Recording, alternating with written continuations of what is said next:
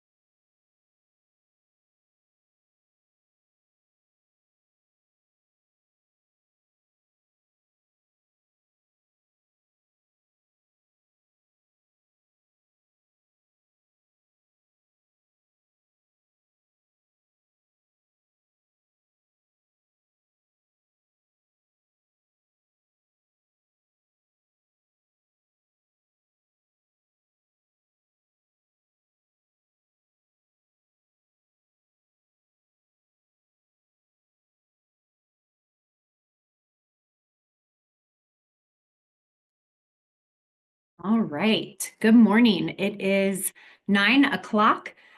We will get started. We'll continue to let folks in, of course, as time goes, but we do have a very big agenda that I hope you've all had a chance to look at. So I would like to go ahead and get started, but I have a few announcements before we get to the meat of the meeting today.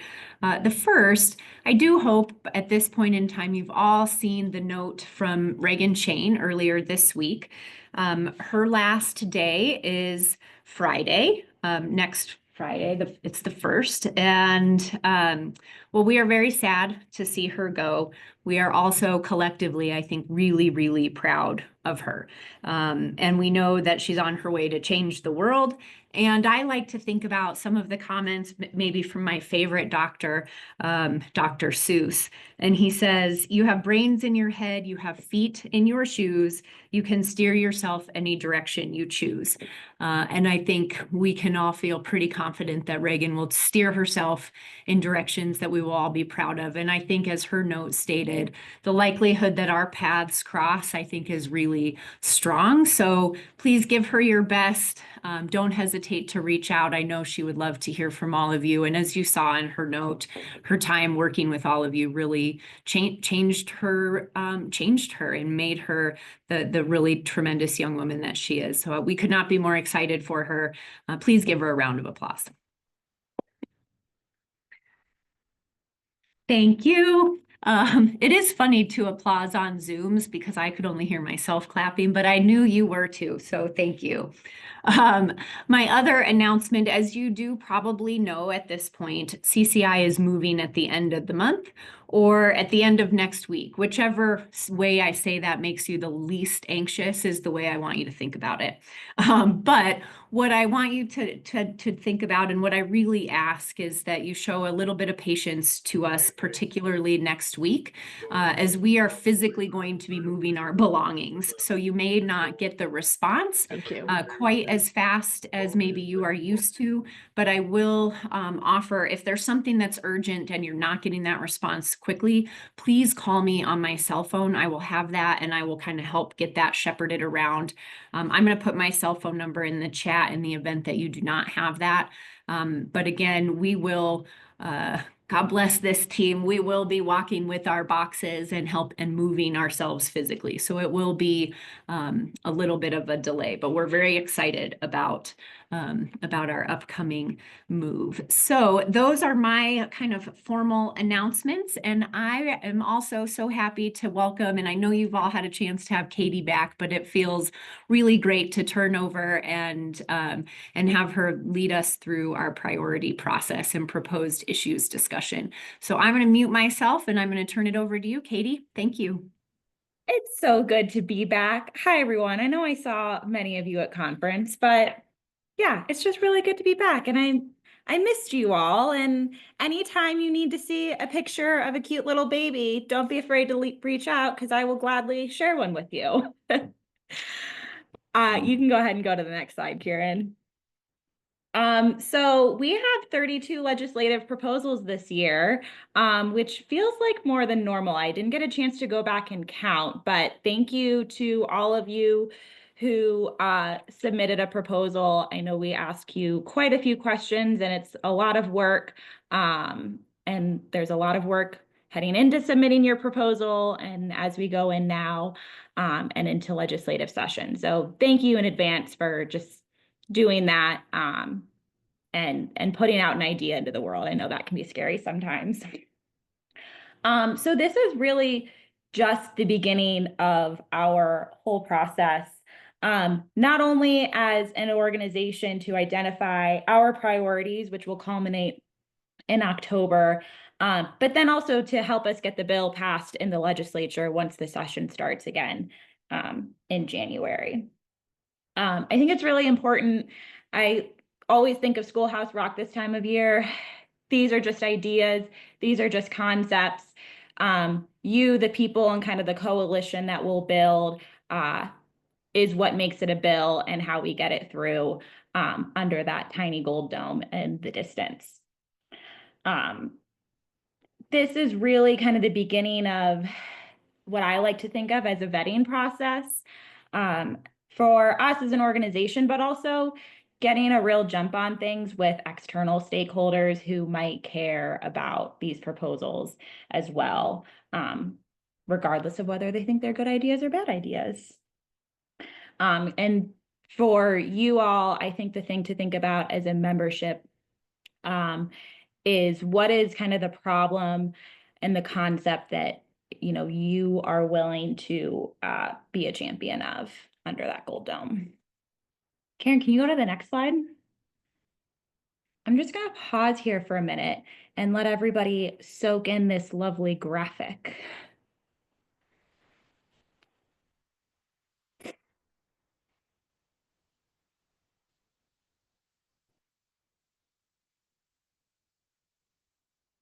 So happy to see Commissioner Kerr off camera because I can't wait for his reaction as he soaks in this graphic.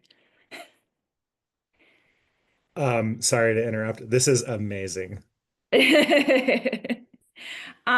we actually stumbled upon. I think Kelly, or I know Kelly did, as we were cleaning out filing cabinets in preparation for our move. And I'm glad you too think it's amazing. I think, like I said, this is all a process, and part of that is an attempt to foresee as much of this happening as possible and kind of prepare for that and game plan for it, because we know once that bill gets read across the desk, a lot of gnarliness can happen. And we just want to have as many of our ducks in a row prior to session as possible.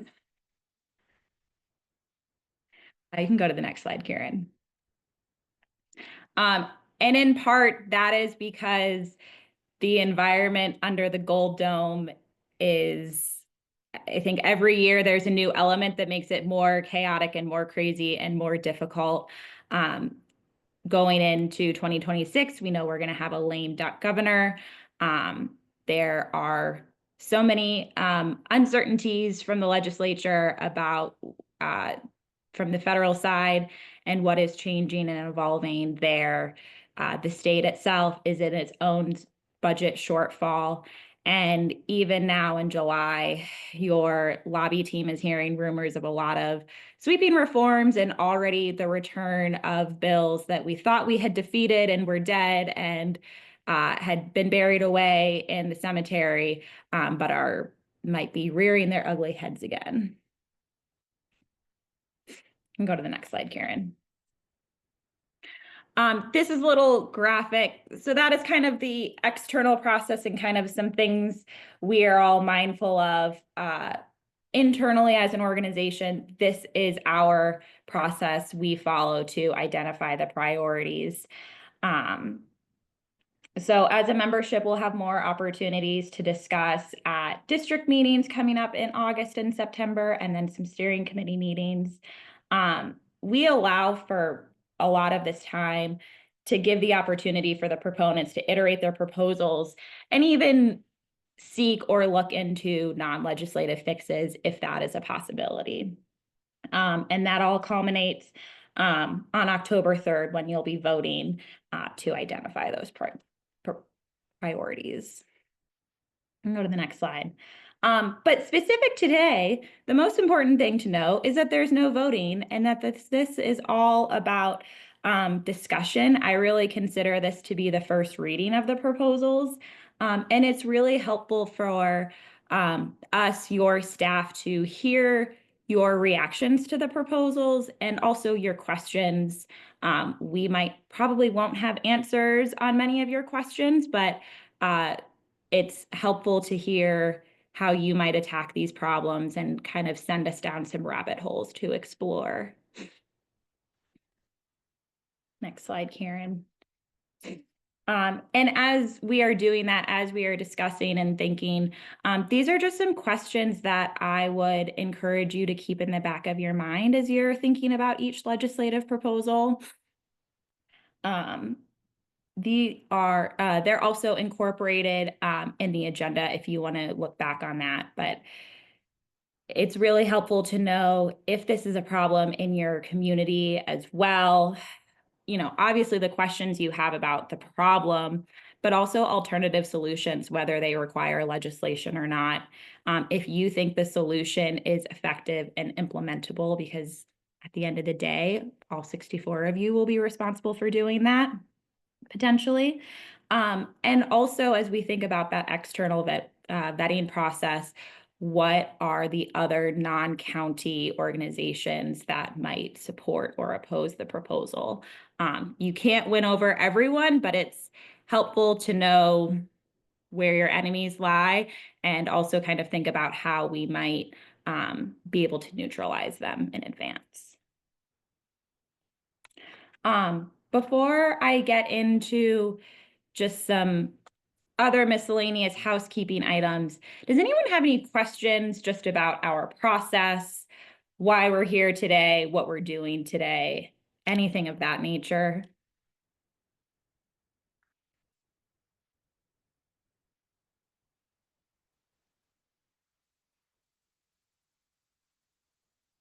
Okay, good. Oh, Commissioner Sure. There we go. Thank you, Katie, and sorry, that took me a moment to get my hand up. It was very dramatic and exciting. Last minute. As we are going through these things, through our process, for those of us who have submitted, what can we modify as we go forward? Like there's one of these I'll be talking about today. We're even thinking we should retitle it to be more specific about the solution. Can we change any of those things? Yeah. Okay. Yeah. That is totally fine. Really, and we'll communicate with you all about kind of like deadlines just so we have everything as we're posting agendas, but the more information, and obviously more is more, better is better. So that is all fine. And we Thank you. really do, Commissioner, encourage you through these next couple of weeks to iterate this proposal in any way that you think makes it stronger, gets more buy-in, maybe checks off some of the problems that we uncover kind of through the next couple of weeks. So please feel free, like what we will finally vote on, I hope looks different from what we talk about today and is better and stronger. Great, thank you. And we realize too that even what you vote on in October might change slightly. Back to the tire swing graphic might change once we have a bill in our hands, or once we get to committee, but yeah, and trying to flesh through as much of that as possible. Anything else?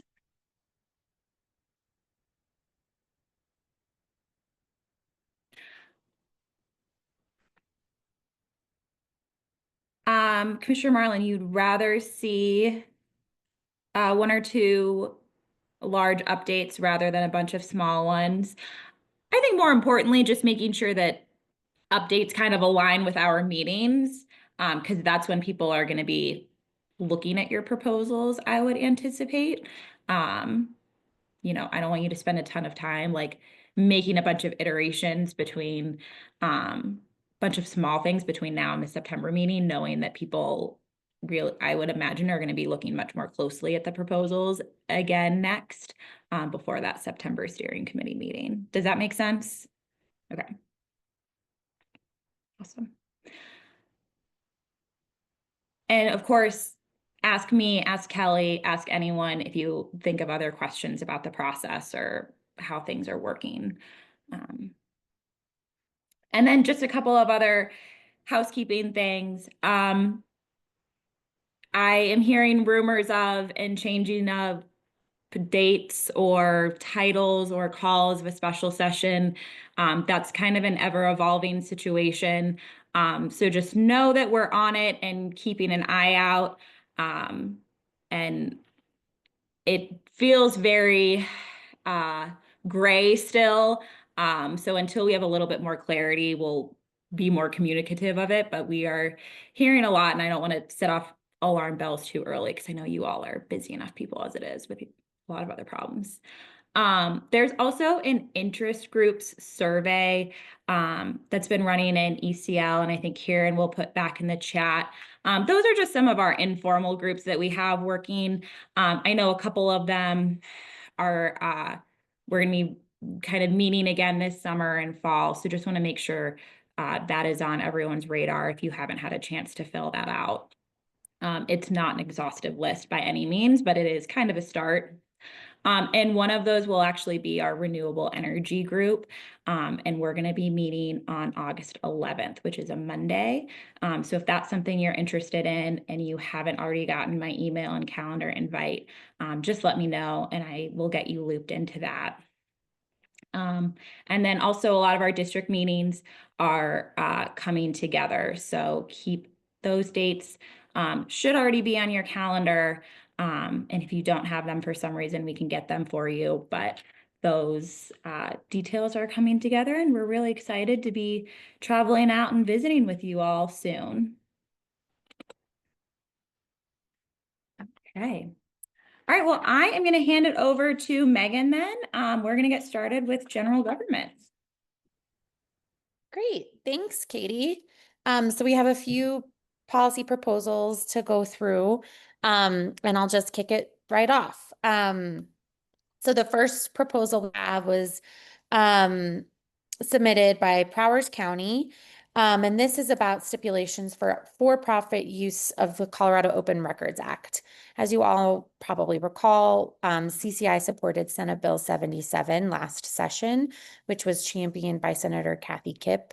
She did a lot of stakeholding on that bill, but it was ultimately vetoed by the governor for a couple of reasons. One, because it carved out media requests, and two, because he didn't love the language regarding pecuniary gain, requests that are actually for pecuniary gain, leaving it up to the record holder, the custodian, to determine whether a business was submitting a request for pecuniary gain. So we have this request here from Prowers County. I just wanted to add some context that there will be another Cora bill this year. So there will be an opportunity for CCI to support a similar policy. And right now, Senator Kipp, along with the other sponsors, including Representative Soper, are working with stakeholders and namely the governor's office to work out a compromise on that policy. So I don't know if Don Wilson wants to add anything additionally, but that's all I have. Right, thank you, Megan. Yeah, just kind of the general, I know that they had a bill last year on this particular area of the bill. They did not define, I believe one of the issues was they did not define for-profit versus general business, and we have many nonprofits that should be entitled to Cora request. But I know as far as our county, we've spent a lot of time doing market research for for-profit businesses. And this, I put this one on here, but since it's already going to be a bill, I think we'll just look to support that when it comes versus have CCI try to take any preemptive action on it. So Prowers County and the commissioners are happy to wait for that bill to come around.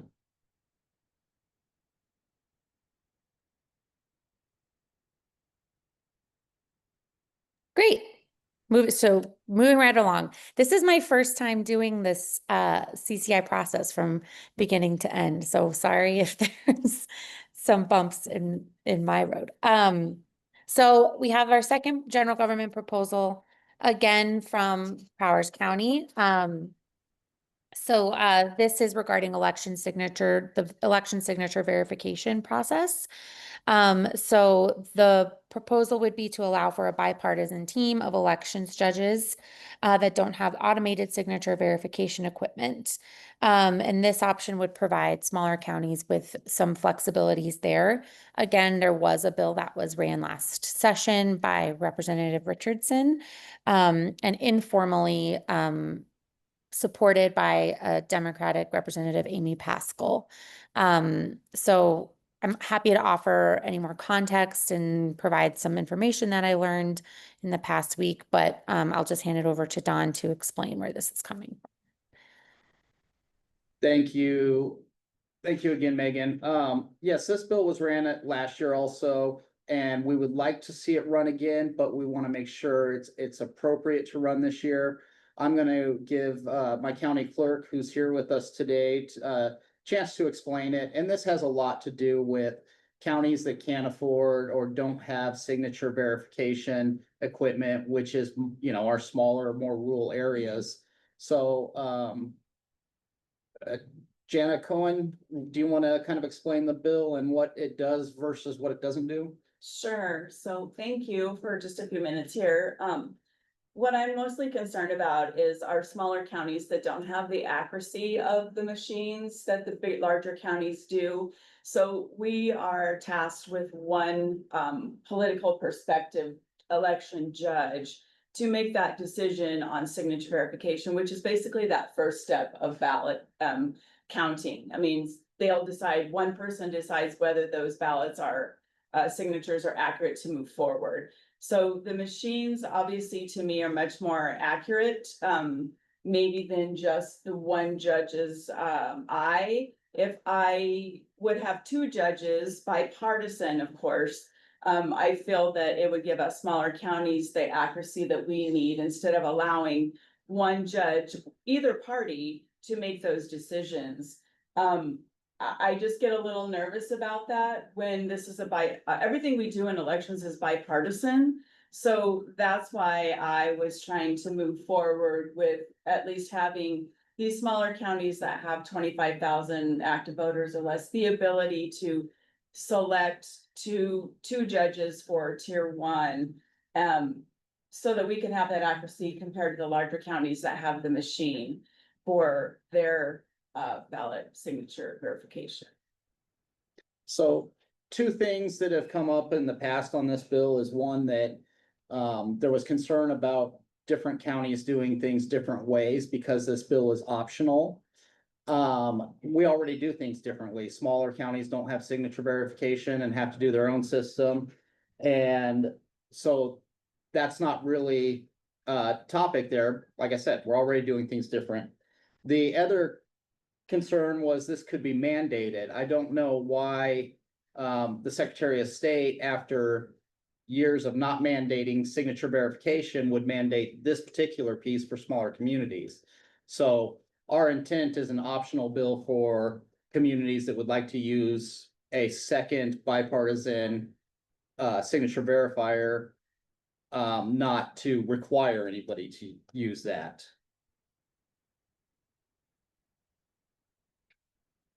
Megan?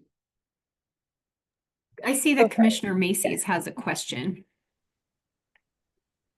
Thank you. I have a new computer, so pardon my name and my lack of video at the moment. I'm still figuring it out, but I guess I'm a little confused by this one, and pardon my ignorance if I'm missing something, but in Route County, we do have 2 judges on everything that we do between, signature verification and opening board. And I've been a signature judge every year that I haven't been on the ballot. So I guess I'm trying to understand, like, is there some kind of statutory hurdle, or are we breaking the rules? Because it seems like we're already doing this, and we are one of those counties with fewer than 25,000. So, yeah, I mean, yes, we're only allowed to use one judge to verify and your county may collect 25 at a time, but you are only allowed to have one judge review those 25 signatures. And then if there's a discrepancy with that one judge, then they go to tier 2, which is 2 different judges at that point. But one judge is working through 25, and your county may have 2 judges sitting at your table, but they're only allowed to work their own batch of ballots. So I'm wanting my county to be able to work their 25 together and not just have one political perspective, whether to accept that signature or not.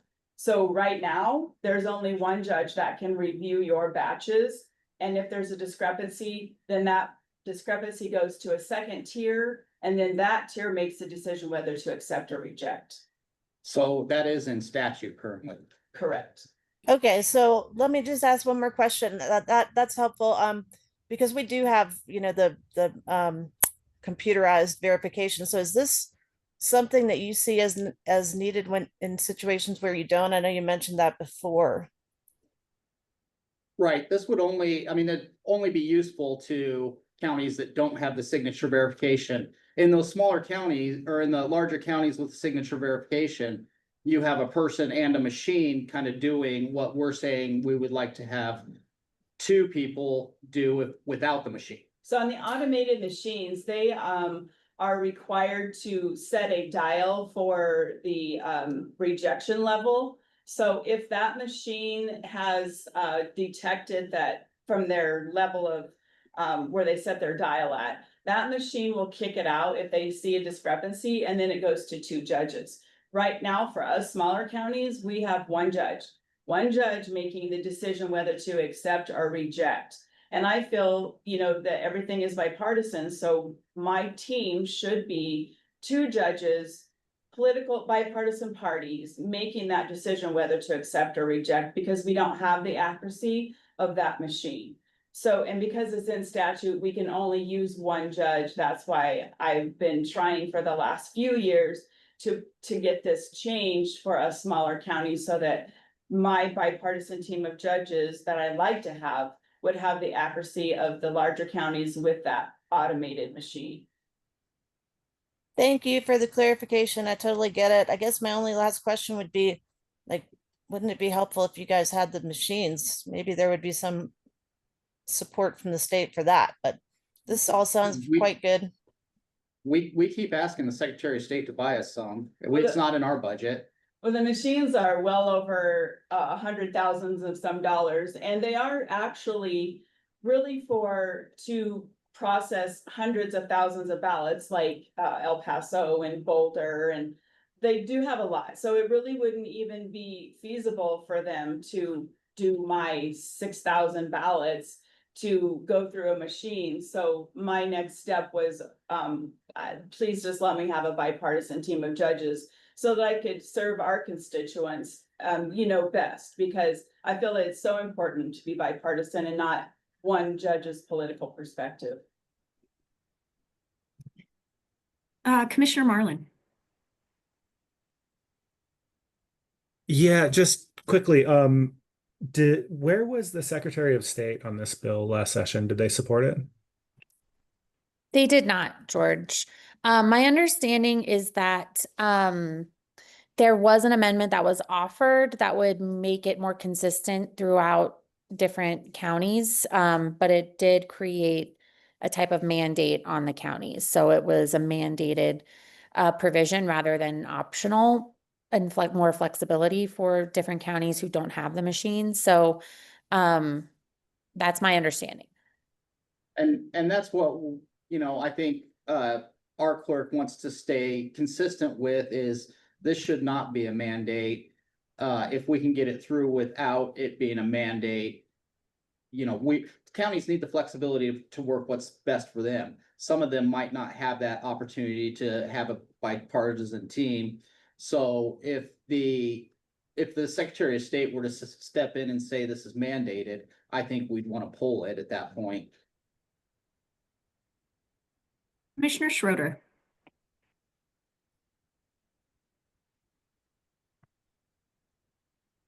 Oh, you're unmuted.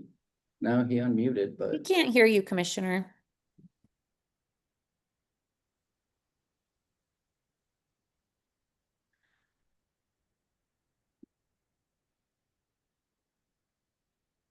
No luck, Commissioner. We can't hear you. Dallas, you may need to hit that little caret next to your audio microphone and choose your source.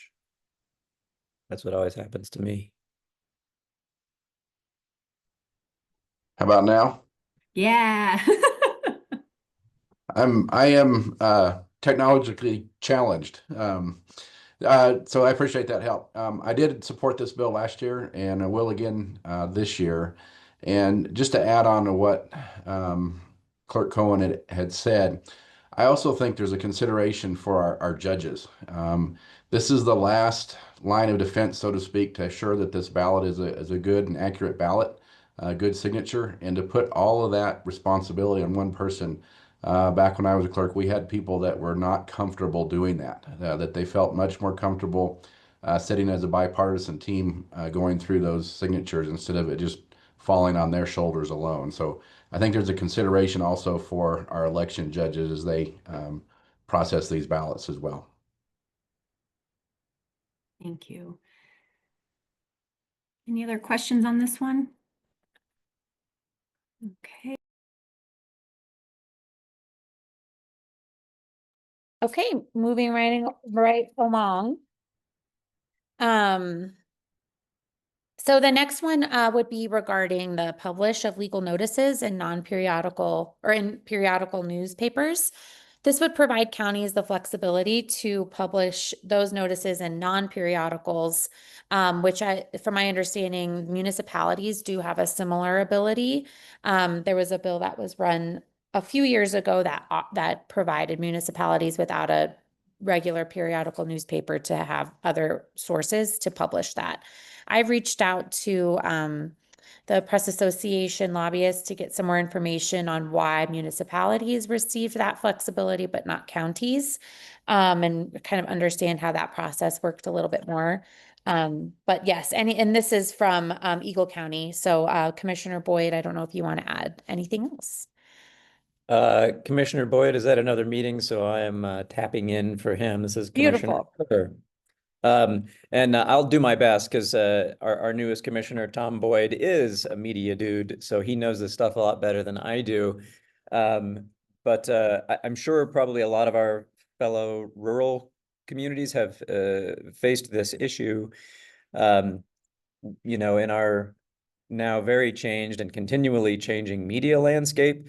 This law is really kind of an anachronism about how things used to work, and it just doesn't fit with the current reality. So what we have in there is what is really an attempt to address our current reality, because we have always had a free paper here, which is not required to have that license.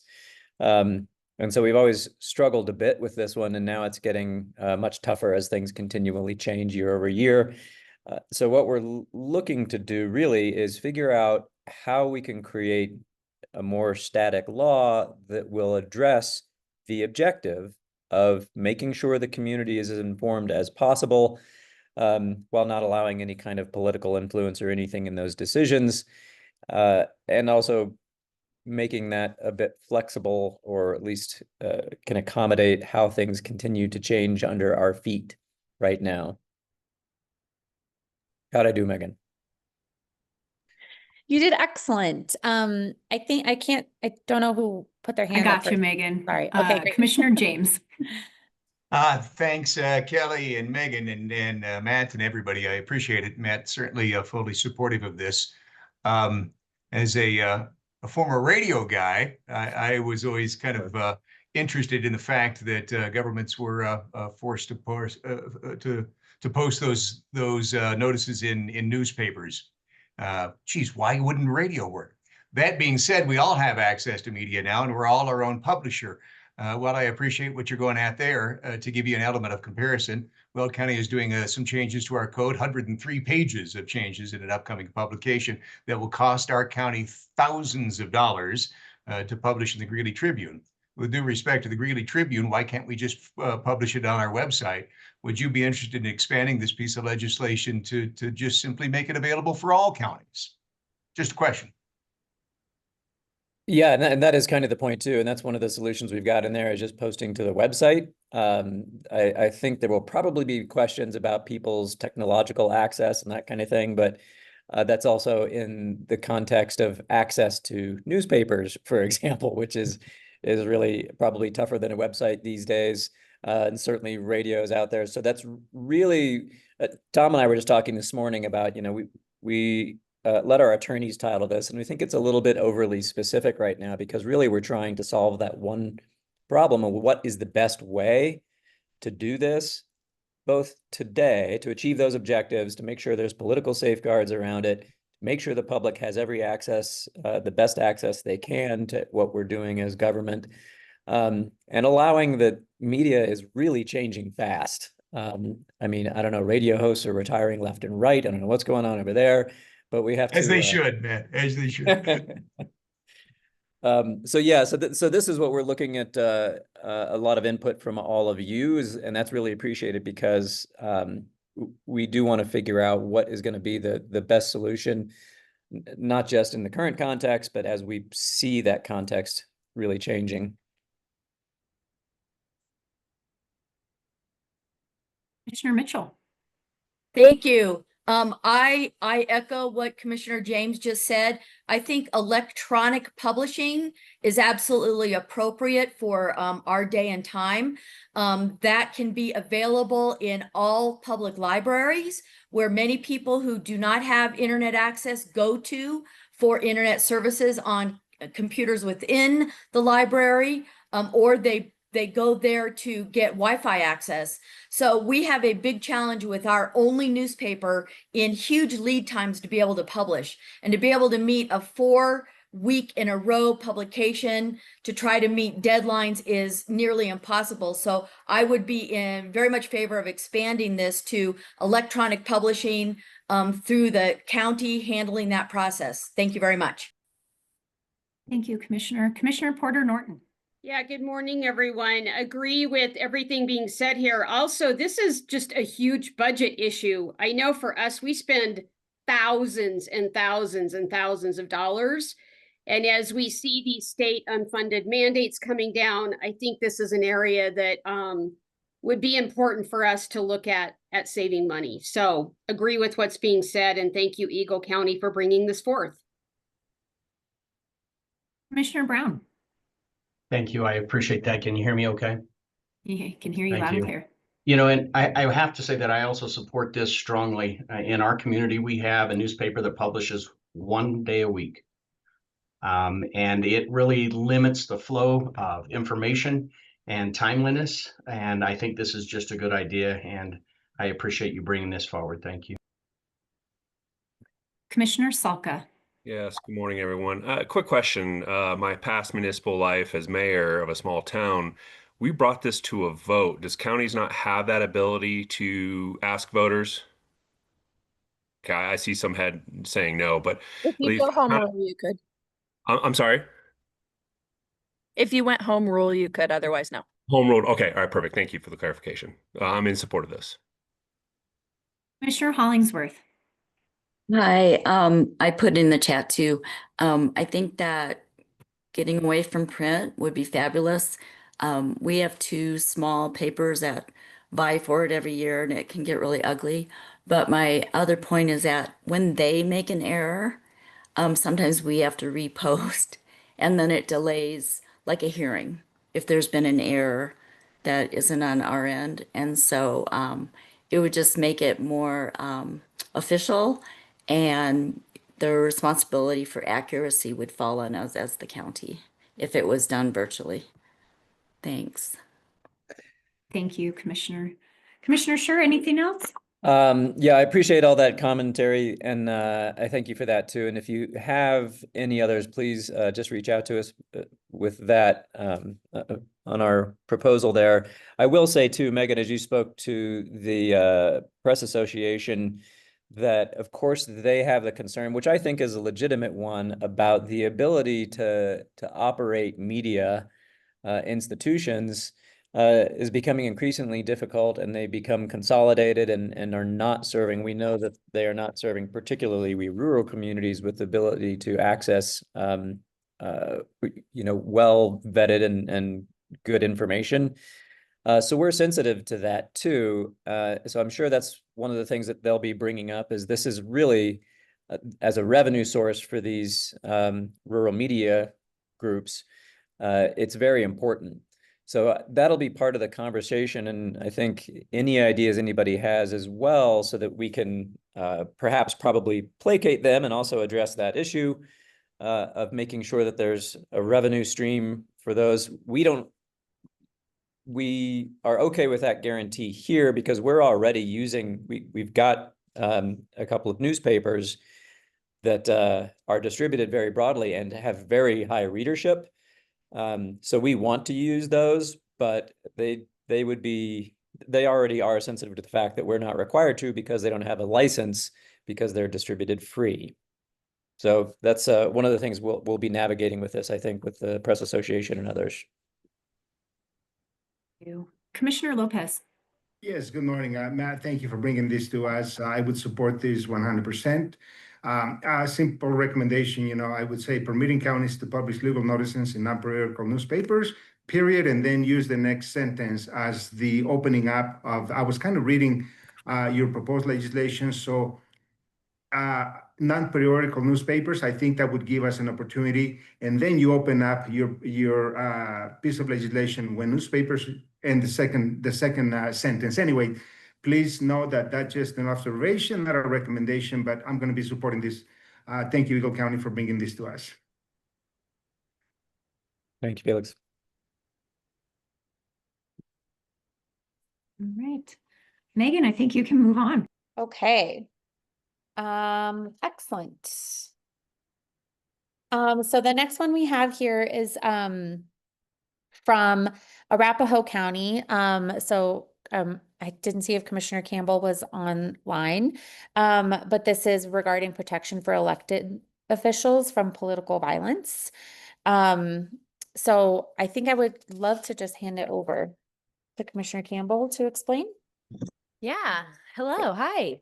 And hi, everybody. Good to see you all here, gearing up for our legislative session. So this bill is about the health of our democracy. It is first and foremost limited in scope and applies only to candidates, electeds, or former electeds. It prescribes only speech that itself threatens violence, supports or encourages violence against another candidate, elected or former elected. So, first and foremost, I am an advocate of free speech and take any limitation on anyone's speech very seriously. But I think hopefully, we can all agree that as electeds, as candidates, as former electeds, when you take on that role, you not only are given a microphone, you also, your words have deference and credence to them. And I think you have a responsibility to our society and to our democracy with that power. We have seen over the last decade a dramatic increase in the use of violent language against political people, candidates, electeds and former electeds. And we have also seen an increase in violence against candidates, electeds, and former electeds. So what this bill would do is basically make it against the law for candidates, electeds, and former electeds to use violent threats or support or encourage violence against candidates, electeds, and former electeds. I think we have seen, I have had, and maybe anecdotally, but I think others, I have heard others having conversations where people are worried and scared to run for office because of the increase in violence against office holders. And I think that's a fair concern. And when we do not have competition in our democracy, it weakens our democracy.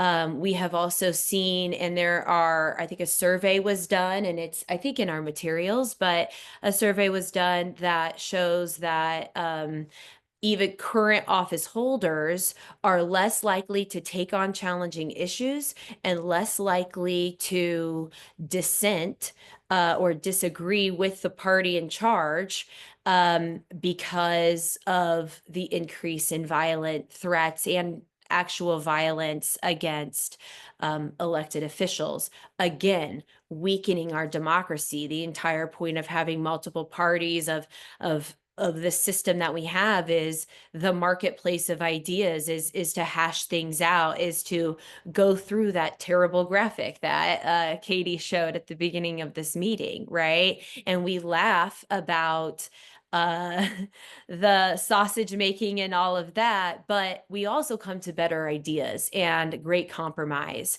And part of why, when we were talking about this idea, our team thought CCI would be the perfect organization to take this on, is that while it does not necessarily pertain to the exact functions of our job, I think this organization takes a lot of pride in that dissent and in the function of our democracy and being a model organization on collaboration and conversation. So again, this applies only to those individuals who make that choice to be a candidate or to be elected or are then a former elected, and limits and outlaws only that speech which itself is threatening violence or is supporting or encouraging violence against candidates, electeds, or former electeds.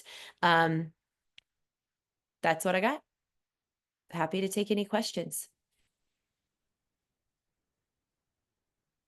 Yeah, Commissioner Marlin, if that's okay, Megan, I'll just kind of do it, if that's okay. Okay, cool. Yeah. Yeah, thank you, Commissioner Campbell, for bringing this up. Certainly an important issue. And I'm not sure I want to get into like a, constitutional law debate here. I actually am just coming from a place of curiosity. Do we think this passes First Amendment muster?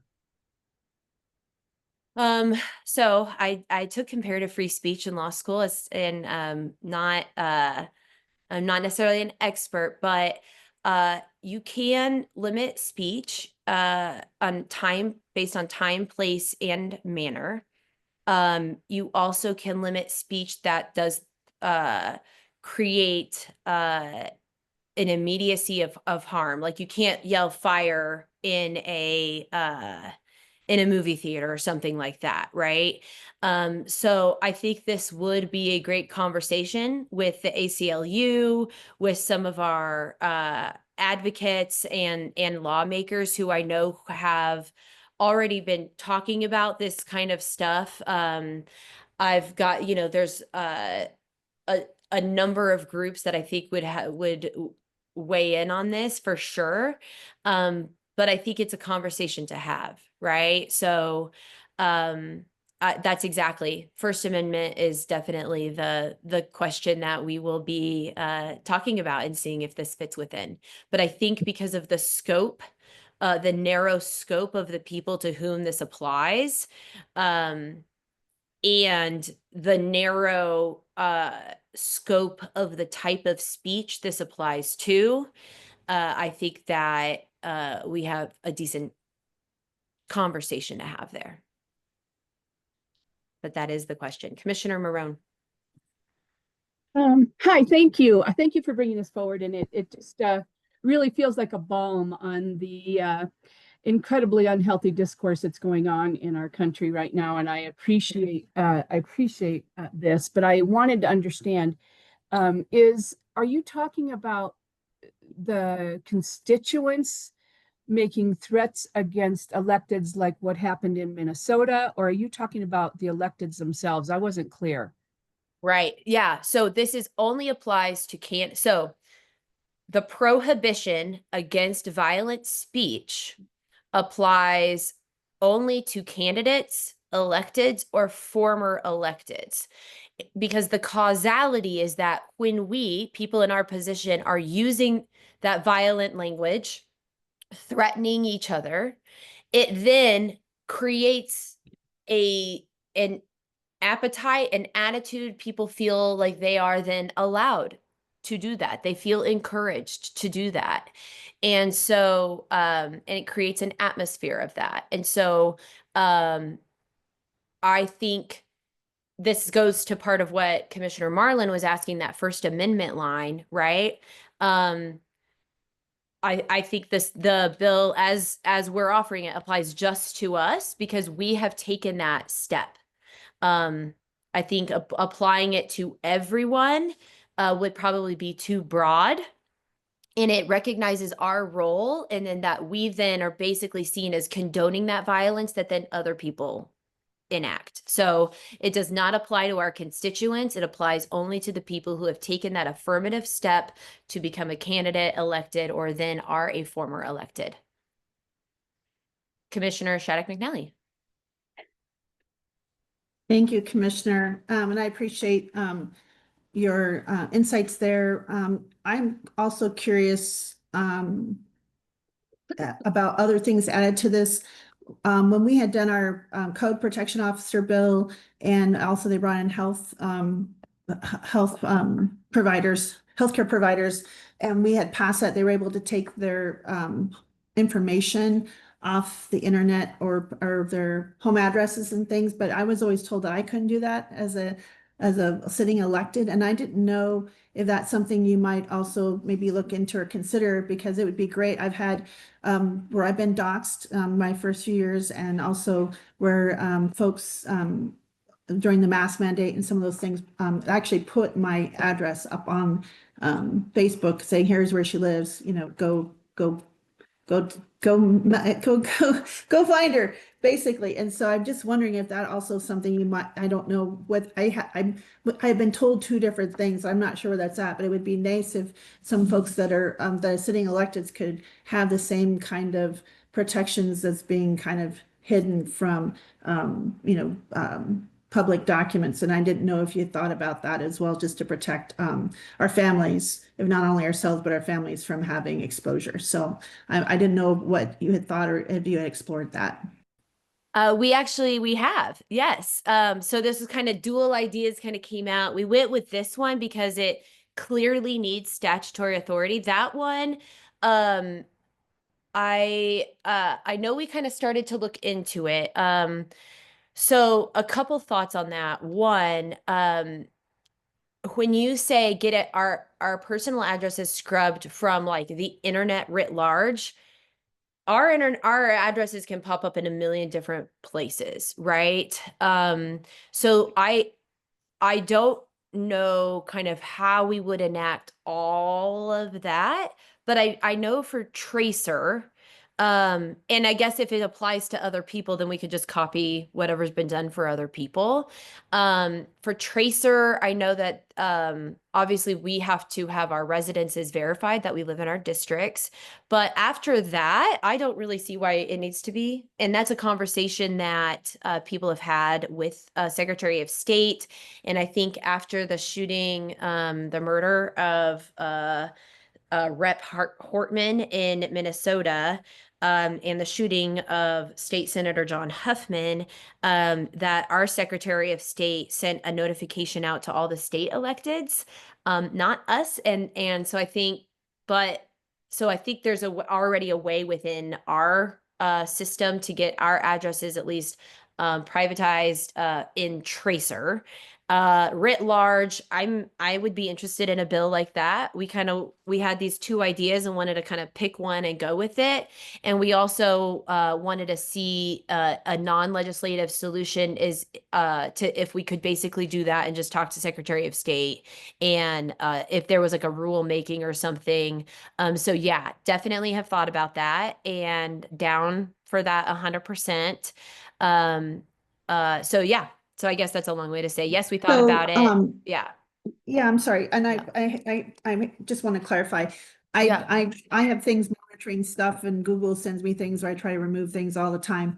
And I'm pretty successful, but I'm talking about like maybe the assessor's website for public documents for like, kind of public facing things. And I know, thank you, Commissioner Hollingsworth. Yes, I know the SOS has a form to redact that, but it also would be great if that was just automatic for right now, because there's still probably a lot of smaller, newer candidates that don't know that is even a possibility. So it may be great to be kind of an automatic thing, but I just would want, I know with the code protection officer and all that, it would be great if we could put some of that in for county commissioners, because you're right, they sent it all the state reps, but they didn't kind of include the other electeds, and that would be, I think that would be helpful. Thank you, and I'll stop now. Appreciate your time. Yeah, no, but to that end, we looked at that and kind of just went with okay. And went with this other idea, but happy to explore that with y'all. And maybe we send an email to Secretary of State or some other kind of situation. Yeah, I'm kind of just rambling, but yeah, basically I thought about that too and happy to explore that with you. All right, thank you. Megan, keep on moving. Okay. So this is from Clear Creek County. I know Commissioner Marlin is online.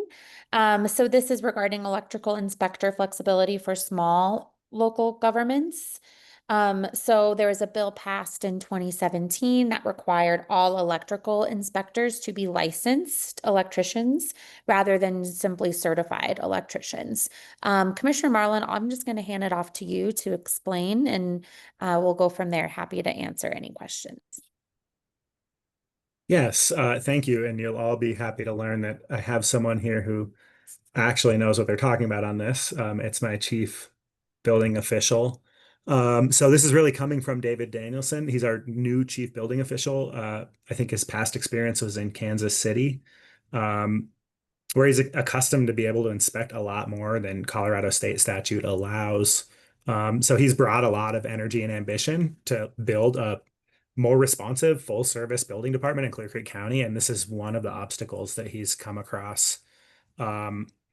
We're working in Clear Creek to build a unified building department. So we provide services to the municipalities, builders and homeowners there. And this has come up as a big obstacle in that conversation. But it's just one example of how this requirement for electrical inspectors to be licensed electricians is really holding down service levels and increasing construction costs in small counties around the state. So my apologies to the larger counties. This proposal won't affect you.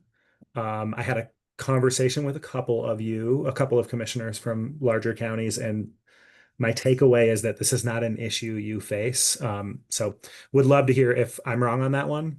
And I will hand it to David Danielson to explain the nuts and bolts of this proposal. Yes, thank you, George. The current state statutes really kind of place rural and small counties at a disadvantage by requiring these licensed electricians to do these electrical inspections. For small and rural counties, it's difficult to hire licensed electricians, have them on staff, be out here on site. It becomes impractical, expensive, and in some cases not feasible for these rural jurisdictions. By allowing these ICC certified inspectors, it's really going to allow them to expand their qualified pool of inspectors, improve customer service and response time, reduce the cost of construction and permitting delays. It increases accountability to the local residents, and it'll preserve local control and streamline oversight.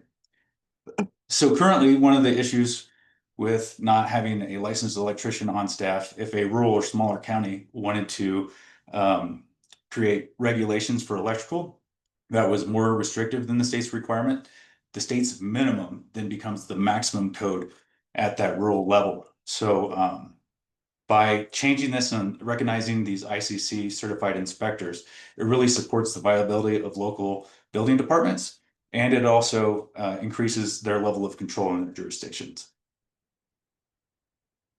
Thank you.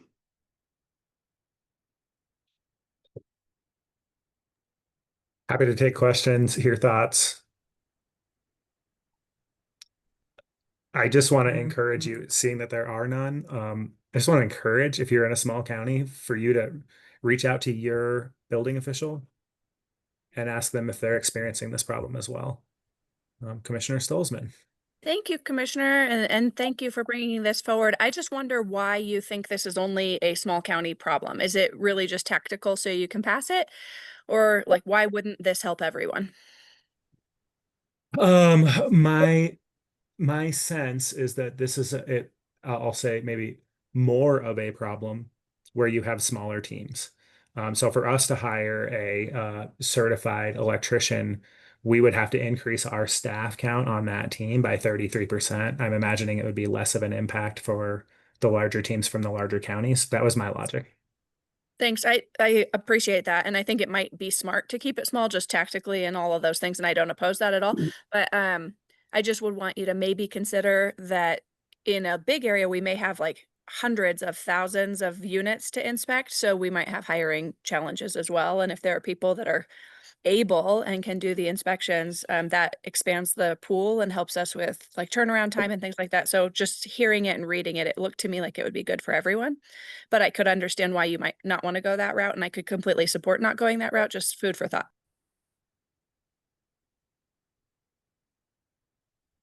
Commissioner Thank you. Tharp. Thanks. This is definitely a problem up here in Lake County. We're very small, and trying to get inspectors, any sort of building inspectors on our team is challenging. But I just wanted to circle back to the David, you mentioned that something about the code change reverting to a state minimum. Can you just be more clear about how this proposal will change that? So when I was talking about the code, if you don't have a licensed electrician on staff to perform your electrical inspections, the state then takes over and does the electrical inspections in your area. So if your local jurisdiction wanted to have a more restrictive code than the state minimum, that's no longer possible because it's going back to the state. Got it. Okay, that makes a lot of sense. Thank you so much.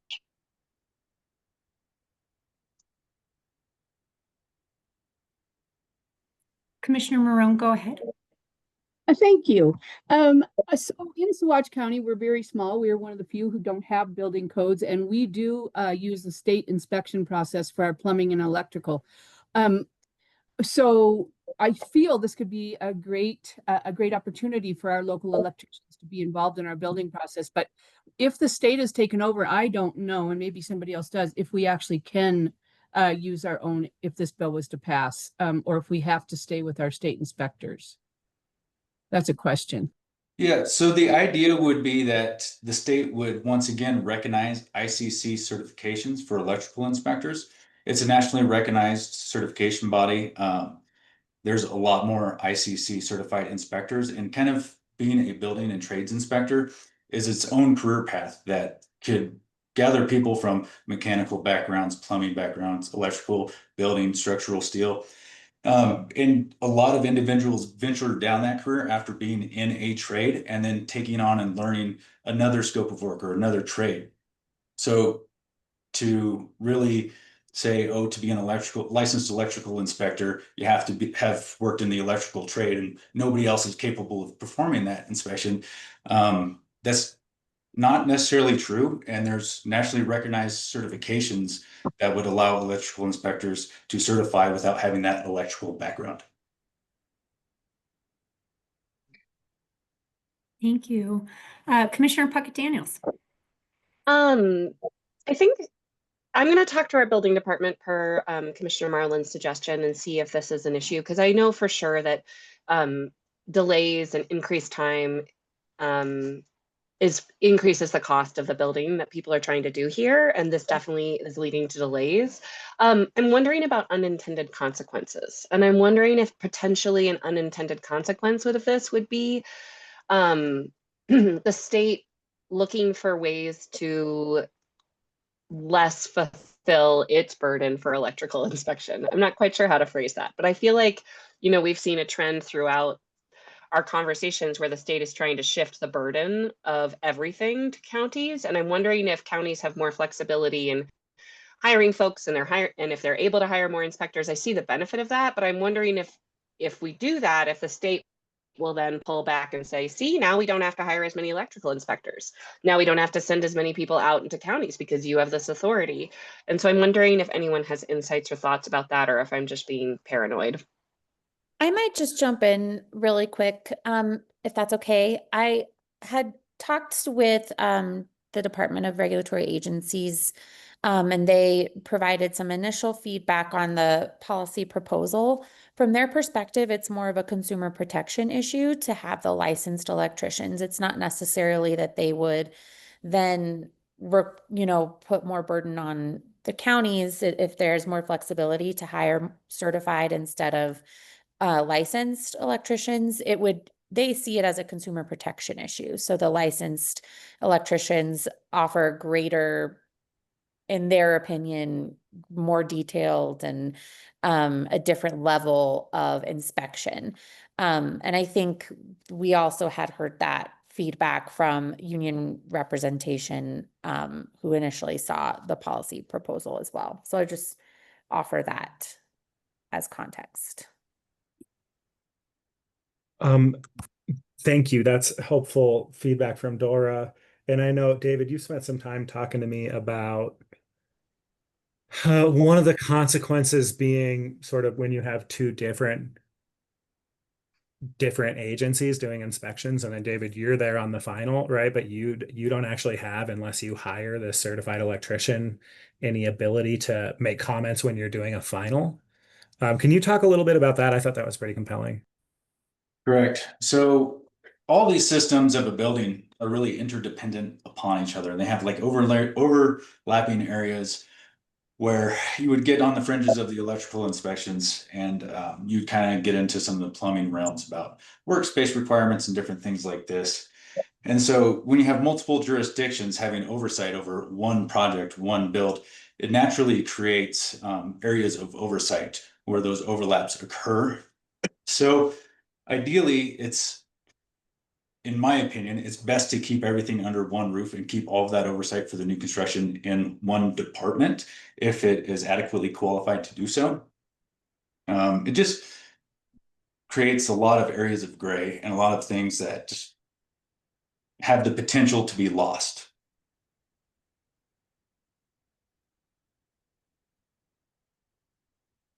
Thank you, Mr. Danielson. It's nice to see you. Thank you for taking some time with us this morning. Megan, you want to keep going? Yes. So the next proposal we received from Mineral County. I see Commissioner Weber is already up on deck. Oh my gosh, sorry. This proposal is regarding using a different CPI when determining elected official salary increases. So currently we use the Denver Boulder or the Denver Metro Region CPI. This proposal would offer a different methodology. So I'll just kick it over to you, Commissioner, to discuss your proposal. All right, thank you. One of the things that we are looking at is allowing frontier counties, especially, to use the West Mountain Region CPI of the Bureau of Labor Statistics for a more accurate version of kind of what rural and frontier counties have for their CPI.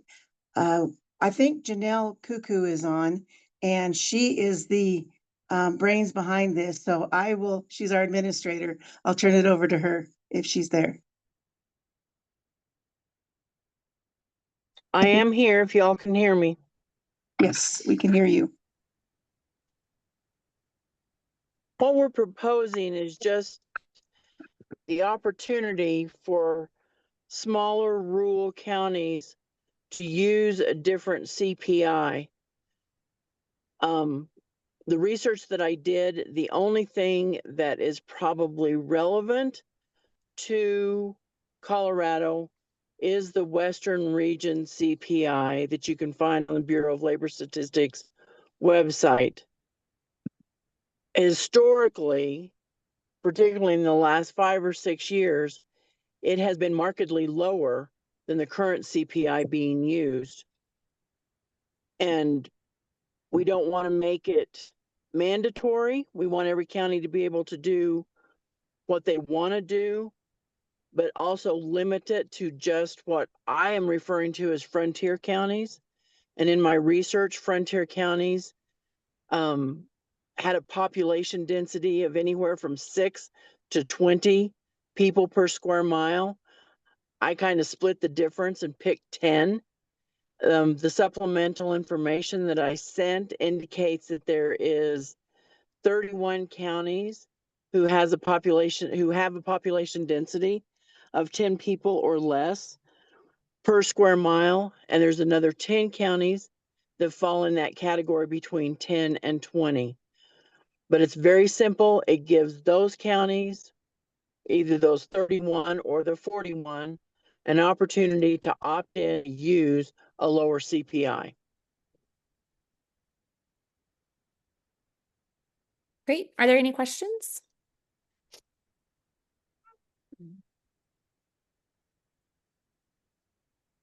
Okay.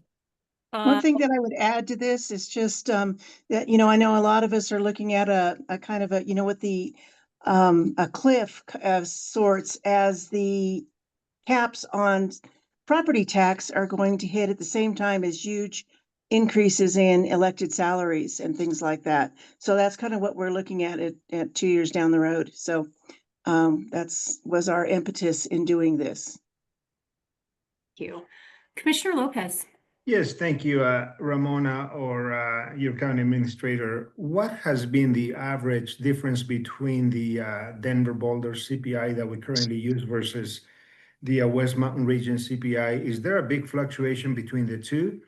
And also, does I think when the salaries are basically set by the state legislature, there is a flexibility for counties to kind of use the lower tier, but if you can kind of extrapolate on that, I really would appreciate it. Okay, Janelle, do you have the numbers or do I need them? No, I've got the numbers. In 2022, the difference between the two was about 4%. As we've kind of got past the pandemic fueled economy and the major inflation increase that we saw, it has narrowed down to between 1 and 2.5% over the last 3 or 4 years since the 21-22 season. And the flexibility is only for commissioners, not for the rest of the elected officials, just for commissioners. And it's a 50% or 100%. There's nothing in between. Thank you. Right. And I think the second part of that question, with lowering a tier, I think we'd have mutiny on the bounty. We've proposed that, and I think we'd have to put our heads on pikes at that point. Yikes. We don't want that.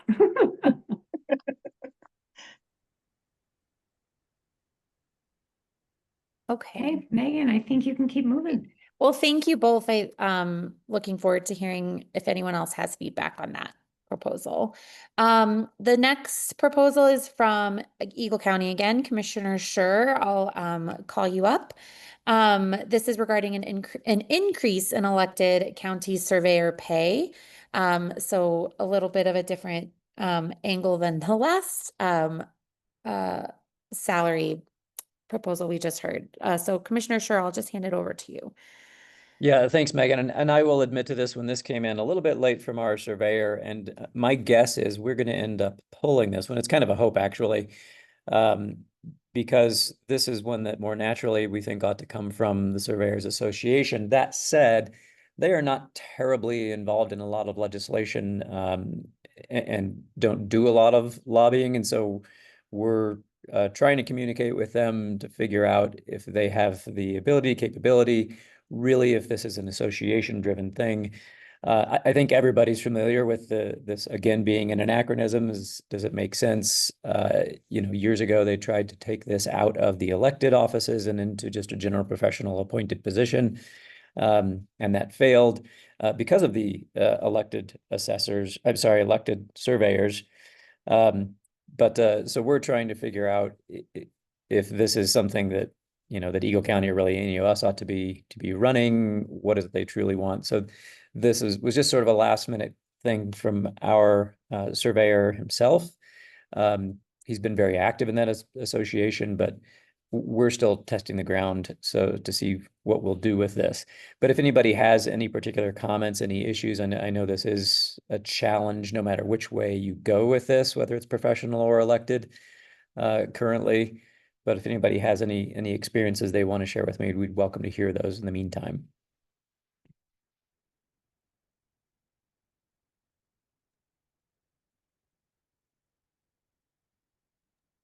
Commissioner Hollingsworth. Hi, Matt. I'm interested in this resulting in higher pay, however that would happen, because I think that the amount that we pay by statute is, I'll say, laughable. It's so minimal. So I think that the role of surveyors has really increased, especially with GIS mapping, because they're really out in the field confirming all of that. And that mapping is really important to, land use decisions.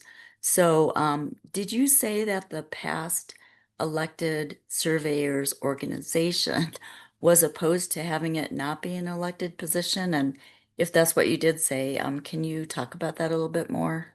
My understanding of the Surveyors Association is that it is the professional surveyors and that scope is larger than simply the elected offices like we're used to with like treasurer and assessor and that kind of thing.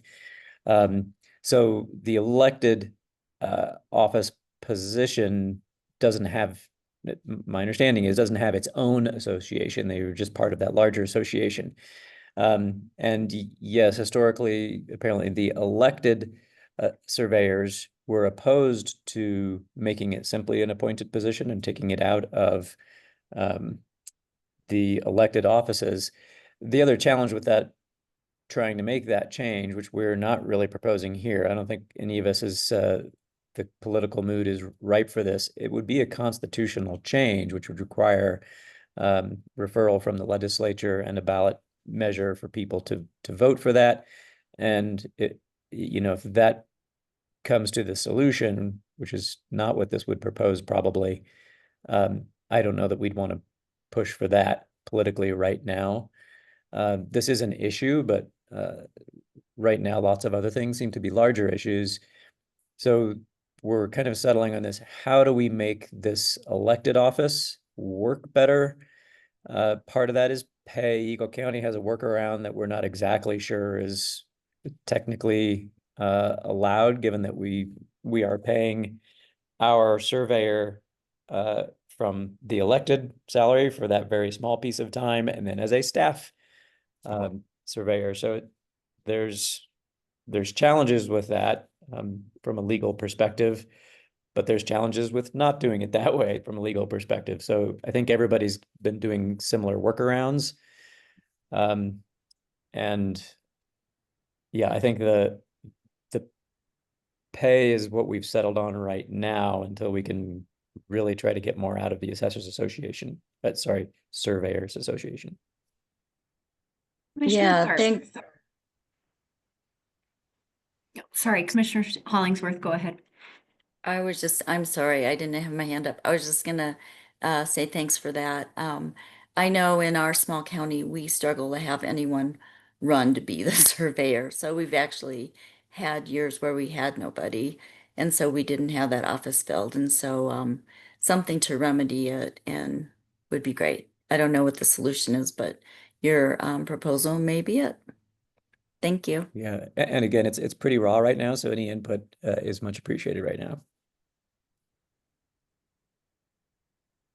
Commissioner Tharp. Thanks. We don't have an elected surveyor, so I don't want to waste time, but just so I can understand better, why would you just not have an elected surveyor? Because don't you have that option and then pay them the rate that is appropriate for their job? No, and this came fairly new that you'll see my ignorance. I was not aware that anyone had the option to not have an elected surveyor at this point, so I'm surprised you don't. But no, that is not an option for us. This is one of the proposals in here is to allow counties to make that decision whether it should be elected. I'm not.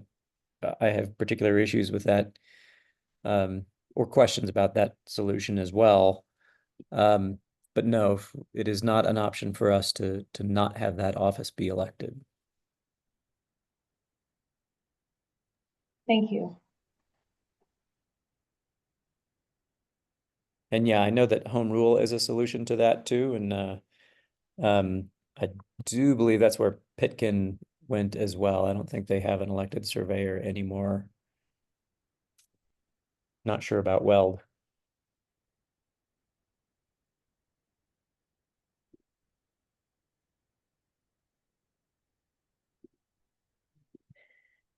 Okay, if there's no other questions, we can move on, but thank you so much, Commissioner.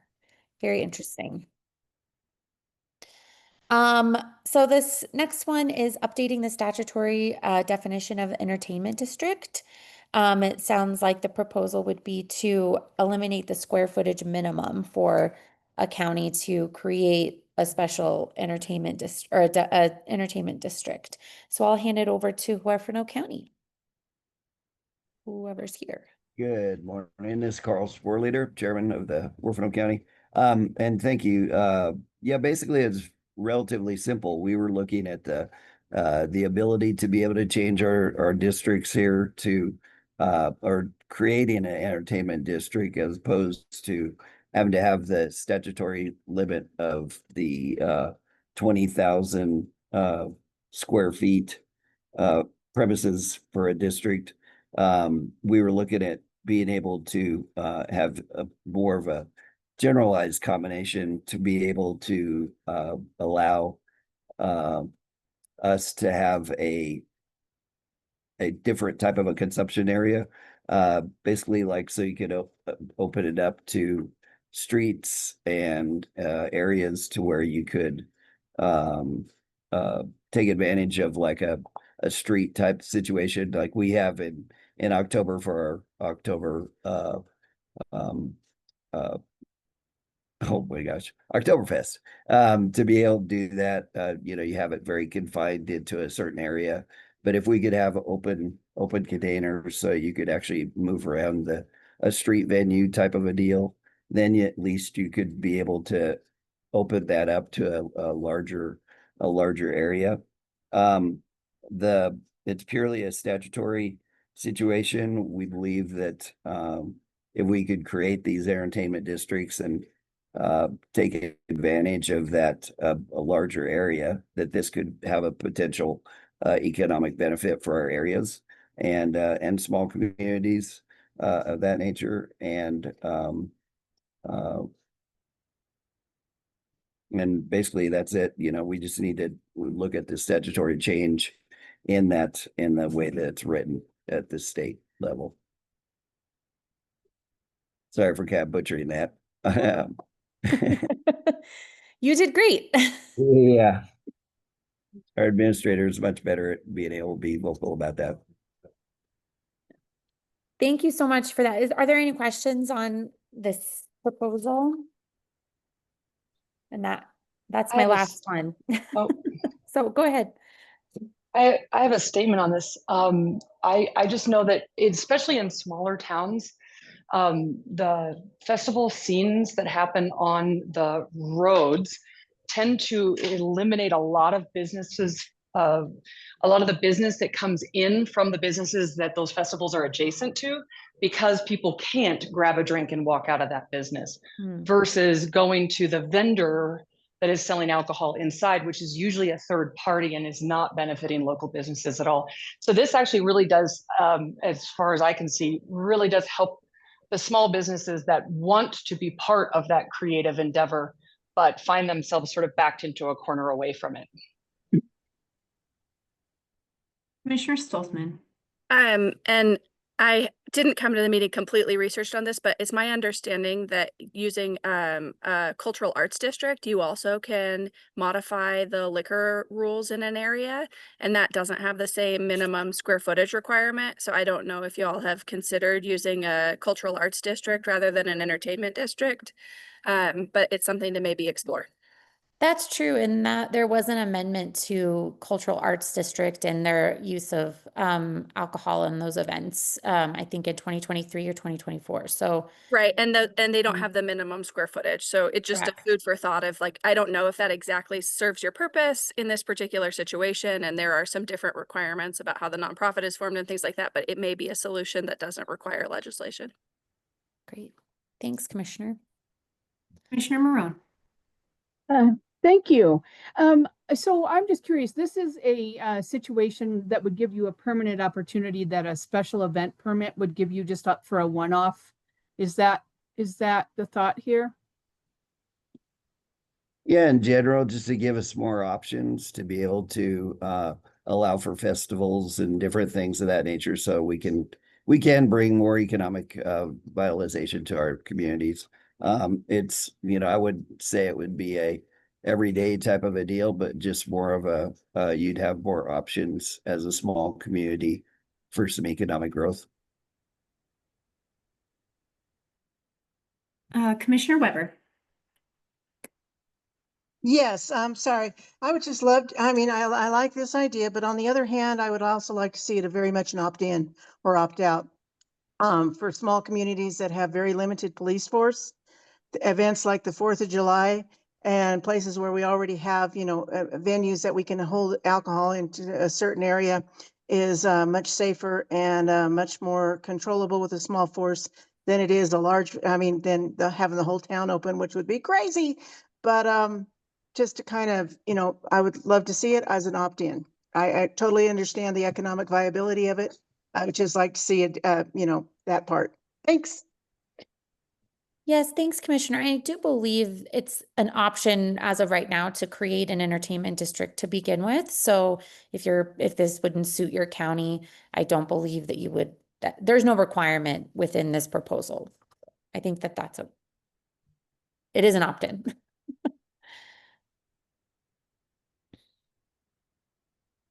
All right, well, that does wrap up the general government. Katie, anything you want to add on that before we move to JPS? No, I just love the discussion, love all the alternatives you all are throwing out. So keep it coming. Thank you. All right, Kevin, go ahead. Wonderful. Well, great to see so many of you on the call today and these comprehensive discussions about the bill proposal so far. My name is Kevin Neiman, and I'll be starting today with Justice and Public Safety. The first bill out of the chute is from Yuma County and Commissioner Scott Weaver, a well-known figure in CCI circles, I might add here. And this one's short and sweet. Currently, emergency medical technicians and EMS individuals are not qualified as essential workers. This bill would seek to make them essential workers. Commissioner Weaver, do you want to tell us why that change is important? Yeah, thank you, Kevin. Really, the change is coming about, obviously, for very obvious reasons. They're very essential. But one of the main reasons we're wanting to do this is I'm on the Colorado SEMTAC board, and the funding for EMS is very short. We're making it a point for this bill right here to not have any funding aspect in it. But it's a first step to being able to come up with some funding in years to come. We're just going to lay the brickwork for that foundation. I have Dusty Johnson, our representative in this area, very willing to run this bill. She's an EMT out of Fort Morgan. So she's very excited about this bill. She has told me that the drafter's working on it right now. Some really good things are going to come out of it. She has got 3 senators, 2 Democrat and 1 Republican, and a House representative, Democrat House representative. So it's very bipartisan. We think it could be a very slam dunk bill, but we really want CCI's backing on this.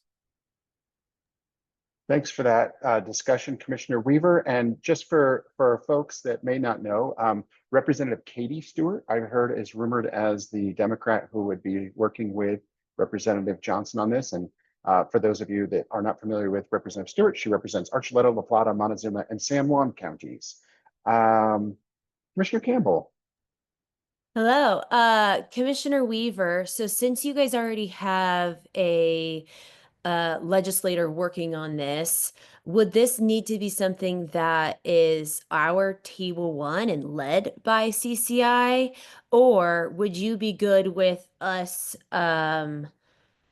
just supporting it once it's in, and this being like just a high support bill from CCI? That's not my choice. It's the membership's choice. I'm good. I last couple of years I've put some bills in and we pull them out pretty quick. So I'm good with that. I don't get my feelings hurt very quickly. So I'm good. I just need it to happen. I think we need it to happen. The semantics of how to get to it, I don't really worry about. We just need it to happen. So. Yeah, I haven't talked to we as a board haven't talked about it. It makes a whole lot of sense to me. I'm very supportive. I just am thinking about the different roles of CCI and the different processes. So thank you. Commissioner Brown. Oh, sorry, Kelly. Thank you. I mean, it makes perfect logical sense to categorize anyone in the EMS service as an essential worker, but could you speak a little bit more about the sort of benefits of doing that? Like you mentioned something about helping with funding, but I don't understand the difference between being an essential worker or not being an essential worker. The essential worker opens up a lot of different funding grants from federal government and state, just because of the classification of essential. That's really the biggest reason for this. Thank you. Any other questions for Commissioner Weaver on this bill? Okay, seeing none, thank you, Commissioner Weaver. Next up on our list is a bill from El Paso County.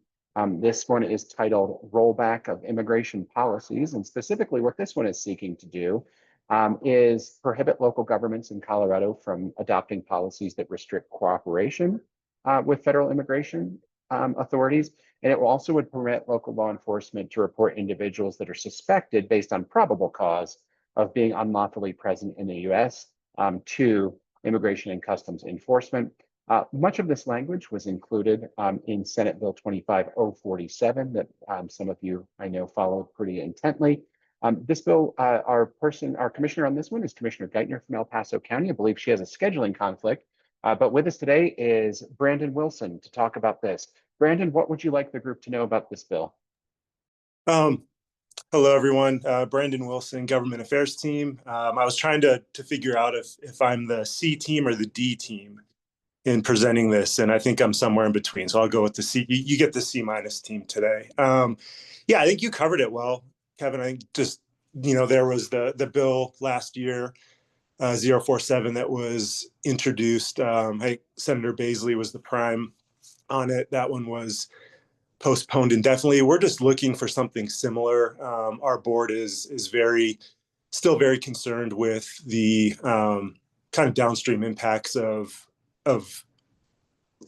bills that have been passed within the last several years that have, in our board's view, kind of loosened some requirements that we'd like to see tightened back up again. And one big one being that our board wants to be able to see local law enforcement have that ability to work with federal law enforcement in immigration related cases. And so, kind of mentioned earlier was, if there is someone that is going to be potentially running a bill similar to this, how would we want to, as a membership, kind of frame this? And I do believe that Senator Baisley is thinking about this again. We've been in contact with Representative,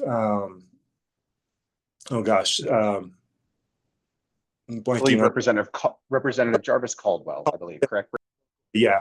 So we've been talking with him as well, and he's interested in running a similar bill again during the next session. So yeah, like I said, pretty straightforward, at least from the synopsis you gave, Kevin. So I can answer any questions, or we can just kind of move forward. So thanks, Brandon. We'll start with Commissioner Campbell from Arapahoe County.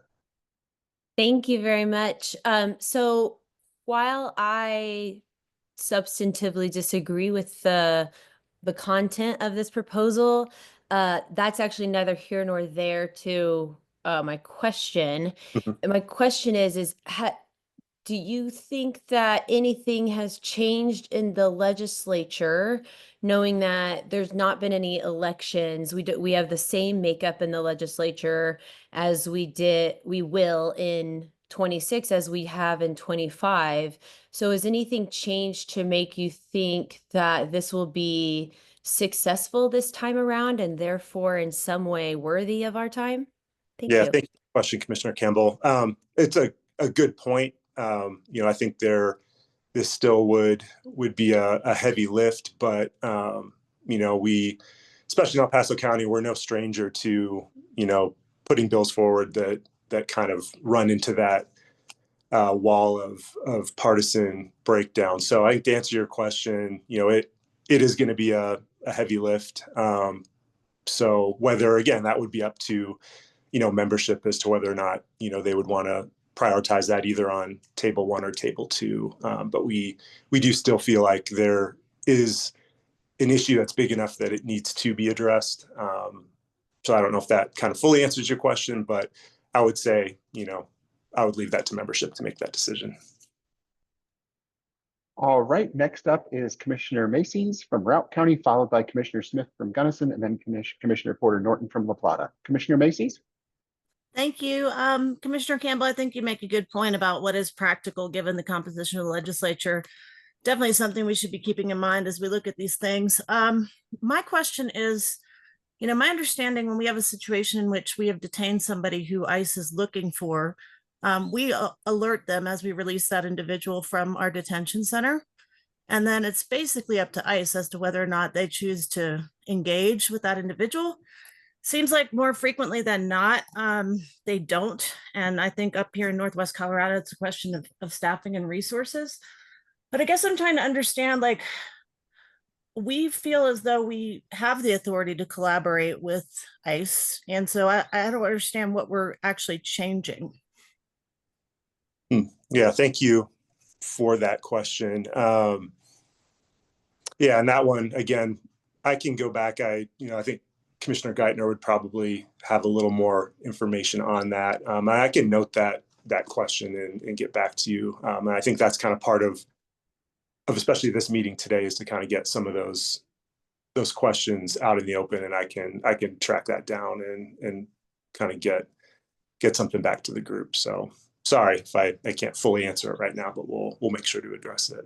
Yeah, no, I appreciate that. I definitely do. And then, the other piece of it is just that when this issue started to kind of explode, Route County did a reaffirmation of Colorado state law, which we did believe allowed us to work with ICE under the circumstances that were appropriate. So maybe it's just worth a review of, what is the rub between the state and the federal law, that the gap that's being closed here. Thank you. Thank you, Commissioner. Commissioner Smith from Gunnison County, you're up, with Commissioner Porter Norton from La Plata on deck. Commissioner Smith? Yeah, thank you so much. And this is just a little bit of a follow-up on Commissioner Macy's questions. And, as I understand it, as Commissioner Macy's noted, our Sheriff's Department is able to collaborate with ICE and alert them when we are releasing detainees, et cetera. My question is really about, there's been a lot of robust and I think important discussion about the distinction and separation between, the federal authorities that work on this issue and, our local authorities and the mandates that they have to serve our local communities.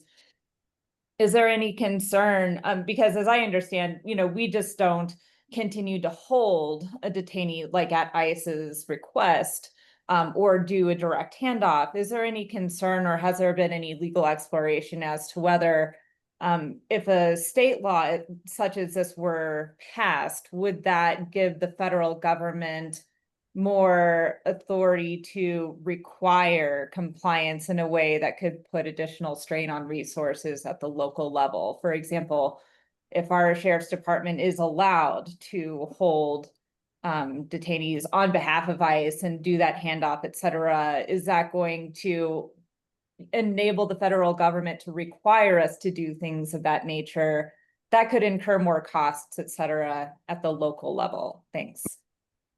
Yeah, thank you for your question, Commissioner. Yeah, I think it's an interesting point, and in certain, at least from an El Paso County perspective, from what I'm aware of, our sheriff doesn't have the concern kind of around the impact to maybe the work or the impact on cost to hold those individuals, but I do think that could be a potential issue in smaller counties. So I think it's important to note that. But from discussions we've had locally, that hasn't come up. I think it's been more of just wanting to have all of those tools necessary from the county's perspective and being able to address, especially if there are, depending on the crime, depending on the circumstance around the individual, having the ability to ensure that public safety is maintained through whatever avenue is available, and this being allowing that interaction with ICE, whether it's to continue holding or in doing that transfer. But definitely make note of that, because I think it's, again, just going to depend on the size of the county and the resources that are available. So hopefully that kind of answers some of what you're getting at, but thank you for the question. Yeah, and just to follow up, I just think that it would be really important for counties to understand, what would be discretionary and what could potentially be imposed upon us. Yeah, thank you. Commissioner Porter Norton, you're the final one in the queue from La Plata County. If anybody else would like to raise their hand to go in the queue, that would be great. Commissioner Porter Norton. Yes, thank you. And thank you, Brandon, for presenting this. I am just going to ditto what Commissioner Macy's and Commissioner Smith said. We can talk about this bill from the human rights perspective, the lack of federal immigration reform and all of that. The lens I am going to put on most bills is a fiscal impact. We are about to do a 10% reduction in force due to legislative action and other things that have occurred, and cut another about 10 million on our budget on top of 8. This could mean an impact of 35 positions being cut from our sheriff's office. That number is draft. They are already required to do transports. Our jail is often, this is one reason we worked so hard for the Muni bill last year that was vetoed. Our jail is often at over 200, about the size of Grand Junction, Mesa County at times. And so my question is, will this get a fiscal note score, and will it be mandated to counties, or those who choose to could opt in? Because if these cuts go through as we are envisioning them in my county, that is going to put an additional strain on our deputies when they're doing too much with too little already. Thank you. Yeah, Commissioner, thank you for that question. Yeah, and these are some of the details that I don't know that I would have a direct answer for you in terms of kind of an opt-in, opt-out. I can definitely take that back to Commissioner Geithner to have, you know, conversations. And to your question of a fiscal note, from kind of the high level, I don't necessarily see that there would be one. But again, I think these are good questions to ask and things we can definitely look into, especially kind of understanding some of the varying budget situations that counties are facing right now. So thank you. Sorry, it's not maybe the answer you're wanting, but it's definitely going to make a note of that, and I can talk to Carrie. Yeah, just to follow up, Brandon, thank you for that. Maybe a different way of saying it isn't a fiscal note, but some kind of workload study. If it is imposed on counties, what would the workload to our sheriff's departments be? So maybe that's a different way of saying it than the actual policy would require a fiscal note. So thank you. Thank you. And Commissioner Marlin to wrap it up. Yeah, thank you. I'm not sure how to solve this one, but out of an intent to be constructive, and respect for your creativity, a challenge I have with this concept is fear for a chilling effect on reporting. We definitely, whether you're talking about reporting crimes to the sheriff's office, which is their primary duty, or reporting things to our Department of Human Services with respect to child protective services and adult protective services, I worry about a chilling effect on reporting from people, regardless of their status, to help us enforce criminal laws, protect the elderly, protect children, etc. And I'm not sure how a policy that puts counties into this space of helping enforce civil federal laws could be avoided. But out of respect for your creativity, I just wanted to point out that if you could find a solution to that, it would help me be more comfortable with this concept. Thank you, Commissioner. Any other further comments on this one? Something tells me this bill will draw quite a bit of conversation in our next meeting on this one as well. So Brandon, thank you for bringing this forward, and thank you for fielding those questions. The next bill up is from Larimer County. This is the massage facility background check cleanup bill. For those of you following along in your master table of proposals, we are now on page 29. This bill, it's important to understand, I think, current law context on this one. So currently, law requires certain people associated with massage facilities to get a background check. And it also requires cities and counties to adopt a process to ensure that those required background checks are completed. Cities and counties can, but aren't required, also to adopt licensing regulations for massage facilities. So what this bill proposal is seeking to do is one of two things, or maybe a combination. The first is to make this required process for ensuring that background checks are completed, making that optional instead of required for counties. And the second piece is an alternative. Larimer County has floated the idea of having the state take this duty on, since they already have a licensing scheme in place for massage therapists and other professions. With that, I'll turn it over to Commissioner Shattuck McNally for more information. Commissioner? Thank you so much. Good morning, everyone. So glad to be with you all again. As I know, this well-intentioned bill last year had been a CCI priority. I think we're all finding, as always as the case usually is, implementation usually brings up things that bring up issues that need to be addressed. So we feel the problem is current law requires certain people, as it mentioned, I'm just going to repeat this again, that certain people associated with massage facilities receive a background check, and further requires cities and counties to adopt a process to ensure that required background checks are completed. And cities and counties can, but are not required. And I know it says all of that, but regardless, when we have a scheme in place, counties are required to have a process to fulfill background checks. And most counties, we don't have licensed businesses, including massage facilities. And some counties have decided that if they want, some counties have decided that they want to regulate these businesses, but for most counties, this creates a significant unfunded mandate. And this stems from this bill from last year. So we feel that part of the solution is make this required process optional for counties to do. And another potential approach is to have the state take this on, as we said, and already, since they already have this in place. And they have the mechanisms in place without putting the burden on counties, who will largely have to build this mechanism. And so we are really concerned about this because of our budget cuts that we're looking at. And we know that multiple municipalities have already begun raising concerns as well about implementation. And this also might be a possible support is from CML. We have tried to do the bare minimum of put something in place to meet at least the statutory requirements, but it really won't allow us to do much. And we'll have the background checks, but what do we do with them? And it is a cost. So we just feel there is some cleanup on this bill. And I don't think we're alone on this. And I welcome any questions or comments. Thank you. Thank you, Commissioner Shattuck McNally from Larimer County. Any questions for the commissioner on this proposal? Commissioner Layden, I see you with your hand up from Douglas County.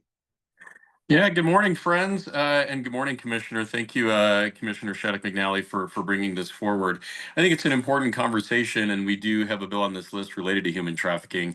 I would just hearken back to the great work that CCI, as a bipartisan body, has been doing on human trafficking for the last several years. I would really caution this group around rolling back measures that we worked really hard to pass, and 1371 did pass. It might be helpful to provide some of the historical antecedent to why we did that in the first place. First, you're already doing background checks in your counties when it comes to your sheriff's office. So in Douglas County, we've already passed, it's moving along, and we have those checks in place. But I would add, just from a background standpoint, the reason we ran this bill was because the FBI, when we met with them in DC, we're saying that in order to have the federal background checks, our counties, or at least our municipalities, needed to have a process by which we conducted those background checks. So we're now at a critical juncture where we're working closely with the federal government and this administration and the FBI to a point where the FBI said, okay, you passed the bill, great, you can now do those federal background checks.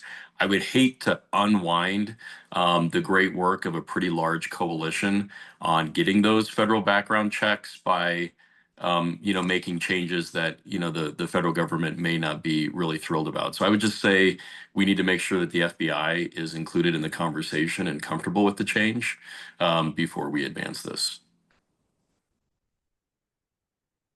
Kevin, may I respond? Oh, yes, of course. Sorry, it was just taking me a second to get back to the screen so I could see hands. Yeah, Thank you, Commissioner. And Commissioner Layton, I appreciate your insights. And yes, I know this was an important, and the intent was very important bill. And I don't think we're suggesting unwinding the bill. I just think there's a lot of cleanup for a lot of cities and other counties that this is kind of putting an extra financial burden and having to hire staff and build processes and build a process, which is going to strain the capacity of already of the department that we have looked at to take this on to do what the statutory is required of the counties. So I just wanted to clarify that I don't think we are suggesting to unwind anything. We're just trying to ask for some cleanup to kind of address some of the unfunded mandates. And that was just a suggestion to push this back to the state. And of course, we always think it's important to make sure every piece of legislation is stakeholdered well and make sure there's not further unintended consequences. And I appreciate your comments. Thank you. Commissioner Mitchell, great to see you. Thank you. And sorry, I came in on my motorcycle, so I'm a little rough today. Park County, we do not license businesses. And so I agree that this is a mandate. We don't have massage parlors in Park County yet, but I'm sure they will come sooner or later. And so we do not have the structure to enforce that either. So I completely understand why this cleanup is needed. Thank you. Commissioner Stoltzman from Boulder County. Yeah, thanks for bringing this forward. So we're in the process of implementing the, rule, and change is really hard in any case. And I think there are really great points being made all around. I agree with Commissioner Layden that the sex trafficking issues are a huge problem in our state, and I do think it's great that we put in place some corrections to try to get after it and to try to get things back on track. So I agree with him that it would be bad to like slide back in that direction. And anytime we start something new, there are growing pains. And then, Commissioner Shattuck McNally, I appreciate that you're trying to implement it also and bringing forward some of those growing pains and ways we might address them and go through those. I wonder, I know it would be super helpful for me if we could possibly have a little round robin offline around how different counties are implementing this and just see the different approaches that are being taken and see if we can collaborate on some of those. I know we're charging user fees and, coming up with a process, but we would really probably benefit from hearing how Douglas has implemented it, how Larimer's working on it. And I know the attorneys are doing that. I know our attorneys have called, we actually told them to call Douglas County's attorney and just ask them what they were doing because we knew that they would be leading the way on this. But I think that might be a useful thing for us to do. I know nobody has time to do extra meetings and whatnot, but I know I personally would really benefit from a little round robin to just see how folks are getting this implemented and where the pinch points are, and if anybody else has already come up with a solution for those things.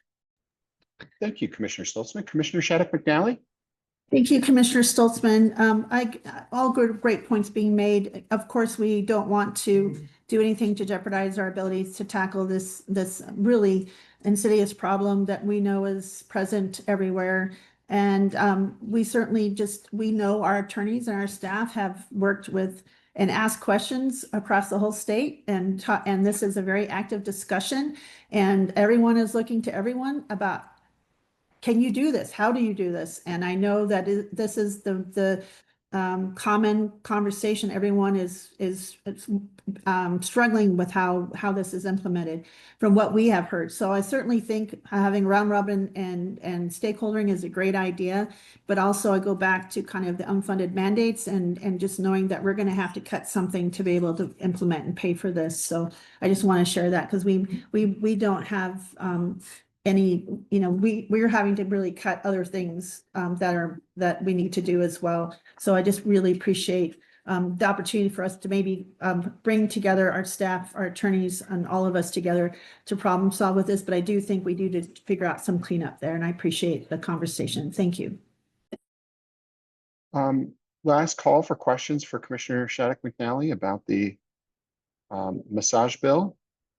Okay, seeing none, we will move on to our next bill. This one comes from Douglas County, Commissioner Layden. And this one, again, is on page 31 for you, those of you following along in your packet. And it's entitled Criminal Penalties for the Sexual Exploitation of Children. This bill proposal seeks to amend state criminal statutes related to sexual exploitation of children to include sentencing guidance, which does exist in other state and criminal statutes.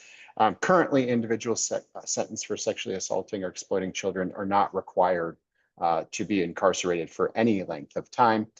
This bill may sound familiar. A similar concept was on CCI's Tier 2 list last year, and then was run in a bipartisan manner in the legislature as House Bill 1073, which unfortunately died in its first committee in House Judiciary. Commissioner Layden.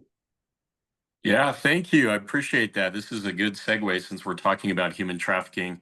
And it's a bipartisan concept that we've been working on for several years. For those who have been around a while, we know that good legislation takes several rounds. And this one, it seems like it should have been a slam dunk from the beginning. The basic concept is that in the state of Colorado, you do not get prison for solicitation of a child. You can get probation. It's one of those common sense bills that really just needs to be changed on the books. And part of that is the deterrent effect. Right now, we know the bad guys talk, and in the state of Colorado, it is perceived as an easy place to do human trafficking. And what we've been told in Douglas County is that if we funded, our ICAC specialists and our DAs and our law enforcement 20-fold on the internet crimes, they would still be busy full time. It's not just patrol on the street, it's happening certainly on the internet, on the dark web, and right here in our counties. So I'm really proud of the bipartisan work. All of you should be very, I think, encouraged by the progress that we've made. It looks like, we've been having these conversations with our nonprofits, primarily from Silence to Saved, which is a Denver-based nonprofit. They do a lot of work to make sure that people are recovered and saved out of human trafficking. I've shared with you in the past that their youngest client is a 6-year-old boy. Who's probably 7 or 8 by now. It's a situation that once you see it, you really can't look away. So my encouragement is that, instead of rolling back and stepping back our work because it's hard or maybe it's tough to look at or might cost us a penny more, let's try to roll up our sleeves and work hard to get this done. And again, this is just a criminal statute that should not be on the books. We did run it last year, went till about 2 a.m, died on party lines. Unfortunately, I think we had the wrong sponsor, candidly, on the bill. And so we're working to make sure we have leadership, the governor's office, and certainly a more robust bipartisan group of folks. I will tell you, we do have counties, large counties, small counties on both sides of the aisle that are really active on this issue this year. Our lobbyists are working hard, touring with all of the new legislators and many of the old ones to identify interest and sponsorship. So we're making some headway, but just wanted to say we're fighting hard and continuing to move this issue forward in a way that I think makes a lot of sense. And, in addition to just having the law on the books, which we really want to do, there is this notion of, again, publicizing that for the community so that people in Colorado know that if you come here to, solicit a child, there are criminal penalties that are serious here. It's not a casual thing in Colorado. And unfortunately, the perception is that it's a casual thing. So this is a great opportunity, I think, for counties, regardless of your background, your size, your affiliation, to really engage and do something positive for the kids of our state and for our entire community. Thank you, Commissioner Layden. We're going Yeah. to kick things off with Commissioner Marlin from Clear Creek County, followed by Commissioner Smith from Gunnison County. Commissioner Marlin. Yeah, thank you for your focus on this issue, Commissioner Layden. It's been a lot of years. I have 2 questions for you. One is, can you educate me just a little bit? Does indeterminate sentence mean what I think it means, as in forever? And second, given that I'm looking at your list of potential supporters, I'm looking at some of them as maybe potential primary champions of the bill. What are the odds that someone like the District Attorneys Association, who has a direct nexus to this, might pick it up? Yeah. Well, thank you, Commissioner. I appreciate, I always respect your input. You and I started at the same time, and I know it's been a lot of years. We had the conversation around indeterminate sentencing, and we're having monthly meetings with district attorneys, law enforcement, and our nonprofits to talk about this legislation. I'll just say in the background, there's also ballot measures that have been pulled, ballot titles that have been pulled to run this as a ballot measure, which really has the bulletproof language around exactly what the nonprofits are looking for in this arena. So that's the backstop. The hope is that we don't need the hundreds of thousands of signatures and the millions of dollars to take that to the ballot all the way to the finish line, and the legislature can just get it done. Indeterminate sentencing did come up in committee. The most determinative issue was really around this notion of there wasn't rehabilitation for sex offenders in prison. And so it really boiled down to, are these people getting the treatment that they need once they're incarcerated? That does make my blood boil a bit, as it probably does for many of you, that we're putting the focus on the sex offender first as opposed to the victim. I think we need to be victim first oriented. And obviously, if there are opportunities to rehabilitate, wonderful. But again, I think all conversations that we're continuing to talk about, I know the district attorneys on our sort of monthly consortium have talked a lot about the indeterminate sentencing, and I think there's a path to kind of manage that forward into the legislative session. Commissioner Smith and then from Gunnison County up, and then Commissioner Lopez from Los Animas County, you are on deck. Commissioner Smith. Yeah, thank you, Abe. I know that this is a really important issue, and serving on the Child Fatality Review Team and CWAC, I too have a vested interest in the well-being of Colorado's children. I think that my question is, it's along the lines of George's second question, which is, with so many pressures on organizations like CCI for county business, I was struggling to see what the direct county nexus was for this. And if I'm missing something, it would be great to learn what that is. Just when I'm thinking about all of the competing priorities, is there another organization like the District Attorney's Council that might be more appropriate to pull this forward? Commissioner Layden for a response. Yeah, thank you, Dr. Commissioner Smith. I got referred to as Commissioner Doctor the other day with the Secretary of Education. She was in town. It was very unusual, but no, appreciate the question. Our legal charge under statute is the health, safety, and welfare of the thousands of individuals we represent. So any issue where we can advance the interests of protecting children, I would think is probably near the top of our list. And I don't want to say this is a fly ball because we've been working at it for years, but it is a simple solution of just adjusting that statute so solicitation does not result in probation in the state of Colorado. I think we have a incredibly high intrinsic interest as county commissioners to protect kids in our counties. And this is a great way to do that. So I can't imagine a more significant issue for us to take on. Okay, Commissioner Lopez, Los Animas County. Thank you, Commissioner Layden. Hey, thank you so much for bringing this right back to us. If you can just briefly tell us what happened. Why was the piece of legislation rejected in the last session, and has that been cleaned up? And you kind of mentioned that it has. And from the perspective that I stand, of course, the future of our state, counties, and nation relies upon these little ones. So absolutely agree that this is not a partisan piece of legislation. All of us should be standing strong for the protection of the children, the innocent ones, and what they're going through the process. And so at the end of the day, I really haven't had an opportunity to read the entire bill, but definitely great. And thank you for bringing the right back up. So if you just shortly can kind of tell us, what are the chances of this? And then again, it was asked before, can we get the District Attorneys Association to carry this legislation? And so definitely, I think there's a possible combination and partnership, collaborating with somebody else in a strong manner so this gets all the way to the finish line. Thank you once again. Thank you, Commissioner Lopez. Felix, I always appreciate your questions. I sincerely do.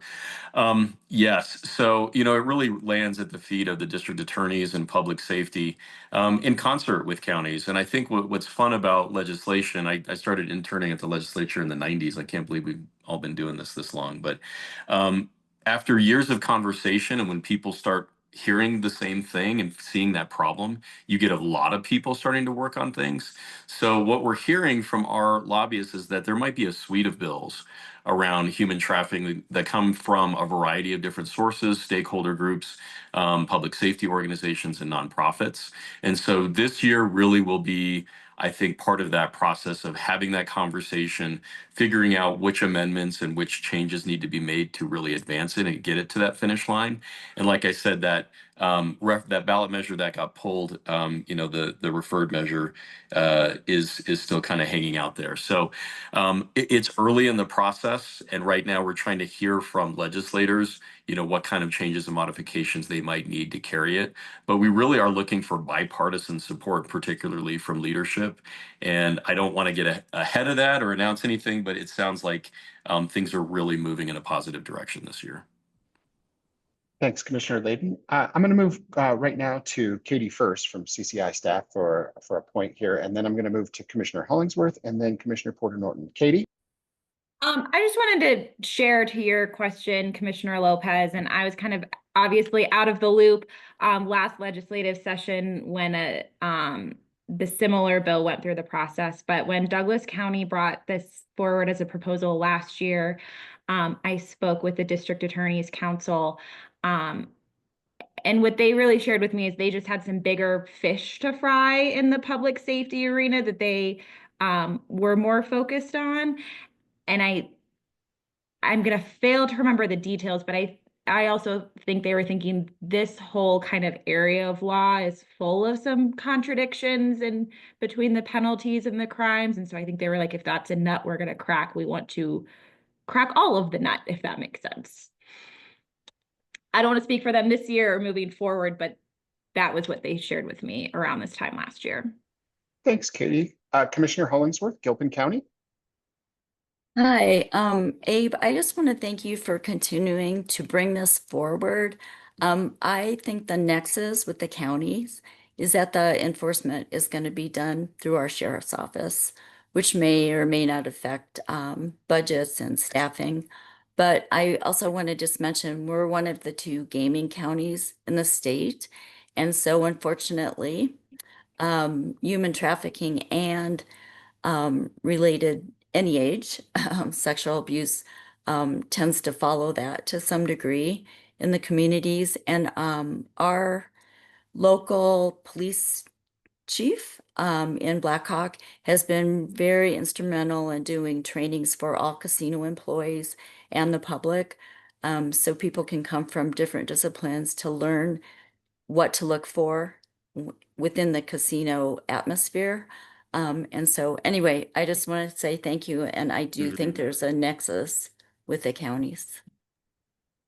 Well, Commissioner, thank you for that. And thank you for all you're doing out there. I think you're absolutely right. And I know, within the gaming communities, both in our state and in other states, particularly in Nevada, there's more of a public relations emphasis on just making sure in airports and bathrooms, in certain areas that might be particularly conducive to human trafficking, there is signage around. If you're a victim, call this number.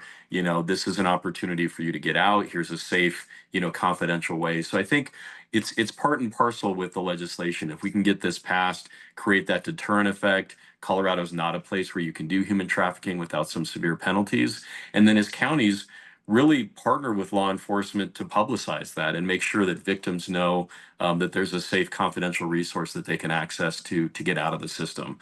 So there are so many aspects of this, and it's really a pretty meaty subject that every county is dealing with, and it's particularly the gaming counties, the rural communities. Where a lot of this is happening. So I'm really looking forward to all of your input, your thoughts around how we can make this really, really strong this year. Commissioner Porter Norton from La Plata is up now with Commissioner Macy's from Routt County on deck. Commissioner Porter.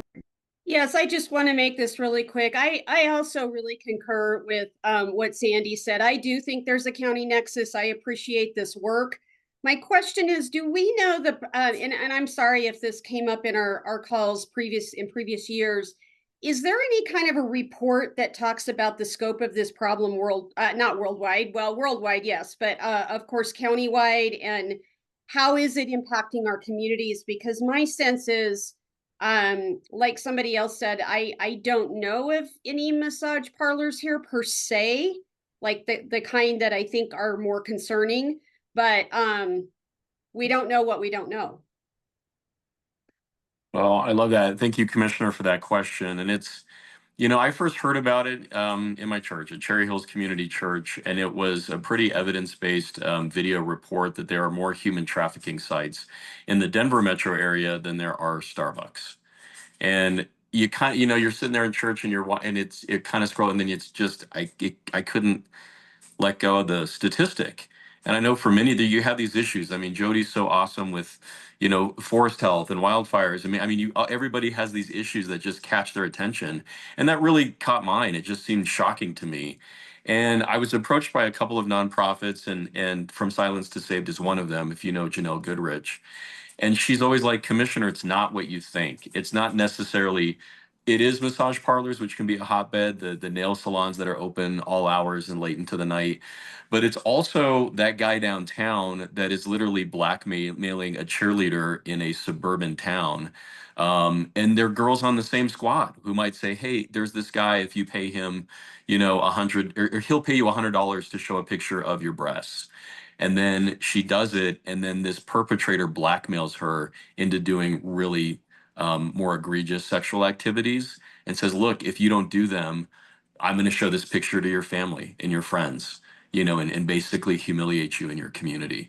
And then, you associate that with the drugs and all of the other issues.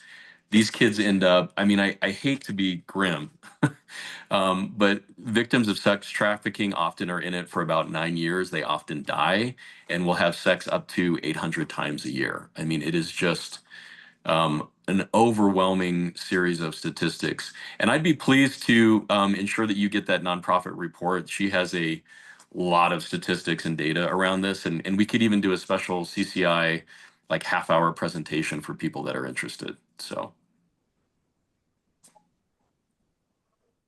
Commissioner Macy's from Routt County. Thank you. I appreciate you bringing this forward, and I'm 100% in agreement that we need to be protecting our children in every possible way we can. I also agree with the commissioners who spoke about the county office.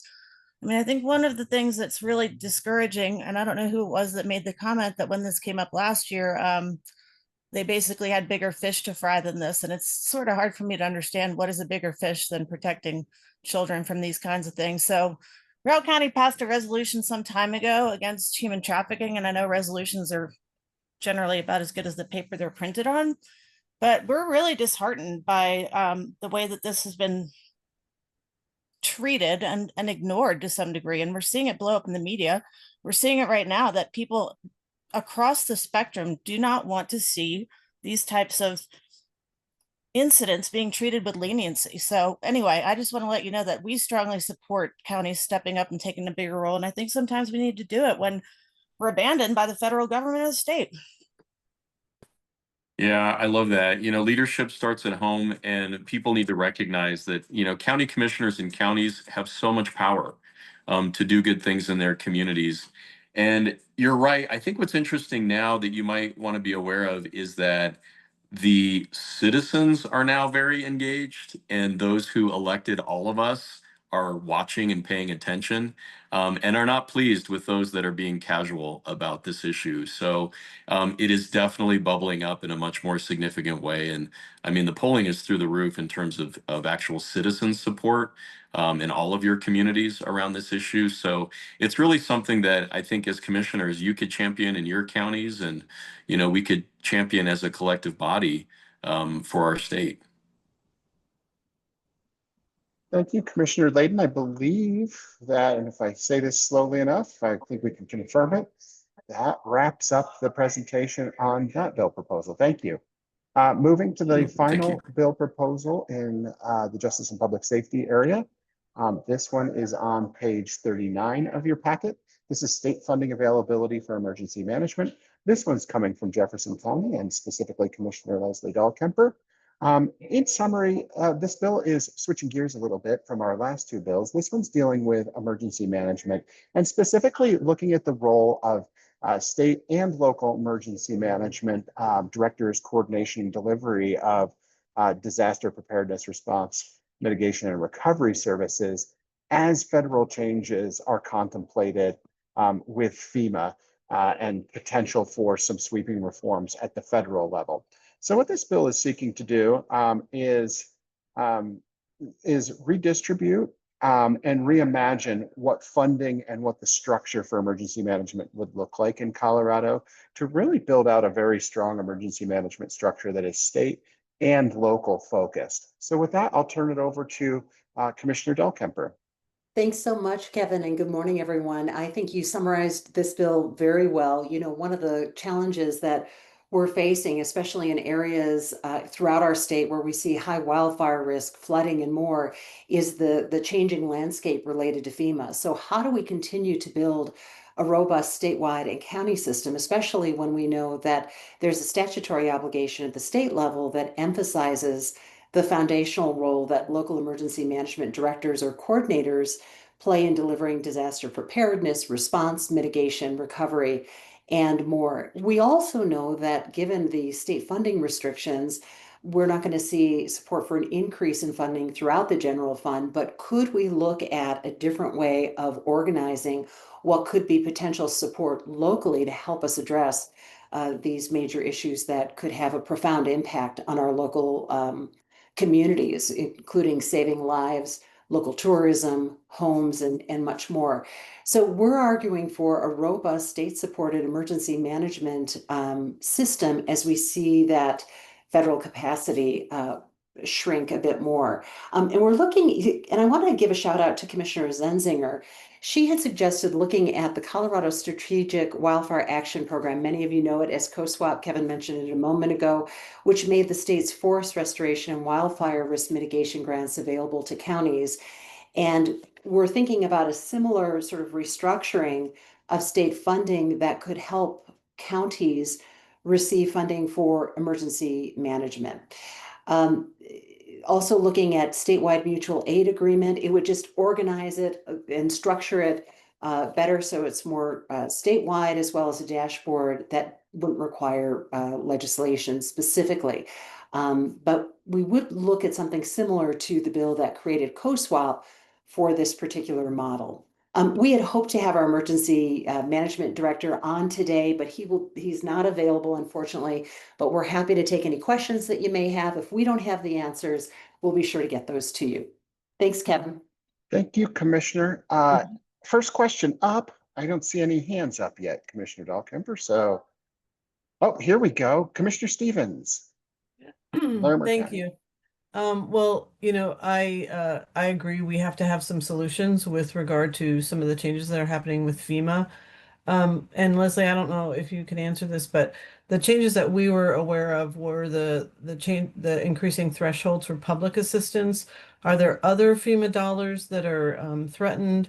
Because I think that those are the dollars, at least my understanding of the public assistance dollars, those are the dollars for rebuilding sort of afterwards.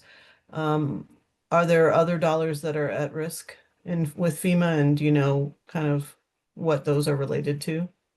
I think that's a great question, and it's the same question we are asking our emergency manager as well. We had Nate Whittington come and speak to the Board of County Commissioners just recently to talk about the shifting landscape regarding FEMA dollars and what those dollars may mean for our counties and the state as we're tackling disaster areas. And my understanding also is that, I don't have my notes in front of me from that conversation, but my understanding is that at a national level, there are also a couple of committees that have been formed to dig more deeply into some of the very issues, Commissioner Stevens, that you have raised.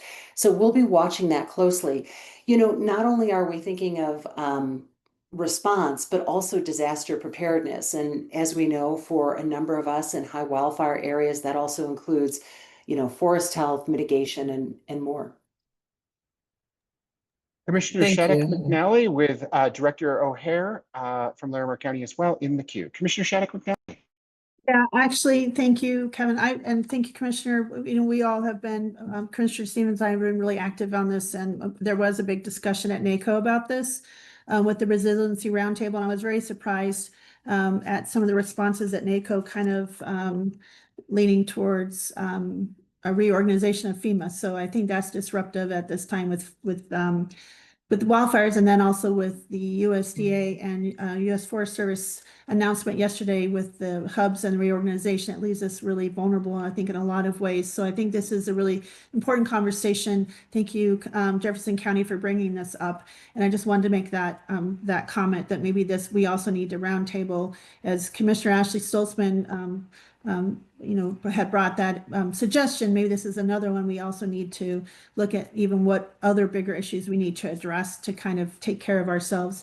I also wanted to just, Heather O'Hare raised her hand, but I was going to suggest, I know our Human Service Director, Heather O'Hare, has a really important question, so I'm just going to turn that over to her. And thanks again, Jefferson County, for bringing this up. Thank you. Thanks so much, Commissioner Shattuck McNally. Appreciate it. Director O'Hare from Larimer County. Thank you. Thanks, Commissioner Shattuck McNally. I guess my question, and I haven't looked at Jefferson County's proposal, but public health receives federal funding for emergency preparedness, training, and then also response. whether that funding continues, I think, is a big question in the federal budget. But another really significant gap that we have encountered in Larimer County is that Human Services are responsible for setting up all of the shelters and the feeding of people, the evacuation of people and animals, depending on how your county structures it. So I would just be curious if there might be an opportunity to look at the mass care elements and the human services costs being included in this proposal. And I'm happy to connect with my board offline, and then also look at the proposal. If you're open to that, happy to send over some suggestions.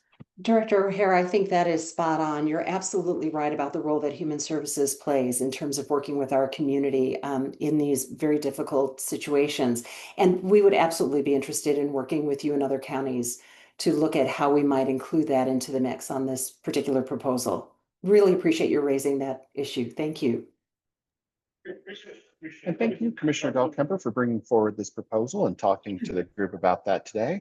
I'm seeing no other comments. I'm going to turn it back over to Kelly Flanagan as we head toward tourism, resorts, and economic development with Katie first. Thanks. I'll just skip right to it and send it to Katie. Hello, thank you.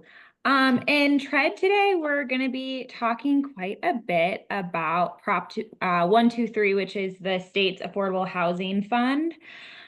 So first we have a joint proposal coming from Archuleta and La Plata County, focused on amending the petition for eligibility flexibility for receiving Prop 123 funds.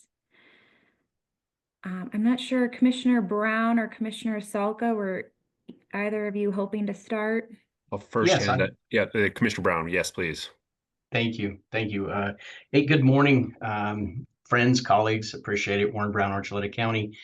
I'll throw out the usual humorous filled, how many of you have enough housing in your communities?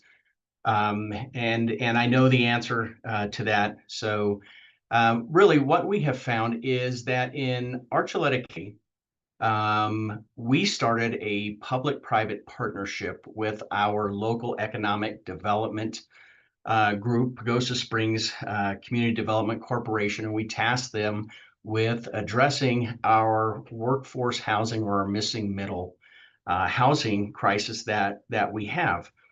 And what we found is that there's just no flexibility when we're talking about our 100% AMI, or area median income. In Archuleta County, we're talking about a single person of $66,000 a year, and we're also talking about our average home sold last month was in the $700,000 of dollars. So in looking at this, how does this work? And so we immediately started working, and we were able to get some monies from a grant, and we brought that into the fold so we could use the county donated lands for this purpose, and we could build 10 homes in the first phase. And we did this, but what we found out was we had 23 people that we disqualified for funding that were just over the average median income, the allowable level. Now, when I say just over, in one instance, we had one person that had applied, looked very promising. She had family come in to visit, and while she was here, they actually went out to a casino that's close in the area. She won enough money to claim it on her taxes, and she was $200 over. $200 over, and there is zero flexibility for this purpose. Now, when we're talking about putting some flexibility into this, what we're asking is essentially that the communities, these counties, can base their adjustment of the AMI based upon their housing survey, or their housing needs assessment, and then their action plan with housing. So really, this is a great program. We just need to have a little flexibility put into this that allows us to do the work that I believe this was intended to be.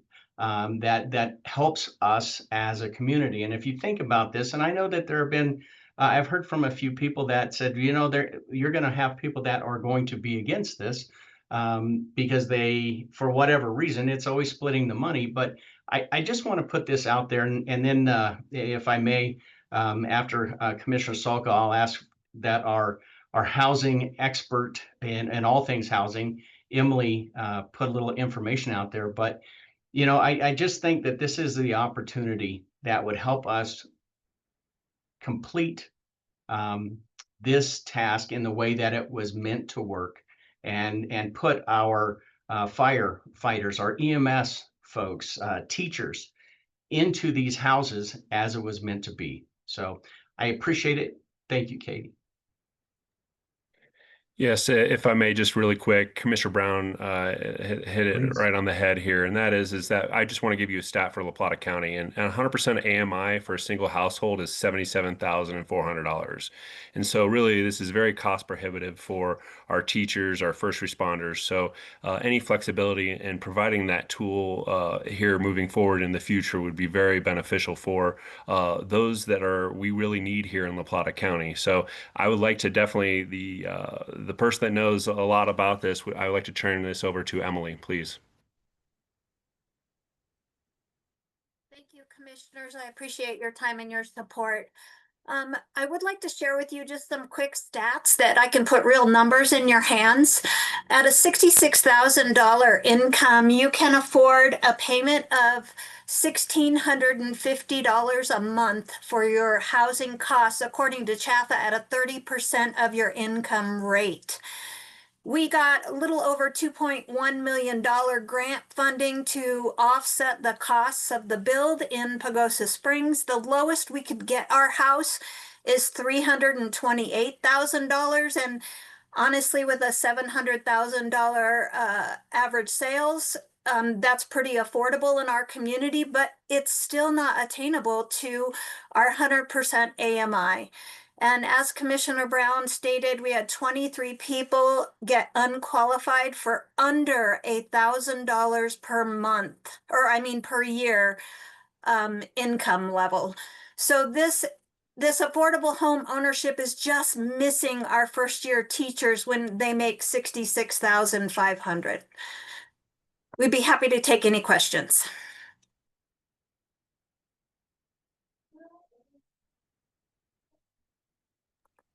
Commissioner Neese. Hi, yeah, just want to pile on and say that this is also an issue in Uray County that we run into. I'm dropping a link in the chat right now. It's a really useful tool from CHAFA that shows where your AMIs are and also what your AMI would have to be in order to buy on the open market. And that really describes the missing middle really well. So just piling on to say that this is an issue in Uray County, and this is something that I'd want to support. Thanks. Thank you. Commissioner Tharp. Thank you so much. This is a problem in Lake County as well. What we are coming up against also, though, is not only the individual qualification, but the couples and families qualification. So we have a housing project with 24 units, and we did get Prop 123 money for it.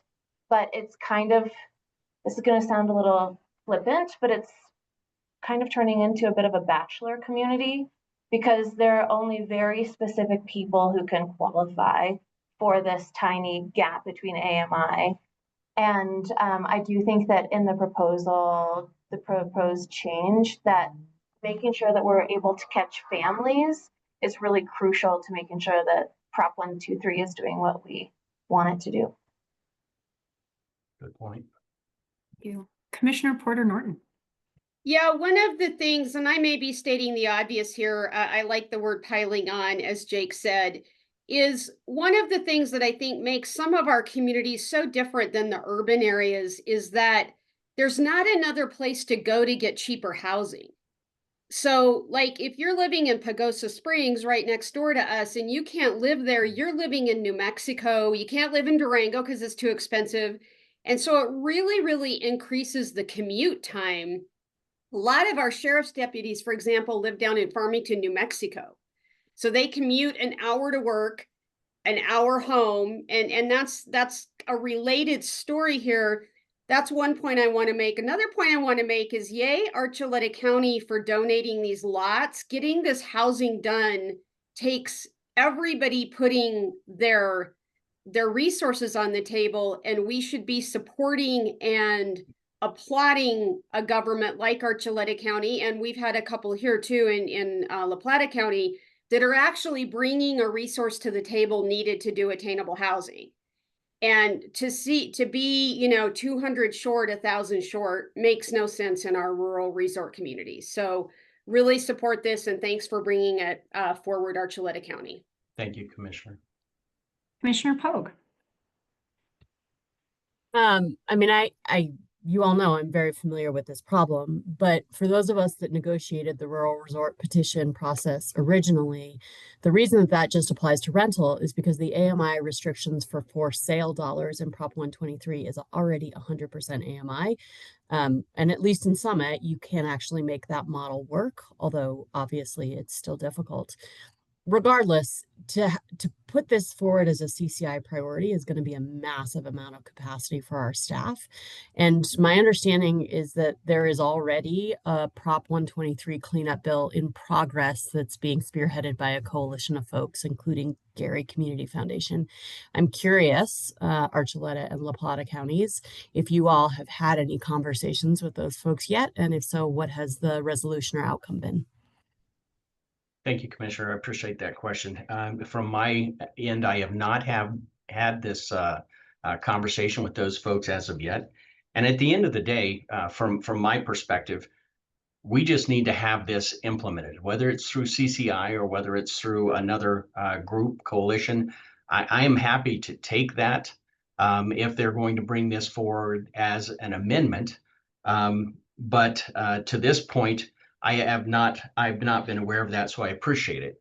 One of the things I was made aware of on Tuesday when we had a conversation in La Plata County, and we had the pleasure of having a gentleman attend with us, Thomas Davidson with CCAT. He's the executive director. He seemed to think that the governor did have interest in this. So, you know, I think it looks promising, and I know that you worked your tail off along with Hillary last time that this was put forward, and I was really disappointed to see it go down in flames. I just think this is a conversation that's worth having again and trying to get a little bit of flexibility built into this. And same for La Plata County and Commissioner Pogue, thank you very much, and good conversations with you via email, but have not reached out to Gary the Gary Foundation, but that is on the task list after presenting this to the commissioners here at CCI. Commissioner Puckett Daniels. Commissioner Pogue, can you speak a little bit more about why this was excluded from the original proposal for resort petitions? Can you give a little more background on that?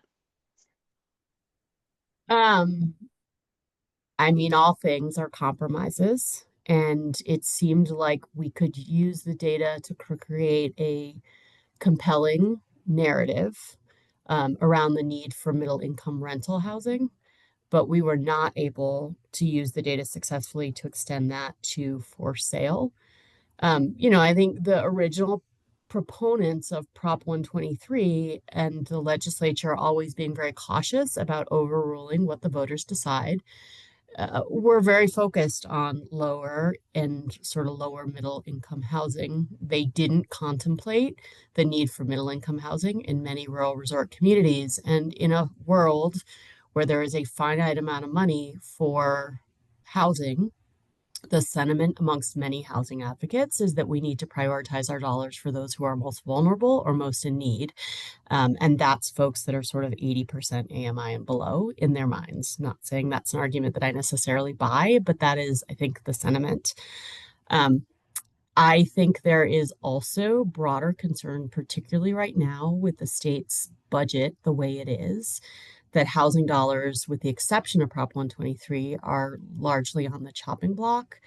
And so I would also suggest that we all contemplate how we maintain a sort of global voice on housing going into this session so that we can articulate together the need for this funding to remain, rather than doing something that may be viewed by some as very controversial and thus kind of dividing us as we go into the bigger housing conversation this session. So I would say there's just some political things that were very at play in the original conversation around Prop 123 cleanup that meant some deals were made. And to sort of try and change or reduce some of those deals may create a great deal of animosity. Thanks for that additional background. I think that helps. And I mean, we struggle with this in Gunnison County, as I think you guys all know. We have a lot of need at 80% and below. We have a lot of need at 100% and below, but the cost of building is so high that you need quite a lot of supplementation to make building units for those folks work. And so if it's not a LIHTC project, it doesn't tend to pencil out. And we have foregone Proposition 123 funding because of the restrictions, because we know we can't make it work.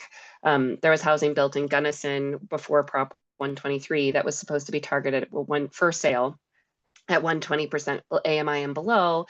And when it came time to put those houses on the market, they got no qualified buyers because no one could afford the cost of them. And so it ended up, they had the flexibility because they weren't tied to this grant funding to raise up to 140% AMI, and then all those homes sold and they went to families. So I feel the pinch, like there is a lot of need at those lower income levels, and it costs so much to build this housing. And so I think Prop 123 is an exciting opportunity, but it obviously doesn't work for every project, and there are still needs at that higher level. So I just really appreciate that additional background, Commissioner Pogue, so that I at least can understand more about the landscape of how we got here. Thanks. And I do appreciate that. Thank you, Commissioner McDaniels, for that. I think you have a valid point on there. You know, the way that in looking at this, one of the considerations that I'm been kind of contemplating is our community, and many of our rural resort and our mountain communities are the same. We're a tourism-based community. That means we have to have our service personnel and whether we want to refer to them as our law enforcement, our teachers, however, our bartenders, right on down the line. If we do not have housing and some kind of program that is helping, and I'm not suggesting that this is 100% subsidy at all. These need to be, in my opinion, public and private efforts. If there's not housing available for these folks are going to leave, or they will then become the low-income housing folks. If they cannot afford to leave, then we are going to be trying to address the same issue at a lower dollar level. So it's not going away. Right now, I think we have some decent bipartisan support on this. I know Senator Cleve Simpson is agreeing to carry this forward.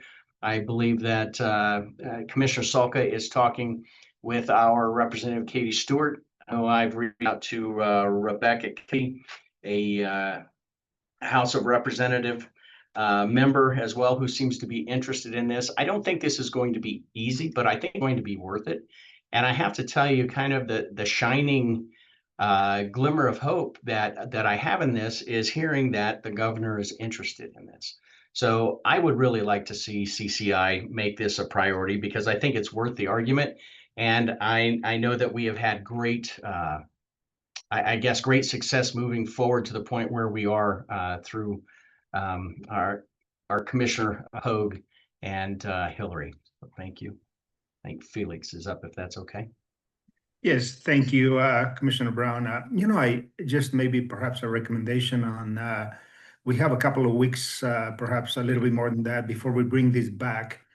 Looking at when 123 was approved and the rulemaking took place, the cost of housing of that time versus the cost of a housing versus current market, that could possibly be a study that could be collected to make the justification as to why this request is being put on the table. Simply an opinion, but I believe that also could be a great conversation to have to make those numbers more appealable. And I know without pointing the finger to anyone, this is just not working. It is simply some of us opting out because we cannot meet the current requirements. So thank you for bringing this, Warren.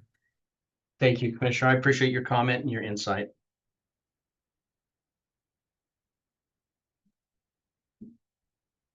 Okay, anything further on this one?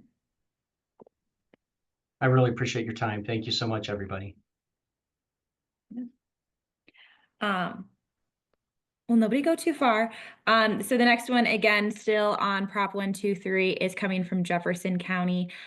This is more focused on the sharing of counts between municipalities and the counties, and whether that is required or incentivized for municipalities to do. Commissioner Dahl-Kemper, are you still on? And Katie, Commissioner Kerr? Yeah, I'll take Fabulous. this one. Great. Good morning, everyone. So yes, and so there's actually quite a bit of overlap with what we've just been talking about. We wanted to look at some pieces around the AMI. So right away, let me just state that as the conversation just unfolded the last 5 or 10 minutes, that we do see some overlap, and would imagine that there would probably be thoughts of combining the two proposals. So we'd certainly be open to that. The big piece here that we're talking about is making sure that as our municipalities are working towards using 123 funds and building affordable housing and getting credit for those units, that all of the different funding sources that actually flow through the county, which we have been and will continue to be a part of those. We want to make sure that the county is getting credit for those units that are built as well. And the question always is, what problem are you solving? And so far, in Jefferson County, this hasn't been an actual problem. We've been able to work with our municipalities on this, but there is that gap in there that counties and municipalities are required to work together and come up with an MOU. But at the end of the day, the municipalities can go ahead and count the units for themselves. They're not required to share that or to come to an agreement with the county. So we want to clarify that. So with that, that's the big difference between us and the proposal we just talked about. And we have some experts here to help answer questions as well.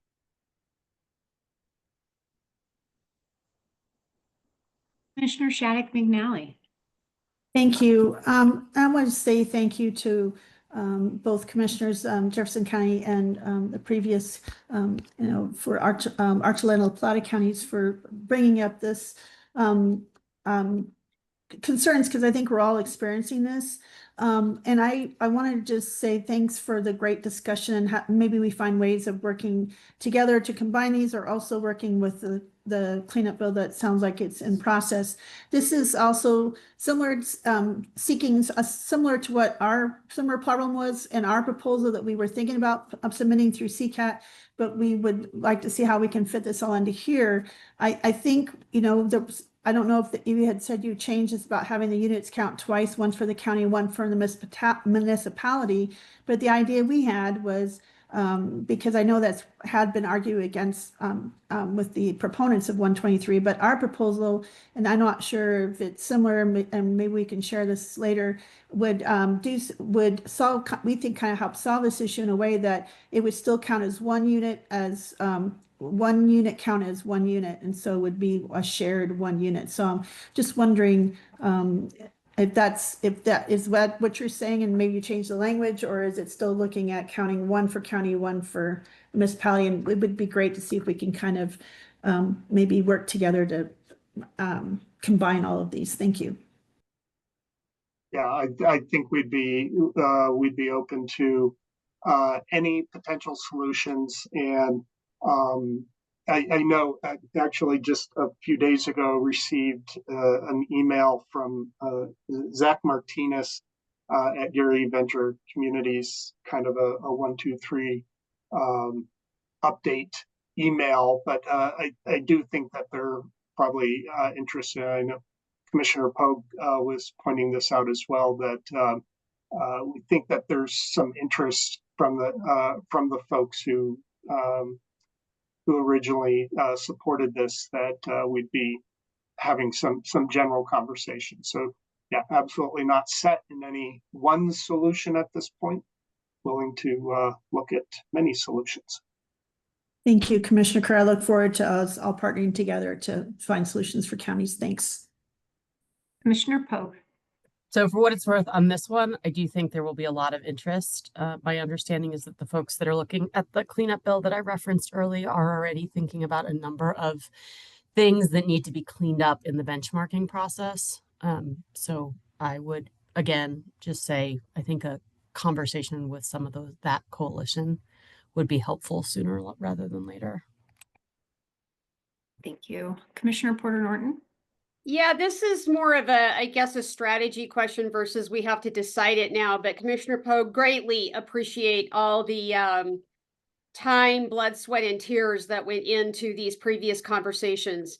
I'm curious, as this goes forth, for the urban housing groups that may really oppose this and not experience perhaps the same kind of AMI issues we have. Do we think there's a way to talk to them about this and do some stakeholding with them? I'm just asking from a strategy perspective, can we take a look at that issue again in terms of, the last thing we need is another urban rural divide issue. Yeah, I think one thing we've seen, while we certainly have heard and understand some of the rural concerns around AMI, and while ours might be somewhat different, I think we have discovered that since 1, 2, 3 was written and passed by the voters, I think we've all seen, this was mentioned a little bit earlier around housing costs, that we've seen that adjustment or difference in AMIs. And I think while it might be impacting suburban, urban, and rural counties a little bit differently, I think there's enough overlap here that we can all have the conversation together. Commissioner Stevens. Yeah, I just wanted to add that I like some kind of proposal that doesn't pit communities against counties. And so anything we can do to have a more regional approach in this space. So, because inevitably somebody's not going to hit their goal, their target, if we kind of continue in the same vein. And so somebody's not going to get dollars. And if we could find a way to work sort of in a regional way, not see this as competitive of sort of like, I get to count that, that unit. So I'm very, open to solutions. I think that, we're kind of proposing something that looks at, I don't know if they'll consider that sort of a double count. People and won't like that proposal, Andy, but I think that, working together, we should figure out a way to make sure this happens, because I think we're all going to butt up against the idea that we're not going to hit our goals. Commissioner Pogue. So I think one of the things that really was missing from the original prop, I mean, there were a lot of problems with the original Prop 123, but one of the big ones is there's not really much of a data requirement. And so I haven't seen anything that says how many dollars have stayed, on the Front Range versus gone out state. As much as we in Summit County have tried to sort of compile useful data on the AMI problems, that typically is dismissed by some of the advocate lobbyist experts. So an additional study requirement that kind of looks more deeply at this problem might also be helpful long term. Thank you. Commissioner Marone. Thank you. Yeah, I really appreciate both these Prop 123 considerations coming forward in this discussion. And I just wanted to say that we actually had a real experience here in Saguache County where we put a 32-unit housing development in the town of Saguache on county-owned land that was and a Saguache County Housing Authority project that was a LIHTC project, but we put a lot of match in from the county level, and it came as a surprise to find out that we couldn't count those units. And we were very fortunate that the town of Saguache conducted the MOU, and we are sharing the units with all our Prop 123 municipalities and in Saguache County. So it turned out for the good, but I think the language needs to be opened up so that that is the norm, required norm. So thank you. Thank you. Commissioner Marlin. At risk of belaboring the point, with everything happening in this space, I mean, clearly something is going to happen. And I just want to encourage everybody to commit to, some multi-party stakeholding and figuring out how all of these concepts can fit together.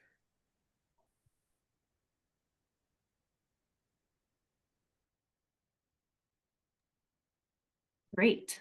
Thank you. Katie, what's next? Well, thanks everyone for the discussion on that. It's really helpful, and yeah, lots of good rabbit holes to track down. So it's 11:50 and we have 6 proposals in tax and finance. So I think I'm looking for some maybe general thumbs up, thumbs down on, do you want to take a quick 15-minute grab your lunch, stretch your legs, break, and come back at say 12:05, or do you want to plow through tax and finance and reassess? Let's use our little thumbs up if you want to take a break so we can kind of get a quick read of the room. Ooh, real life thumbs. Okay, that seems like enough. Real life and emojis, those all count. Katie, I think you're right on the money. Let's come back at 12:05.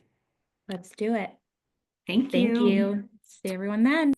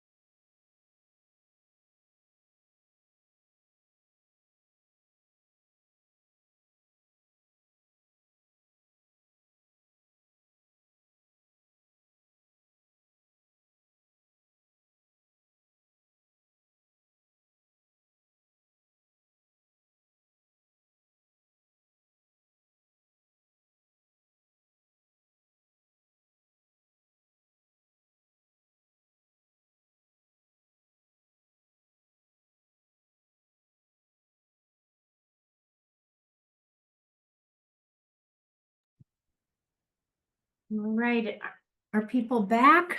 I see Dylan, you're back. Commissioner Stolzman, thank you for turning your camera on. We know you're back. Give it just another minute and then we'll get started.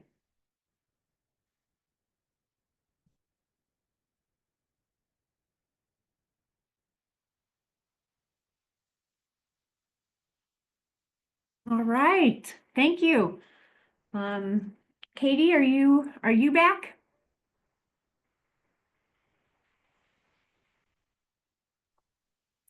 I am here. My mouse apparently is not. Well, who needs those pesky mice anyway? All right, let's go ahead. Let's resume. Kieran, can you get us back on our slide? Thank you.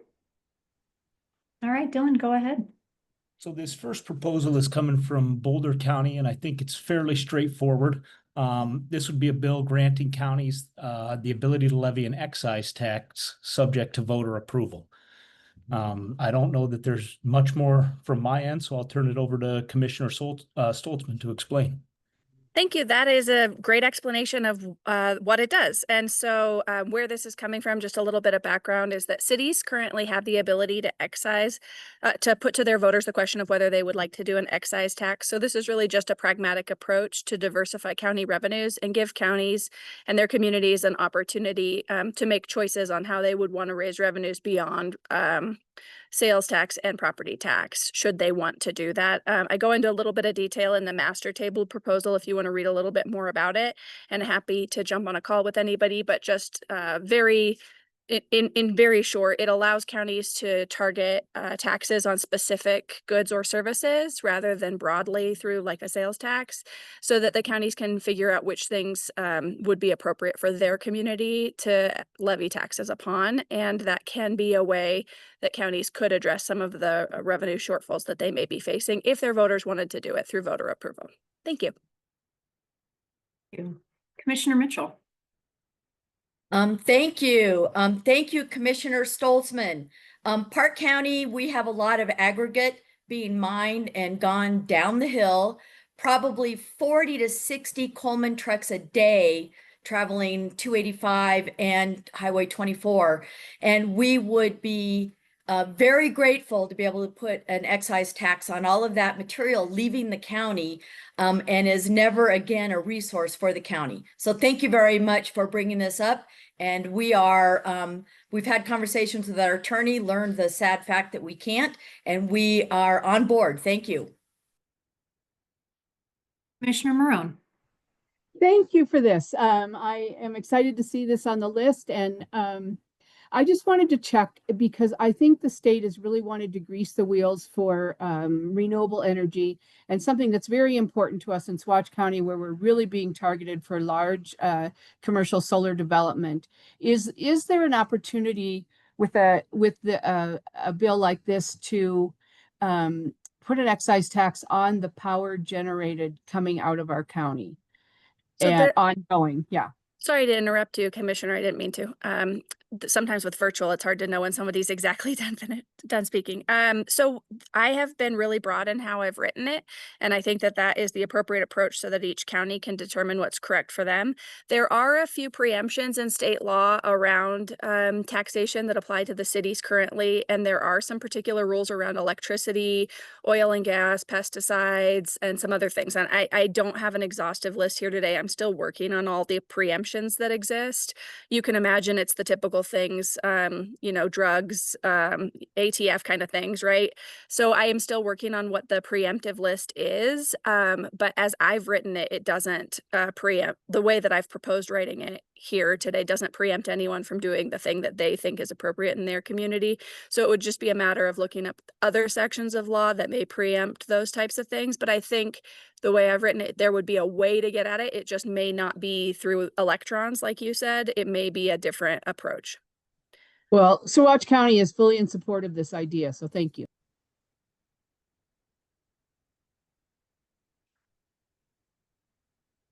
All right. Any other questions on that one? All right. Go ahead, Dylan. Very good. The second proposal that we have in front of us today is related to the tax classifications for energy facilities. So current law states that the placement of certain renewable energy facilities, including small or low impact hydroelectric, geothermal, biomass, wind, and solar energy systems on a parcel of land does not affect the property tax classification for tax purposes. Specifically, if the land is classified as agriculture, it retains that classification even after the installation of one of those facilities. What this proposal would do is it would allow county assessors to look at the current use of the land based on what is developed or built on it, so it doesn't retain that previous tax classification. This is coming from Dolores County, and I would turn it over to Commissioner Stasny for any further comments. Oh, perfect. Thank you. That was a very accurate summary. This is a joint proposal with our assessor, Amber Blackmore. She's on today. And I think this is going to be going out to the Assessors Association next month. But really stems from Dolores County. We've got a large solar facility that went in on ag land, clearly industrial in nature, and because it went in on ag land, regardless of any land use code change, it is prohibited from being classified as anything but ag. And this would just seek to give our local assessor the ability to accurately appraise and change that tax classification. And Amber's on. She can get more into the weeds with it for any specific questions or to expand on it.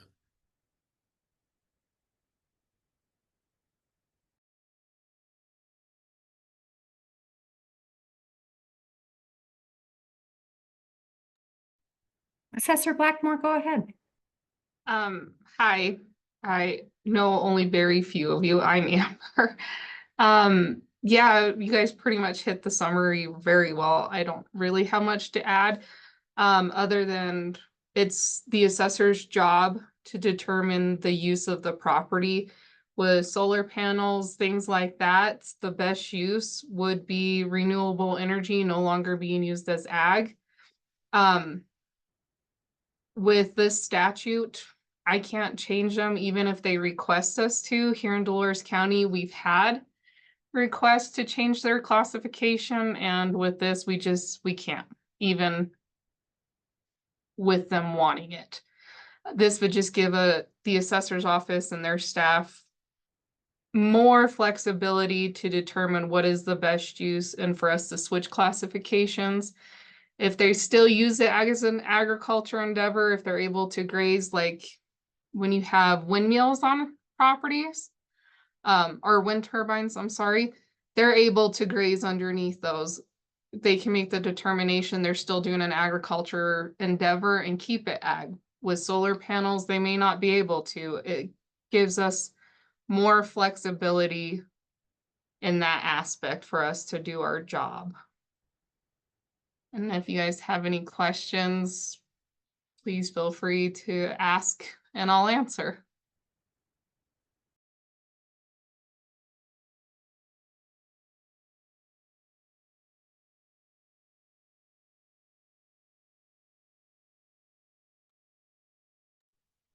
Commissioner Campbell.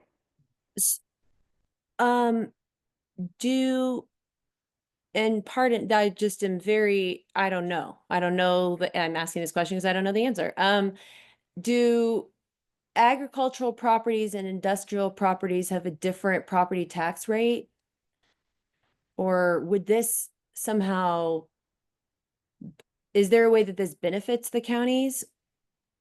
So ag is assessed differently. We use a formula to assess ag.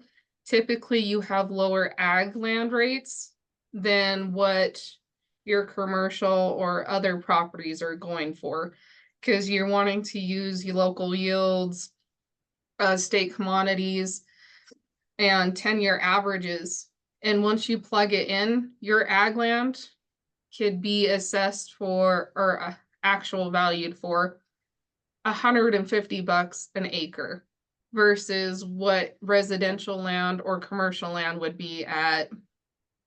Like, these are just numbers I'm picking out of the air, like $1,200 an acre.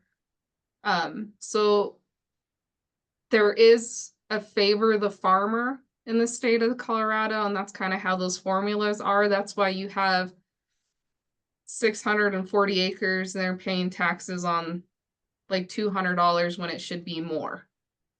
Does that make sense? Yes, it does. And so did I hear you correctly that some of these energy facilities have asked to be classified as industrial or commercial? So within our county, we have one solar company that's rented it all, and they're leasing out farmland to put these solar panels on. And those landowners, we had one of them asked to be switched from ag classification to pay his fair share in taxes. But with this statute, I can't do it even if they asked me to. Well, how about that? Okay, they asked. All right. Okay, cool. Thank you very much. Yeah, and I'll paint a picture with Dolores County right now. It's roughly a 800 acre solar project, and it lies directly next to an oil and gas facility that is clearly industrial. And then right across the county road, we have bean fields. One entity's taxed industrial. Our solar project, which is clearly industrial in nature, is taxed as ag, and then it is in the same classification as the farmers right across the road. We have one primary property owner that leased out for the majority of that 800 acres, and he requested, because the glaring inequity with it, to be taxed differently, and the statute prohibits that. Commissioner Pogue.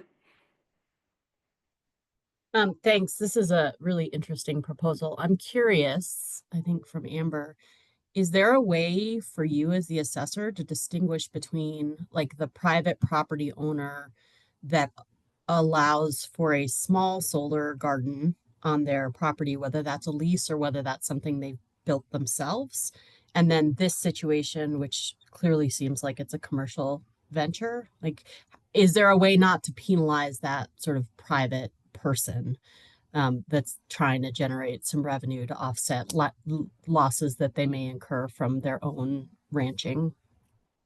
So like if they're using solar panels to generate power to their homes and stuff like that? Yeah, yeah. Yeah, so this is more targeting those larger facilities, like what we're getting. We do have some homes here in Dolores County, typically in our high country area, that is using solar panels for their electric source. This really wouldn't target them. This is more towards like the big solar farms or gardens that have came in and took over acres of usable farmland, and making it more fair to the farmers that actually have to complete the full statutory cycle of the agriculture endeavor. They have to harvest and produce a crop. They have to make money for monetary gain. It's a full cycle they have to complete to keep that ag status, with these, like ours, 800 acres being used, and they're really not able to farm. The solar panels are pretty close to the ground where they're not going to have a lot of grazing underneath, and they're not making that full cycle, and they get to keep their ag status.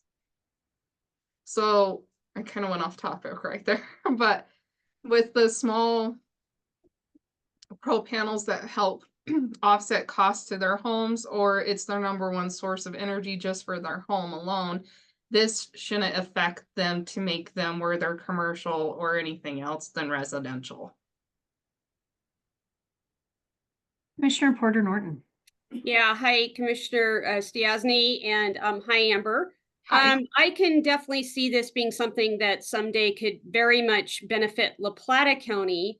My question is, have you done an analysis of how much tax revenue you're losing by the fact they're not in industrial and commercial? I haven't ran the numbers myself. When I started to look into this, my number one goal was to figure out the history on the bill. And I know there was proposed legislation a few years ago and it didn't go anywhere. So my goal was to figure out the reasons why and why it was written the way it was, and to reach out to other counties assessors to see if they had other if they're seeing stuff like this as well. So when I started working on it, that was my main goal. And then with our deadlines coming up, I just hurry up with our attorney and got something written and over. And I did tell them that I can figure out those, what we're losing out on. But I haven't done it yet. Thank you. Yeah. Commissioner Brown. Hi, I think it was Commissioner Pogue who asked about the smaller arrays, and that made me think that I do think we should consider with this bill, which I think is terrific, some breakpoints or some kind of a function that a smaller array that not only is used maybe for, you know, that own property's electric generation, but maybe even gives a little bit back to the grid, because we want to encourage those. Somehow a distinction between a smaller grid and then the big industrial. And the other thing I might mention, and I can help with an introduction and be part of the conversation if you'd like, is that we probably want to run this bill by COSA, which is the Colorado. Have you been in touch with them, Eric? Because they got very involved in our solar regulations, and they represent the Colorado, you know, the industry basically. We'd be better to get them involved sooner rather than later, so that they don't come in and kind of torpedo this bill. They could probably be actually kind of helpful. Yeah, I think that's a great point as well, because I see it as a benefit to a lot of those companies, because it sounds like there's a lot of more moratoriums going in with solar and some hesitancy with that. I don't know, counties may be more open to bringing that in if there was something like this in place. So I could see that getting them on board earlier would definitely be beneficial. Yeah, and That's I will great. say we had a huge project proposed out here a couple of years ago, and once the construction was complete, we could not identify any community benefit. And so for these industry to be able to kind of sell the fact that they would be providing additional property taxes would be a community benefit.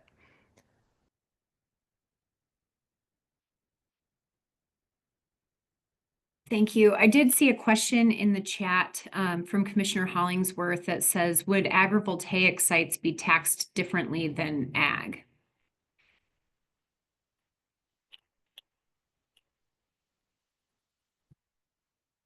I'll defer that to you, Amber. Yeah, sorry. I was looking for it on the chat. I mean, in theory, I would think yes, but it would depend on if there's any statutes against it and ARL against it. That I'd have to look into and do a little bit more research on. Dylan? I believe agrivoltaics is its own subcategory of. Because yeah, that's what I was going to Real say. estate. I think it's its own. Yeah, so it is taxed differently than typical agriculture, so it's its own subcategory. Thank you.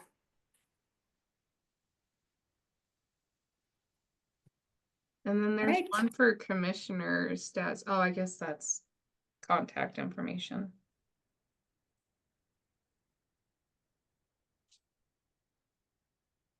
All right. Well, thank you guys. Thank you. Thanks for being here, Amber. So moving on, we have from Pitkin County, a proposal to create a tax credit, a statewide sales tax credit for sustainable aviation fuel. What this proposal would do is starting July 1, 2027, and for a period ending December 31st, 2038, air carriers would earn $1.50 per gallon tax credit for each gallon of sustainable aviation fuel they purchase in Colorado. To claim the credit, the buyers must keep documentation showing the fuel meets the legal definition of sustainable aviation fuel and must also be certified from the fuel producer. I will turn this over to Commissioner Poshman from Pitkin County. Hey, Dylan, this is Levi with the manager's office in Pitkin County, and I can speak to this. I don't think Commissioner Poshman can be here. Oh, great. Thank you, Levi. Great. So just a little bit of background. Pitkin County is part of a multi-jurisdictional feasibility study, and we're looking at different feedstock sources across the Western Slope. like municipal waste, agricultural byproducts, and even forestry waste or maybe beetle kill, things like that. So we're trying to determine feedstock availability.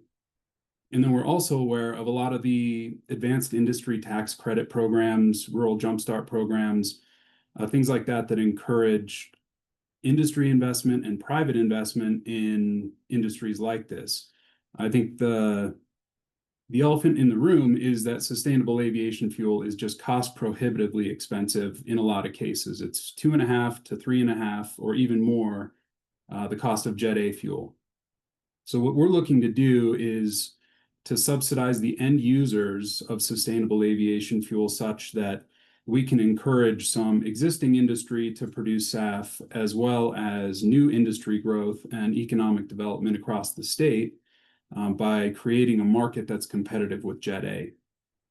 So we feel that we can easily add something like this onto some existing legislation like House Bill 24-1235. And we had some preliminary conversations with Rep. Brown about this. However, we kind of got into the game a little too late to get an amendment added.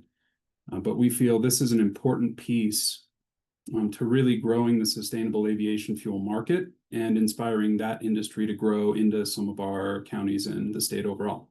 I'm happy to take any questions. Thanks. Commissioner Brown. Did I hear you say that this would just be for commercial buyers of sustainable aviation fuel, or could it also be for private pilots? So I think we modeled at least the first draft of some of that language off of Illinois' program, and it was limited to commercial, but I don't see a reason why we couldn't extend that to general aviation.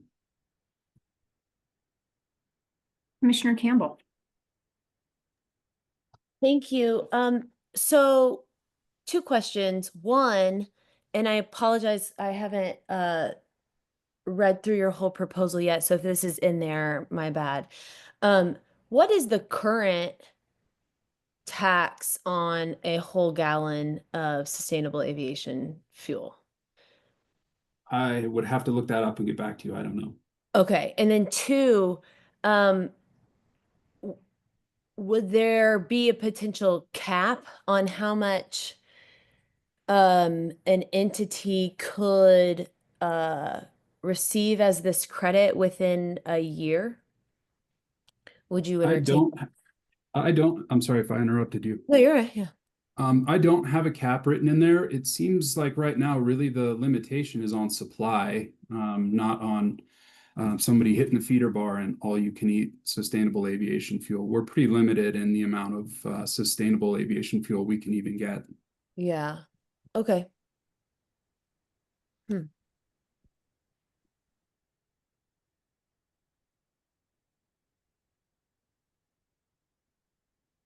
Thank you, Levi.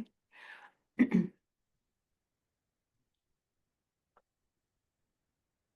right, Dylan, keep going. All righty. The next one is also from Pitkin County. And what this would allow is local governments would be allowed to charge a real estate transfer fee when property is sold within their boundary. This fee would be based on the sale price of the property and could either be paid by the buyer, the seller, or both. The property can't be officially recorded as sold until the fee is paid or an exemption applies. Local governments would have the power to set the fee, but it would be capped at no more than 4% of the sale price. And I'm not sure if I'm turning this over to Commissioner McNichols Curry or back to Levi. Yeah, sorry, Dylan, you're stuck with me again. Oh, that's great. Thank you. Right. So I think everybody here is pretty familiar with the Tabor limitations on real estate transfer taxes. And we proposed last year through CCI's legislative issues a referred measure to send something to the ballot looking to modify Tabor to remove that one sentence that that prohibits increases in existing or any new real estate transfer taxes. So what we're seeking this year is legislative authority to enact real estate transfer fees. And I know that this is an uphill battle either on the Tabor side or on the fee side. And One of the big obstacles in past sessions has been conversations with the governor's office, who's not in support of this kind of program. However, just watching all the presentations so far today, I think county revenue diversification has come up in just about every category. And this is a pretty unique opportunity to allow each individual jurisdiction to decide for themselves whether or not they want to diversify their revenue this way. So, of course, it would be an opt-in program established by ordinance, and each jurisdiction could effectively set their own guardrails if they chose to implement a program. So you could exempt deed restricted programs, you could exempt the first $500,000 of home value. You could really set this program up to work however you wanted to. And given the state budget picture, the federal budget picture, and how much of that dumps onto counties, we really believe this is a ripe time to appeal to the governor's better sensibilities of getting in support of allowing us to generate some more revenue. A lot of this hinges on the case from the Aspen bag fee, if anybody remembers that case, where you just need to establish that reasonable nexus between the reason you're charging the fee and what you're using it for. So one limitation that we foresee would be the applicability of uses and how we could use the fee if we collected it. So I think the scope might not be as wide, but I think the constant churning of real estate transactions over and over in our valley has sure made real estate unaffordable to people who actually live and work here. So the obvious target for use of the funds is housing. So that could be construction of housing, purchase of housing, maybe community land trusts, public-private partnerships. I think as long as it's related to housing, we can really make a pretty good argument for this fee. So finally, I would say there's been some discussion about whether or not home rule counties and municipalities already have this authority.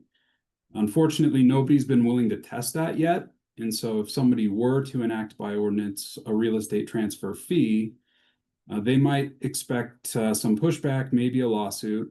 And then once they win, it might open the door to the other home rules. However, I think statutory municipalities and counties are still going to need a legislative fix.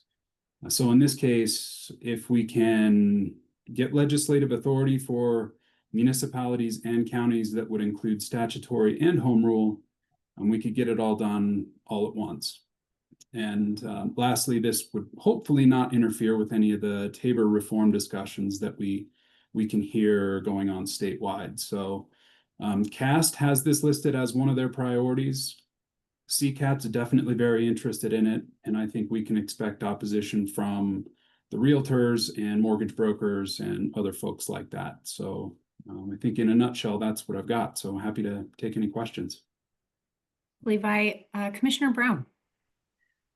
Sorry for putting my hand up while you were still talking. I was so excited. San Miguel County, I think, would be very much in support of this. It kills me, frankly, to see the real estate transfer taxes that are collected by our municipalities, and unincorporated county just sits there while these, multi-million-dollar homes are sold to people who don't live here but do have an impact.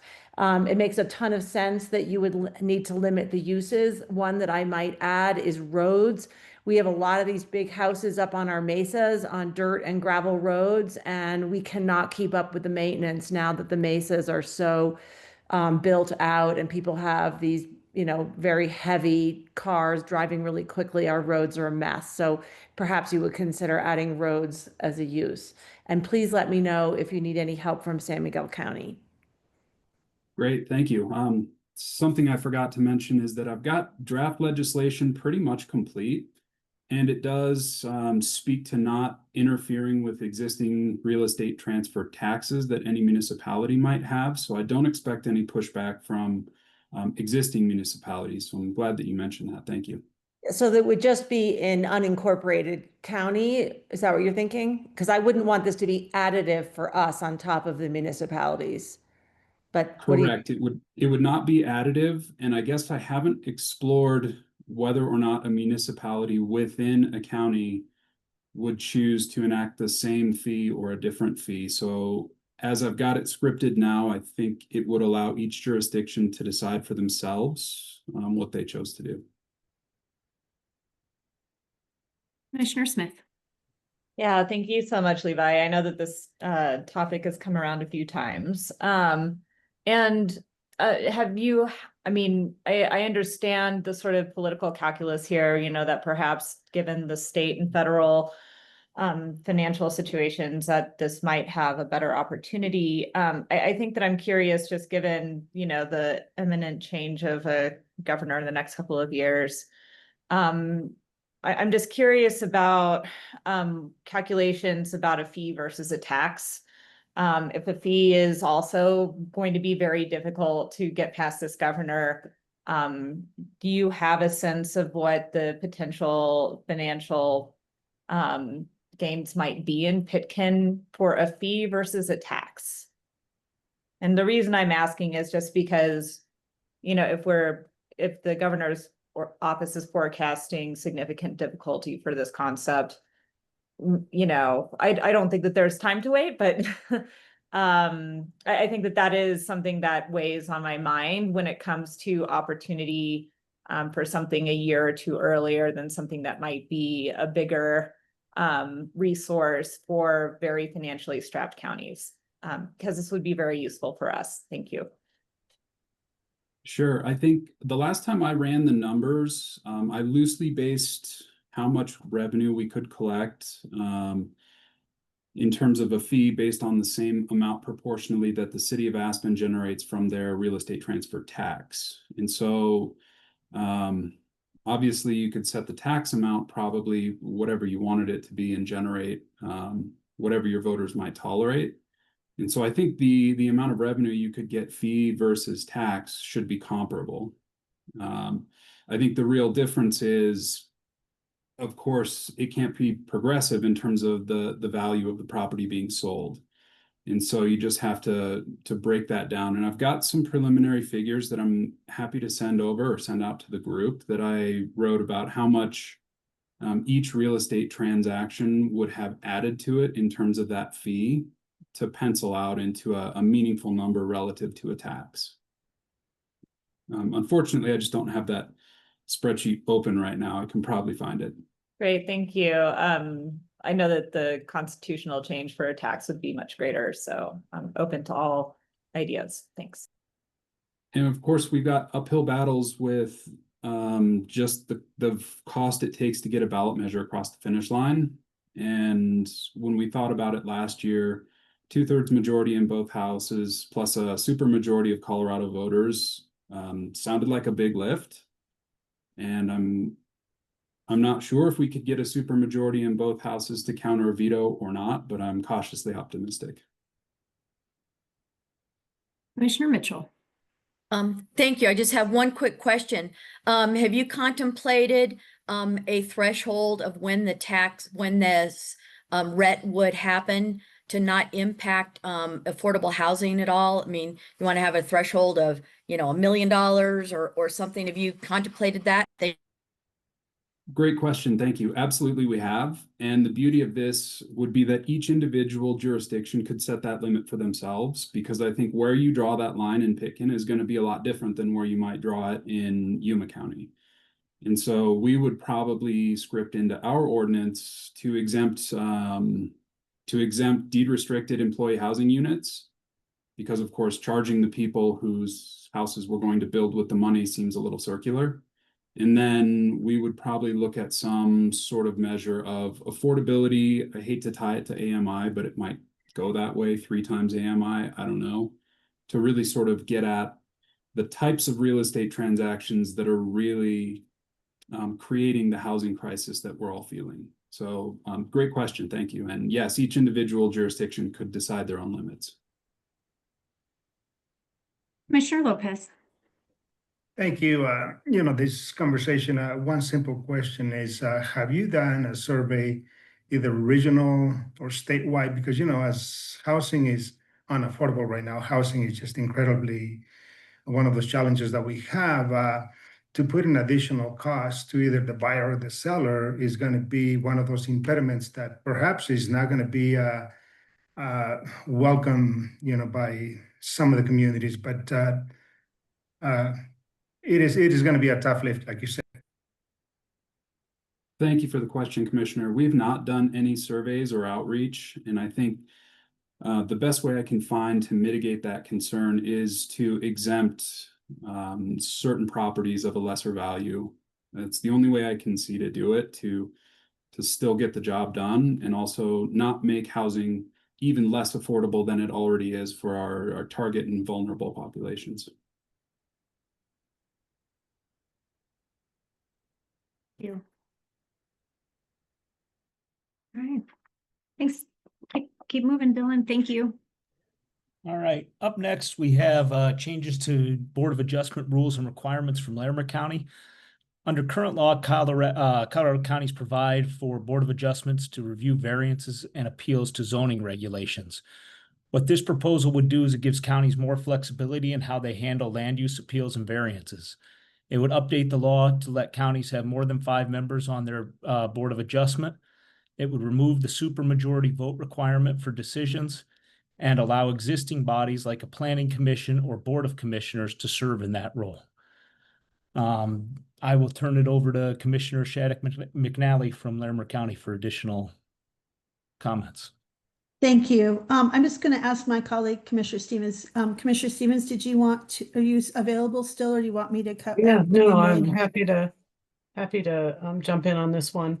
And then I will back you up on it. Thank you. Thank you. I appreciate that. So yeah, to have fewer board of adjustment members, potentially, I think maybe Dylan, you might have said more, and I think we'd actually like to have less if possible. Sorry, I said So I think the required number is 5 at this point. We'd like to, bring it down to 3. Because I don't know if other communities are facing this same issue, but we're having trouble getting a quorum often. We're having trouble finding people that are interested in serving on this board. We're also wondering, if this board is honestly even necessary, or if another board could do this same work. But what it does when we can't get quorum or can't get people to serve on this board is it makes it so that, these planning decisions get put off, and then people are upset because, we couldn't get quorum, so we can't make a decision on a variance or a zoning issue that comes up before these boards. And so, this has been a struggle. I mean, maybe this board doesn't even need to exist, and those variations can be handled by staff or by the Board of County Commissioners or by the Planning Commission. But at least with this particular board, we've struggled with the quorum issues and finding people that want to serve on this board. And people may have, other boards that they have these concerns about that are defined in state statute, and certainly would be open to hearing, any reform of any other boards that are also having issues. But this has been an issue in our county, so. And I'm happy to answer any questions. If I might add, Commissioner Stevens. Yeah, if I might add, Commissioner Stevens, thank you. My colleague is spot on. We certainly have these challenges, and I know some other counties experienced some of this and maybe had some lawsuit issues with this going forward. But we feel like our proposal would actually maybe avoid kind of that pitfall, because I think in that some of those legal issues only found that only the BOA could handle certain variances and zoning appeals because of what the state statute says. Our proposal seeks to change the state statute by expanding which bodies can hear variances and zoning appeals. And we think this would kind of work around or find a solution to that barrier or challenge. Thank you. Commissioner Smith.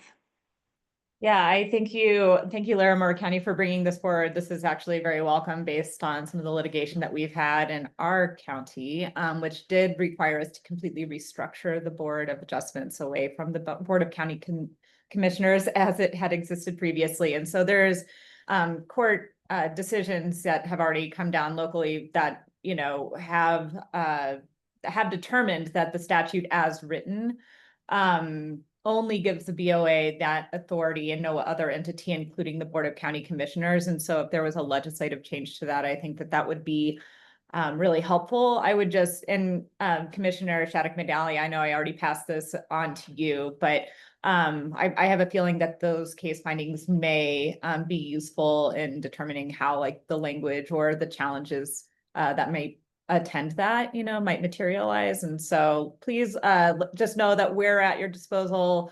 Reach out to me or our county attorney's office directly if you would like any, you know, assistance with that. Thank you. Thank you very much. And I did pass and forward that on to our county attorney. I appreciate you, Commissioner Smith.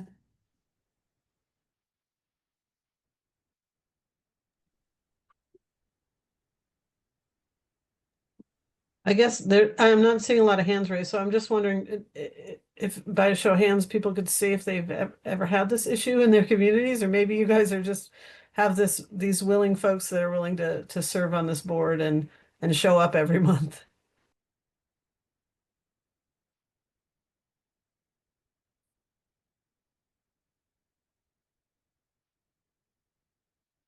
Commissioner Stolzman, were you raising your hand or do you want to comment? I was following the instructions. I thought maybe it's that's a what you were problem in our doing. area. I thought that was it. Is that the same for those other hands? You were just following directions, or Commissioner Marlin, do you have a question? Just to be brief, not a current issue in Clear Creek. We've got a longstanding dedicated BOA, but likely to become an issue, given the age of the group that's been on there for a long time.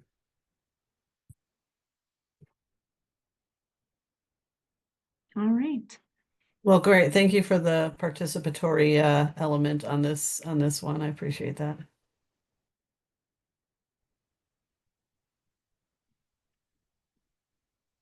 Let's keep moving. All right, not seeing any others. We'll go to the final proposal under Tax and Finance today. And this is concerning funding for county roads leading to state parks. So a couple of years ago, the legislature passed a $29 annual pass, the Keep Colorado Wilds pass, to help fund Colorado's outdoors. This fund collects about roughly $37 million a year in funding. 32 million goes directly to maintaining, operating the 42 state parks. About 2.5 million goes to search and rescue teams, and about $1 million funds avalanche safety. There is not currently any share of the funding that goes to the local community infrastructure and local roads that lead into these parks. And I think that's what this proposal seeks to address. I would turn it over to Commissioner Mitchell, I believe, from Park County, for additional comments. Thank you, Dylan. And it may seem like Groundhog Day from 2023, because we made this attempt in 2023, the bill passed, but it was amended to perform a study, which we have the study that we can use in our defense to get this bill passed. And also it gave a $2 stipend availability to day passes to parks, which in 2024 would have yield Park County $10,620, which does nothing to maintain a road. So I am contending that 35 plus counties, because some parks have entrance from 2 different counties, or 54.6 minimum of the counties provide access to 43 state parks. It's an unfunded mandate to have to accommodate the extreme traffic numbers of recreators visiting the parks compared to our HUTF funding that we get for our county. We already have a funding stream, so that is not an issue with the status that we're going to be in the legislature next year, because the Keep Colorado Wild Pass is dedicated to what Dylan said, maintaining Colorado parks, search and rescue, and avalanche safety. And then any overage is directed to the Colorado Wildlife Fund and the Colorado Recreation Fund, which are both also funded by lottery dollars. And so I say that we divert those funds there to help counties be able to provide safe access to the parks. Just a broad picture, I did get an $850,000 grant from community project funding from the federal legislature. We've applied for FLAP grants, federal access land grants, but That has been paused. Possibly it'll be available for application next year for constant construction, possibly in 2029, but we are in an untenable position. And I am at the point where I've had to tell people that I am not suicidal. I am not going to take myself out because I have been threatened by people across the state who like to visit 11 Mile Reservoir that that they are ready to go up in arms. And we've got ADTs, average daily transit, 1,000 vehicles a day. And we divert already a huge portion of our HUTF to try to maintain these roads, and we are losing the battle. And Senator Baisley has agreed to take up, reserve a bill number and take this bill up again. He took it up 2 years ago, so it ain't our first rodeo. And I think that we have enough ammunition to press hard, and people have been communicating with CPW and DNR already about their dissatisfaction of them not helping us be able to provide access. Thank you. Commissioner Stolzman. Thank you very much, Commissioner Mitchell, for bringing this one forward. I talked with our staff about it in Boulder County because we had tried to follow your lead and Routt County's lead with the fee that the parks let us put on the pass, and they actually denied our application for the fee into our park on the basis of what we're trying to do is provide shuttle service in, because it's got insufficient parking, and we just have, we're right in the Denver metro, so we've got so many visitors that we can't even accommodate them by car. So we were trying to do this shuttle service, and we do this shuttle service, we're paying for it, but they said that that wasn't an eligible expenditure, so we couldn't have the $2 fee, which wouldn't have even come close to covering the cost of the shuttle. It would just be pennies, but it would be something, right? And so they denied our application. So anyway, this is something our staff think is interesting to look at, and an interesting, good idea, and just wonder if there's any openness or consideration of exploring the language to be a little bit broader, because like we do have the needs on funding our county roads servicing the state parks, but it could be like county roads and services servicing the state park, because we see more impact than just on the roads. We see broader than that. So just if the money could be more flexible, that would help us out. But we think our staff think it looks like a promising idea.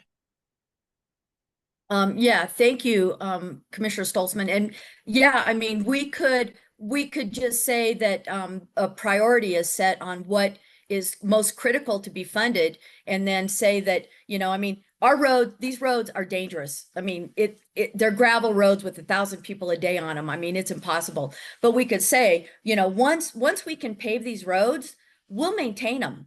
And then the fund can move on to other critical things that are not being taken care of. The state built these parks, people are coming, and we have got to foot the bill. So I agree.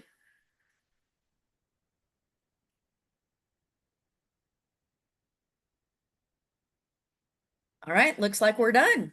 Oh, there we go. Commissioner Hollingsworth. Better late than never. Hey, Amy, thanks for bringing this forward. You know, I helped support the Senate Bill 59, and we did get approved for Golden Gate State Park, but you're right, it's not very much money. So I appreciate you trying to think larger about how we can get more funding. And for us, the road part would be appreciated and adequate because we don't have the shuttles, but I hear what Ashley's saying, that maybe a broader context would be beneficial to more counties. But thank you for bringing it forward. Thank you. Thank you, Commissioner Sandy. Brown. Thank you. I don't want to belabor the point, but I just want to thank Amy for bringing this forward. As you know, Archuleta County spent $1.3 million in paving and milling a road to our state park at the very south end of our county. It was money that we could have spent elsewhere in the community if we were to have the funding to partner on bringing these tourists and visitors to our park. So thank you for doing this. I individually, I'm going to support this. Thank you. Commissioner Lopez. Thank you, Commissioner Mitchell. Thank you for bringing this to us. A recommendation, you might want to reach out to a CPW and see the collection of the Keeping Colorado Wild fees. I think they may have the capacity to really share some of the revenue with counties, because, you know, they go through our county to visit their state park. And at the end of the day, this has to be collaborative and partnering with all of us. So thank you for bringing this, Amy. Thank you, Felix. And I have Cored the documents on the KCW, where the money has, how much has been collected and where it has been distributed to. I had to go through a couple rounds to get the information I thought was really helpful on where the overage had been distributed, but I finally squeezed it out of them, as well as the day pass sales, because they do not make that information public. And we had to pay for an hour of time to actually get that information. I'm happy to share that. But with Fisher Peak, it is looming that is going to be a challenge for you guys in the future, because I think access to Fisher Peak has got to be pretty, a little bit challenging, and my nature could take its toll pretty quickly on those roads. So, and one other thought, we could broaden this also to state wildlife areas. They're less visited than parks, but they are also something that we have to provide access to, so we can have those future conversations. Thank you.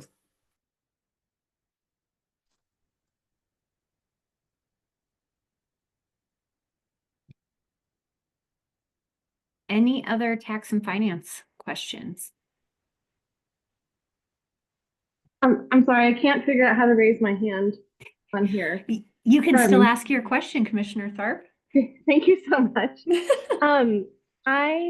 We don't have any state parks up here in Lake County, but when it comes to accessing federal or state land, I'm just throwing this out there. I'm not attached to it, but like the amount of 14er traffic that we see up here is huge, and it would be, I appreciate like all of the flexibility that you all are discussing, and just would want to throw it into the pocket.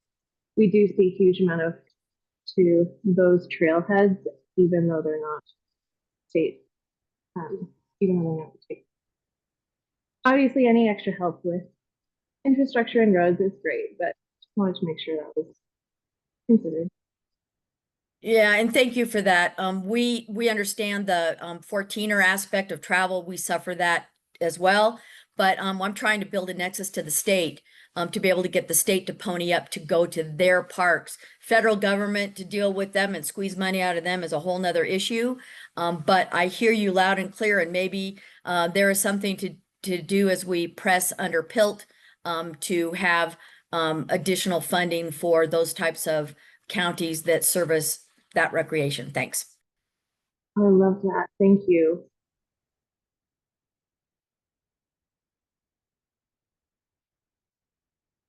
Right. Katie, what's next? Human services. All right. Well, thanks, Katie. Thanks, Kelly. Good afternoon, everyone. Glad to be back with you here in the afternoon as we head toward the final home stretch here of the afternoon. I'm Kevin Neiman, and this afternoon I'll be walking through the Health and Human Services proposed legislation, and we'll be starting on page 65 of your packet with the SNAP benefits bill proposal from El Paso County, which was brought forward by Commissioner Carrie Geithner, and I think Brandon Wilson's going to be back with us this afternoon in absence of Commissioner Geithner. So what this bill is doing is actually a pretty simple concept here, though I believe there'll probably be quite a bit of discussion on this. The Supplemental Nutrition Assistance Program, or SNAP, which has been in the news quite a bit lately with all of the federal funding changes and administrative changes associated with it, currently permits individuals who are on the program to purchase sugar-sweetened beverages and candy. El Paso County is indicating that is despite overwhelming evidence linking these products to chronic diseases such as obesity, diabetes, and heart disease. What they are proposing through the legislation then is to solve that problem by requiring the State Department of Human Services to submit a waiver to the U.S. Department of Agriculture, which runs the SNAP program, to ban the use of SNAP benefits in Colorado for sweetened beverages and candy. Brandon, would you like to talk more about this proposal? Yeah, thank you. I think you covered it pretty effectively. It's pretty simple, right? Our board, just based off of kind of seeing the data and understanding the long-term impacts that consumption of soft drinks and candy can have, and that can also then trickle down to as the board is setting budgets and determining, services that could potentially be impacted by this this issue. There was just a desire to follow the lead of some other states. I know both Texas and Idaho have passed legislation to seek this waiver, and we feel like it, just based off of the current administration's kind of focus on health, that it would be something that we'd like to see Colorado do as well. So always willing to answer any questions. Thanks, Brandon. Any questions for Brandon about sweetened drinks and candy? Commissioner Smith from Gunnison. Yeah, thank you so much, Kevin. And so, Brandon, thanks for bringing this forward. I think that my question is really just related to the administration of a proposal such as this. I know that we're already seeing a lot of additional work requirements put on CDHS and counties specifically to administer changes for SNAP, TANF, Medicaid, et cetera.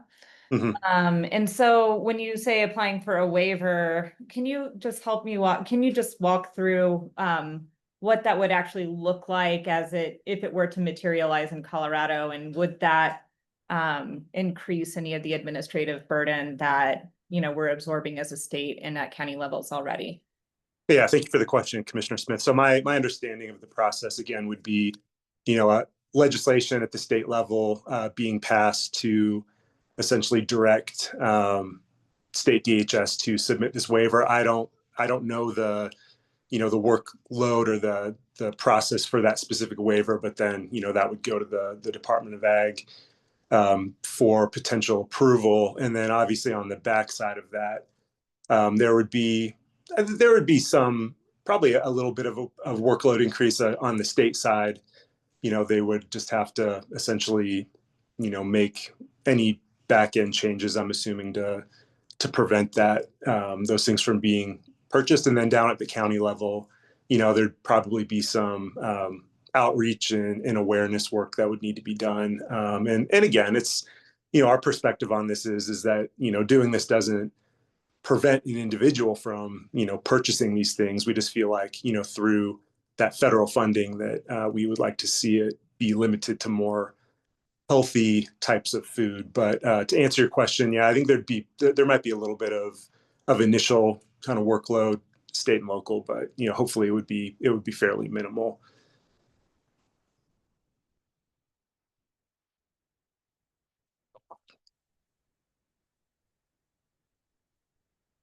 Sorry about that. It took me a second to get my mute button there. We'll go with Commissioner Lopez from Los Animas, and then Commissioner Hollingsworth on deck. Commissioner Lopez. Thank you, Brandon. You on your statement, if an individual chooses to buy these products, so where is going to be, in a sense, the accountability? That would be my first question. And then kind of building back on to Commissioner Smith's question, the fiscal note, and I see Heather is coming up, which I'm really glad to see what her perspective is going to be from CDH. As from the entire perspective, it is a great idea. I support that 100%, but it's going to be the management of such, because if we're going to have the ability for individuals to do or not to do, well, I think at this point in time, we may have that capacity now, but I'm going to yield that portion of the question back to Heather, because she works on the ground with this type of a challenge. But that would be my question, Brandon. Thank you for bringing that forward. Yeah, thank you, Commissioner Lopez. And so I think your first kind of question was on the accountability side. And again, right, our goal is to, for those specific funds to not be used. Again, if I was, I'll use myself, if I was on, receiving these benefits, nothing could stop me from using my own personal money to purchase, but we're just wanting to limit through that federally funded money from an individual using their EBT card to be able to purchase those types of products. And so, yeah, like I'd be interested in hearing, some of these other perspectives too from the more the state level. But yeah, it's just kind of a focus on healthier food options, because when that is prioritized, you do see over time, positive downstream impacts with health outcomes and other things as well. And so, yeah, I think I answered part of your question, but yeah, willing to expand a little more if you didn't quite get what you were looking for. Thanks, Brandon. We'll move to Commissioner Hollingsworth and then Director O'Hare on deck. Hi, yeah, my question might be similar to Felix's. I'm just wondering how the enforcement is going to be. It seems like this would put the onus on the grocery stores, the Quick Marts and the little mom and pop grocery stores, to have to monitor that. So I don't know how that would be implemented. I don't really know how the no cigarettes part was implemented. So maybe there's a similar mechanism that the retailers use. But if you could answer that aspect of the implementation, that'd be great. Thank you.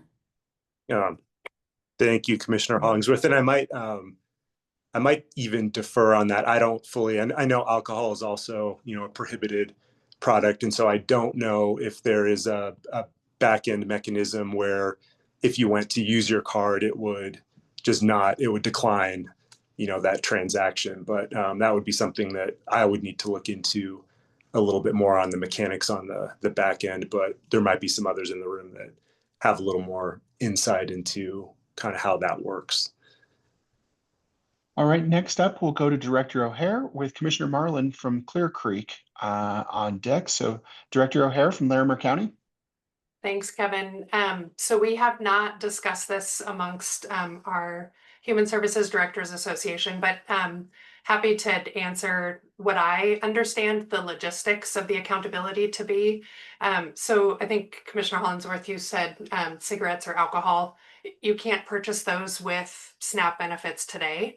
It is actually not on county staff don't do anything with that accountability, but neither do grocery store staff.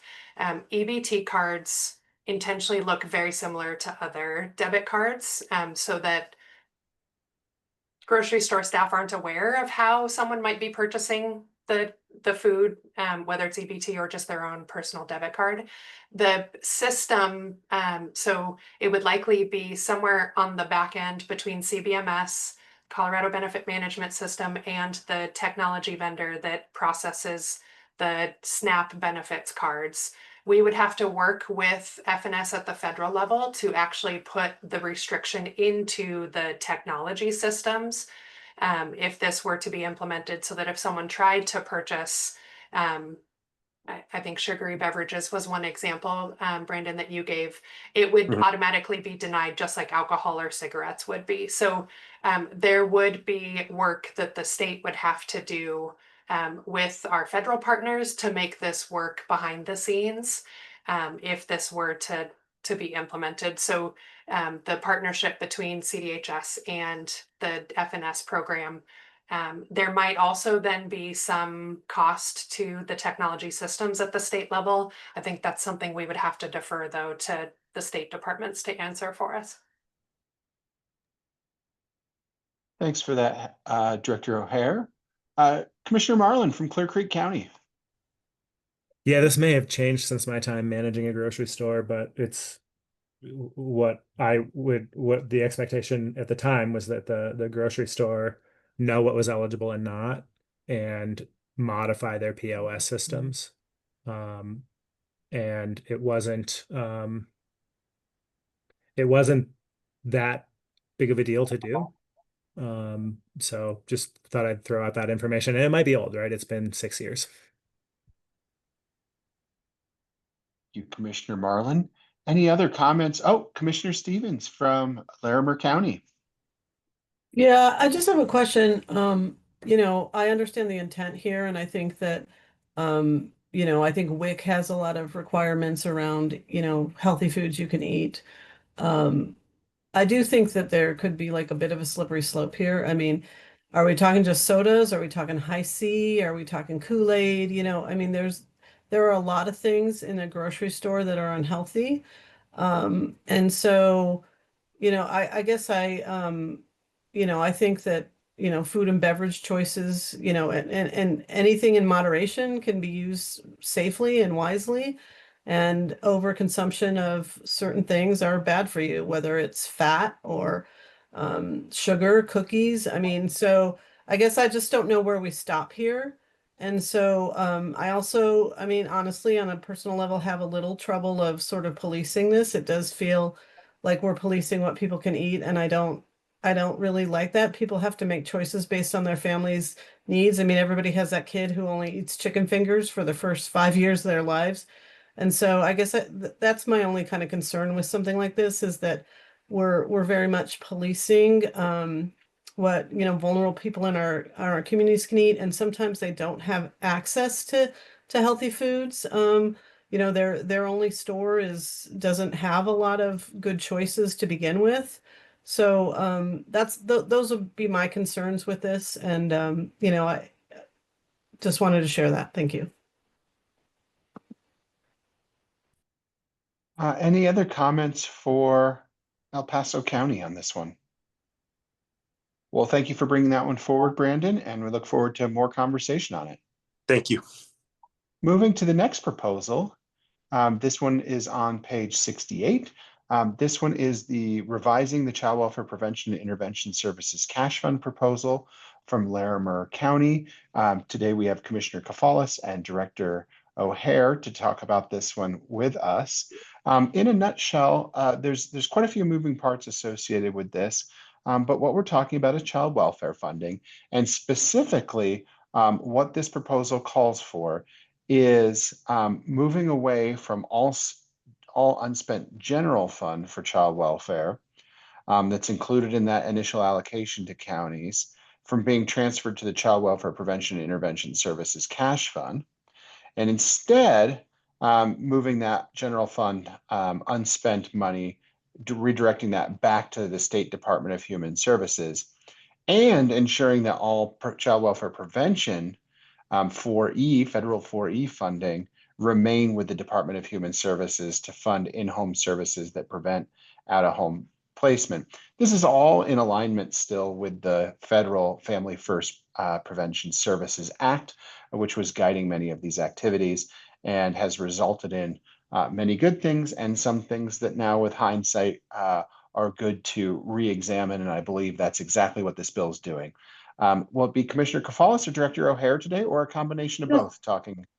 Commissioner Kafalis is not present today. I will start off as Commissioner Joy Shai McNally, as we decided, and then I'm going to kick it over to our amazing, outstanding Human Services Director, Heather O'Hare.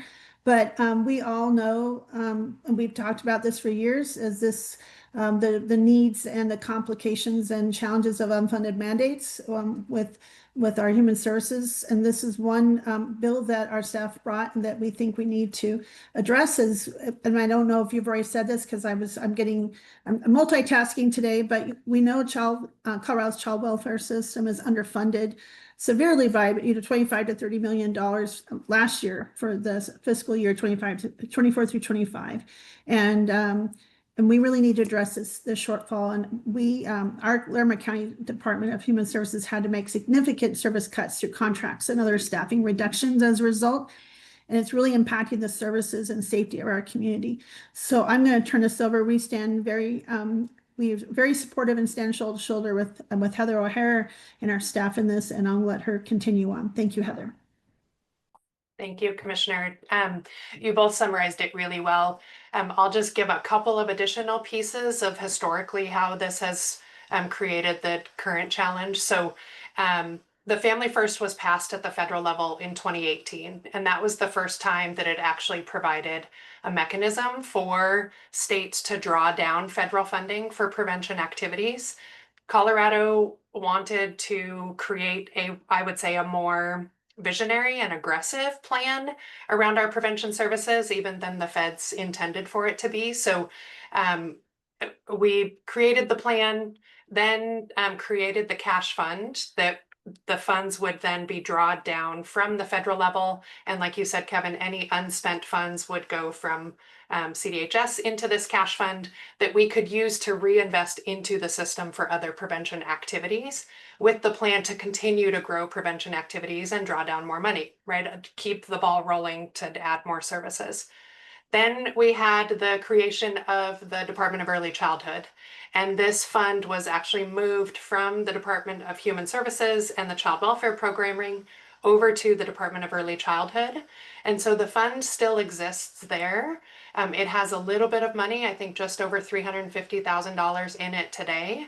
But the use of those funds are under the authority and decision-making of Dr. Lisa Roy, completely disconnected from child welfare programming and all of the budget constraints and significant needs we see growing in child welfare that counties have to fund. And so we would like to repeal that piece of it so that the funds stay in the Department of Human Services and in child welfare, so that we are funding prevention services to prevent foster care, which is what the feds intended for the drawdown of the prevention dollars. It wasn't intended to prevent involvement in child welfare at all, although as a state, I think philosophically that's where we all want to be. But now when we have the child welfare system, upwards of $25 million underfunded, we need this funding to come back to child welfare to help us fund the services that counties are paying for today to keep kids at home safely and not go into foster care. Okay, questions for Commissioner Shattuck McNally or Director O'Hare from Larimer County on this proposal? Commissioner Smith, you're first up from Gunnison County. Yeah, thank you. And Heather, I just being on the CWAC, we see how complicated these funding mechanisms are. And of course, we've had a very, more than a year's long process untethering the allocation formula and really taking a deep dive to understanding that and looking at different allocation models. And prevention has been an issue that, has been described as very inconsistent in terms of its definition and application across the state. Can you help me understand how this funding proposal intersects with that conversation? It's a very good question, Commissioner Smith. So, and there are a lot of different technical pieces to it. So this proposal would actually assist the CWAC in making some funding determinations of what prevention and child welfare should look like. If the structure remains the same, counties could continue to expand capacity for prevention where counties are able to do it within their existing funding today. But if we were to, let's say, collectively pull together and implement a service that we know would draw down more federal funding for us to continue building prevention and child welfare, that money would go to the Department of Early Childhood. And it's completely outside of the purview of the Child Welfare Allocation Committee. So this could actually help the CWAC and give the CWAC some additional ability to really expand what prevention should or shouldn't look like in child welfare, and then have some funding to go along with it. And then it also, I think, incentivizes the system a little bit more. And what I mean by that, I'll give a really specific example. Counties are talking about how we might implement one of the models that is approved at the federal level that would draw down more federal funding. There really isn't the incentive for counties to implement that when we know it's going to be a lift for us to fund the implementation, and all of the money then that we would draw down would go to a different department and doesn't help then filter back into the child welfare system. So I think in order for the CWAC to get to where I'm understanding the CWAC is hoping to get to, this change has to be made so that there's also funding to be then available for the CWAC to discuss. Can I ask one follow-up question? Oh, wonderful. Commissioner Smith, still from Gunnison County. Thanks. So Heather, I'm just kind of trying to wrap my mind around all of this because it's fairly complicated. But with this going to the Department of Early Childhood Education currently, do we have any sense of, is it being utilized currently for early childhood education, subsidizing CCAP or any of these other programs in ways that are also potentially justifiable as prevention. I'm just curious, like, if we're moving the pot from one place to another, I'm just wondering if we have a sense of what that might impact. So, like I said earlier, there is a little over $350,000 in this trust fund now. This is the first time that the fund has actually had money in it. So the trust fund is going through the process, working with the Department of Early Childhood to figure out how to spend that. The statute reads that counties, other community service providers, anyone really in the state would apply to the trust fund and have their application granted and funded like a grant. So they're working through the process of that now and what that might look like. But counties would have to, if counties are implementing the programs that are drawing down more money, we then have to apply to the Department of Early Childhood to be able to then receive that funding and spend it to continue building capacity. So they're just now figuring out the implementation of how to spend it. So figuring out this change, I think, is really crucial timing right now. I'll just editorialize for a moment here while folks wait for their next question. It's a little bit frustrating to me when I hear about, well, we all know that there's some serious funding challenges in the basic services that we offer, whether it's in childcare, whether it's in child welfare or other services. It's a little frustrating when we hear about funding that's going into an area and then folks are still trying to figure it out and how to use that funding. And that might be a great purpose for it, but when we have such basic needs in the core offerings that we provide today, that's just a little bit frustrating to hear. But just a little bit of editorializing to see if there are any other questions. I don't see any coming in, so thank you, Commissioner Shattuck McNally, Director O'Hare. We will move on to the next bill, which stays in the Northern Colorado region here with Larimer County, and that is revisions to the legislative fiscal note process and a 5-year look back. So this proposal is doing two different things.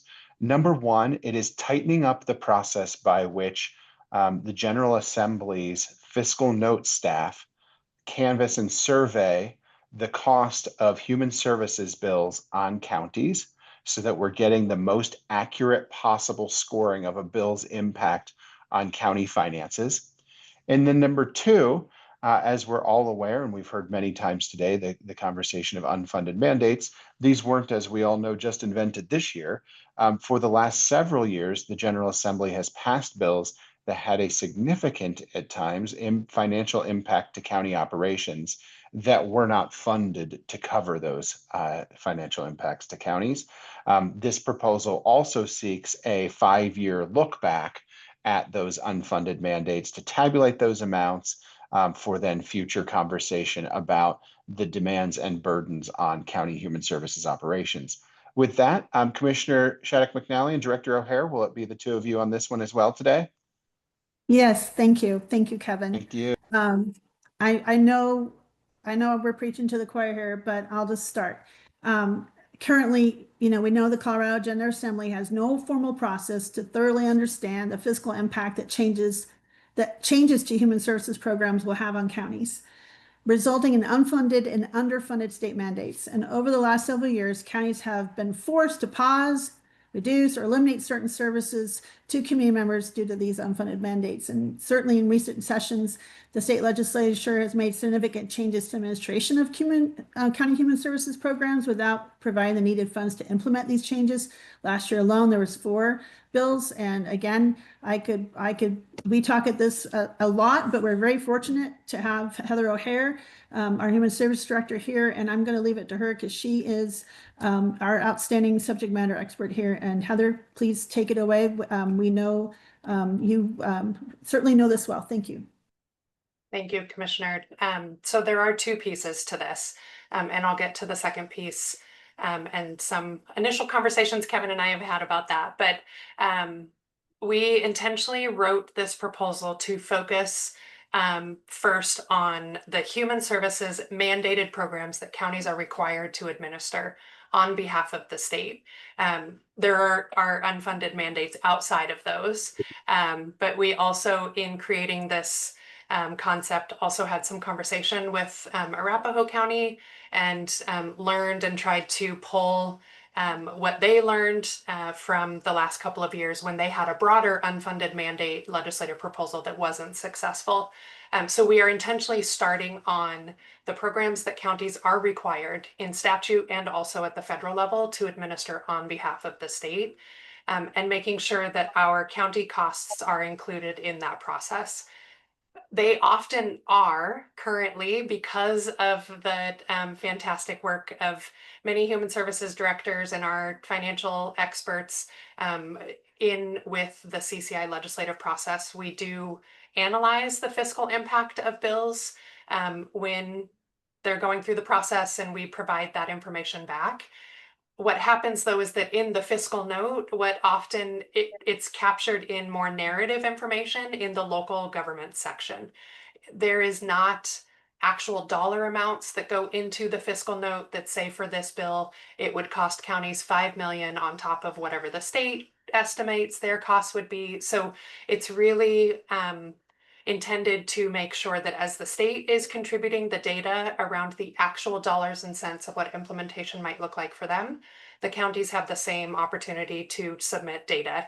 It will take some work on our end, right, to structure the process we have currently and make sure that we can contribute that data across the very different needs counties have, small, medium, large, it looks very different. But I am confident, and as the legislative chair for our Human Services Directors Association, I know that we can get to a very formal, structured process so that we can contribute the data and have this be successful. The second piece, and this could potentially drive a fiscal note on this concept. So I'm very open and we'll continue talking with Kevin about what this might look like. But there is significant legislation.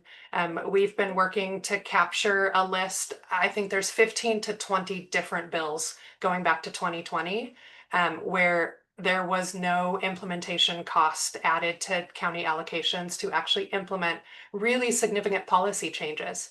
We're talking about the Social Security benefits bill last year that we had a lot of conversation about, providing child welfare visitation in incarceration settings for parents that are incarcerated, right? There's a whole ton of work we have been required to just absorb into existing funding that we are hopeful that we might find a way to quantify that and then also provide that information into the legislative process to be able to have it documented of how much we have absorbed that is really creating the budget crisis today that we have across these programs. There are ways we might be able to get to that, right? Maybe we just highlight some of that in testimony when the bill works through the process. We can think about all the pros and cons of that. But I certainly, and I haven't had this conversation directly with our Larimer County Board, but we would prioritize the fiscal note process revision first and foremost, as that would be my recommendation. And we just find ways to include the 5-year look back and the cost of what counties have had to absorb if that would in fact kill the bill or kill a bill in the process. So I think there are ways that we can finesse that second piece to really drive home why this is so important and why it's so important right now before we talk about any future changes to these programs. So I'll stop there, Kevin. Thank Director you. O'Hare, Commissioner Shattuck McNally, your bill proposal has drawn some popularity here. I'm going to go in the order that the hands are on my screen as well, because they all sort of came in at the same time, and it's also in alphabetical order. So we're going to go first with Commissioner Campbell from Arapahoe, then Commissioner James from Weld, and then we will round that out with Commissioner Marlin from Clear Creek County. Commissioner Campbell. Thank you very much, Kevin, and thank you to Larimer County for bringing this proposal. And this is how we all learn from each other and become effective. So I think you can imagine that Arapahoe will be supportive of this, although we haven't taken an official vote on that. But I think this is really wise and a clever way to chip away at this issue. And I think it's one of the pieces that for us, when we're lobbying and talking to our legislators, an important aspect of this bill is that sometimes because counties as a whole overall are still trending more Republican-led than Democratic-led. I think sometimes our legislators think that when we are talking about opposition to their ideas and using fiscal impact as a key reason and how much implementation will cost and all of that, they think it's a pretense for substantive disagreement.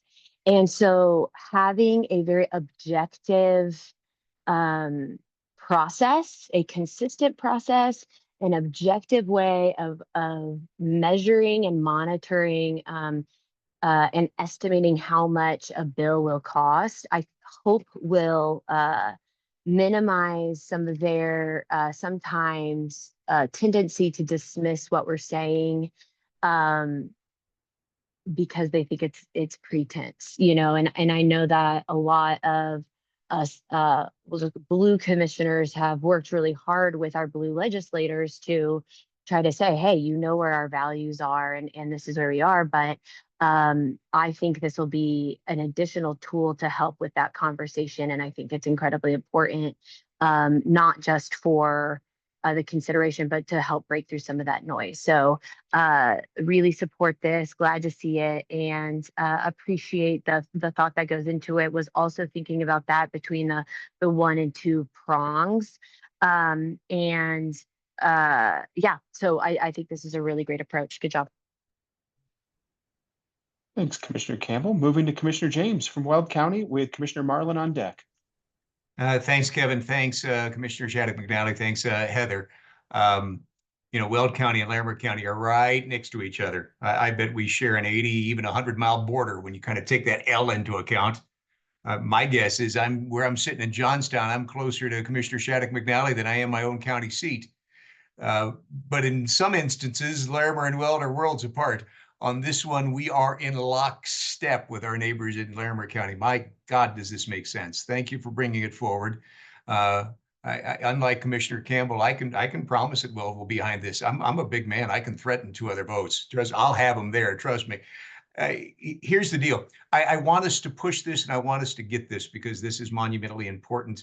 And then next year, let's tackle this not only to DHS legislation, but to all legislation. Why isn't the state legislature considering the impacts on local governments? They should. And so thanks. We'll be behind you. Appreciate it, Heather and Jody. Thank you. Okay, next up we have Commissioner Marlin from Clear Creek County. Yeah, thank you. Also really like this idea. Can you help me understand, both of you, Heather and Kevin, are really good at sort of calculating the possibility of getting something done. This feels like it could be a really big fight. My hope is that because we're talking DHS legislation, there would be concern for unanticipated state fiscal impacts as well. Do you have the sense legislation like this may have a path, or are we is this a multi-year effort? Like, just give me a sense for that. Yeah, I can start with that, and then Director Hare, if you'd like to weigh in as well. So these types of initiatives do come up every once in a while, or types of proposals come up across different disciplines. We see it with education. It was broader with local government several years ago as well as it relates to the fiscal note process. I think that it always yields a very good discussion with the legislative council staff that do the scoring for the fiscal notes and are the ones surveying for information, churning through that, spending their time to meet with us, spending the time to go through the data. So I think that this will get elevated incredibly quickly through legislative council. Then in terms of its legislative, it's sort of legislative prognostication here. If we were crystal balling it, I'm not really sure yet. I think we need to have those initial conversations with legislative council. On the second part of this bill, the piece to do a 5-year look back, I think that's one of the most important things across areas that folks have been discussing in terms of really having the ability to quantify what the actions that the legislature are doing to county budgets. I think that's incredibly important. I do think, as Director O'Hare mentioned, that it will drive a fiscal note. The state agencies will say that they need funding to help comply with this. So that could be challenging in this budget climate. But I think both of the components of this bill are incredibly laudable efforts and ideas at getting additional information into the discourse about the impact of legislation on counties from a fiscal perspective. I think the only piece I would add is that the House bill, and I can't believe I'm forgetting this number already, House Bill 25-1271, the Social Security bill last session, because of the great work Kevin, did with the legislative staff. That's a really good example of why the bill changed so much in the end, is because we were able to quantify the implementation impacts and the impacts to the child welfare funding and what that would mean for state and counties, that ultimately the bill had to be changed with some pretty significant changes in the end, if anything was going to make its way through, because there wasn't funding to cover that. So I do think we have some recent examples of where we have had some success with an approach similar to this, that I think we could leverage and continue to move those forward as lessons we've learned. I believe we'll go to Commissioner Stevens here from Larimer County, as I believe Commissioners Campbell and James still have their hands up from their prior comments. However, if that's not the case, then and certainly if you leave your hand up, I'll call on you again. But first, we'll go to Commissioner Stevens from Larimer County. Sure, thank you. Just want to say I agree with Scott that it would be nice to apply this to all legislation. And I think that Human Services is a great place to start, and that's why we've started here. And also because we're seeing all these deficits in the Human Services area, it makes sense to really start in this space. Also, Heather is leading the charge, and that's really helpful at the state level to do that. But I think that Heather's right. We sometimes catch these things and we can make the case in person that this is going to cost us a lot of money, but wouldn't it be better to have it initially right away in the fiscal note so we could see those implications right away and not have to feel like all hands on board because we have to fight this thing that's going to affect us. I mean, I think we would still have to testify for that, but it wouldn't be this sort of panic situation around finding and figuring out these bills that are really going to affect us. We would know those from the beginning, and I think that would be really helpful. Thank you. Thank you, Commissioner Stevens. Commissioner Campbell, thank you for your note in the chat there. Commissioner Campbell from Arapahoe County up next. Thank you. So just to piggyback both off of your and Director O'Hare's answers to Commissioner Marlin, based on lessons I learned in a couple years ago. So some of the main pushback we got were from labor and environmental groups, because we know that labor bills and environmental programs cost money. And so they were concerned about having a fiscal note on things. We had started to kind of whittle away at that argument by saying, yes, they cost money. And so let's just be honest about it and not bury our heads in the sand. So we had started kind of getting there, but not fast enough to do away with the opposition that already was created. So that issue, I think, also relates to maybe the wisdom of the scope of this bill, and B, issues that we can anticipate when we go for expansion, which I agree with my good friend and Commissioner in Weld about the need to expand on that. But I think we can anticipate challenges there. But also that if we get this passed, then we have a good argument for expanding to other areas. But then again, that people who see us doing this may also see that play.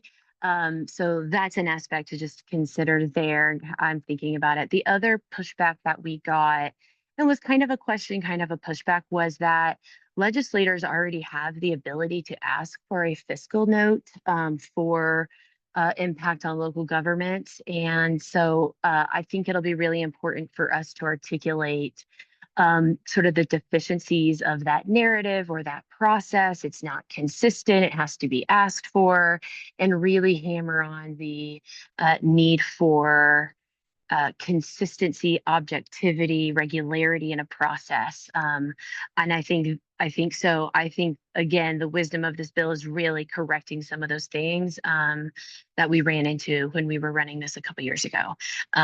Yeah, so kind of just piggybacking off of obstacles, probability of success, all of that. And I will say at that time, we had both representatives and senators who are willing to take this on. And I think if I've heard through the grapevine, their legislators are still interested in this. During that time, I've also been kind of bending the ear of Senate President Coleman, as well as Speaker of the House McCluskey. Both have said that they're open to conversation. So like Kevin said, this maybe can get escalated very quickly. So I feel hopeful about it. That's all I got. Thank you, Commissioner Campbell. Any other comments? I don't see any hands coming up, but we'll give it just a moment. Okay, seeing none. Thank you very much, Commissioner Shattuck McNally, Director O'Hare, for those not just this last proposal that we just did, but also the one previous. So now closing out Health and Human Services on page 77, for those of you following along in your packet, we have Jefferson County's proposal, which is addressing county flexibility and funding, and we'll have Commissioner Dahlkemper back with us for this one. This one is related to the Supplemental Nutrition Assistance Program, or SNAP, that we've discussed a couple times today, including in this Health and Human Services proposal section. So what this bill is, or proposed bill is seeking to do, is provide a temporary waiver that would lift the prohibition against a county spending county funds in an amount that exceeds the 20% share of costs that is outlined in current statute. So it would allow counties to spend beyond the statutory limit that exists today in administering the Supplemental Nutrition Assistance Program, or SNAP. Commissioner Dahlkemper, are you with us this afternoon? So I'm playing the role of Commissioner Dahlkemper again. You wish you had Commissioner Dahlkemper here, but you're stuck with me again.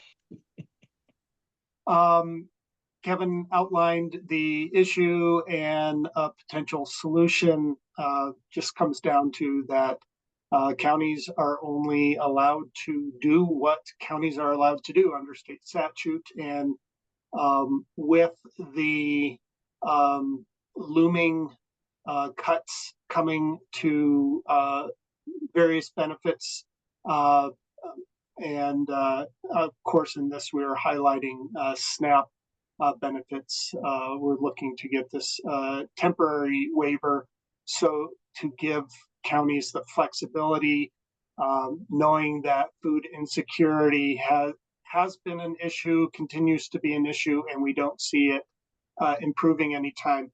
Absolutely something that at the county level we want to make sure we have the statutory authority to do what we can to help alleviate food insecurity in our county.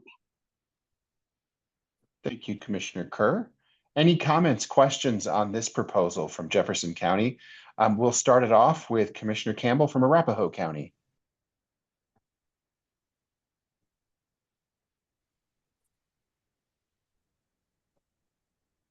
Commissioner Campbell, if you're speaking right now, we can't hear you. So what we'll do is we'll go to Commissioner Mitchell from Park County, and then I'll come back to you, Commissioner Campbell. So Commissioner Mitchell from Park County. Thank you, Kevin. This could be kind of parallel to a proposal we discussed a couple years ago about being able to use general fund money on roads. I fear the unintended consequence of the state saying, oh, counties, you have additional revenue to put towards SNAP, so we are going to reduce funding to SNAP.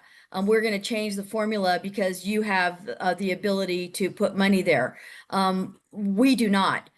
we are in a huge budget challenge, and I just worry about that. Possibly there'd be another nexus, but we utilize food banks, the faith community, and the benevolence of residents here to donate to the food banks, and our senior coalition to help seniors and everyone. Actually, Senior Coalition helps everybody through our Council of Government. So I just wanted to throw that out there, that that could be a concern. Thanks. Thank you, Commissioner Mitchell. Back to you, Commissioner Campbell. Let's try this again.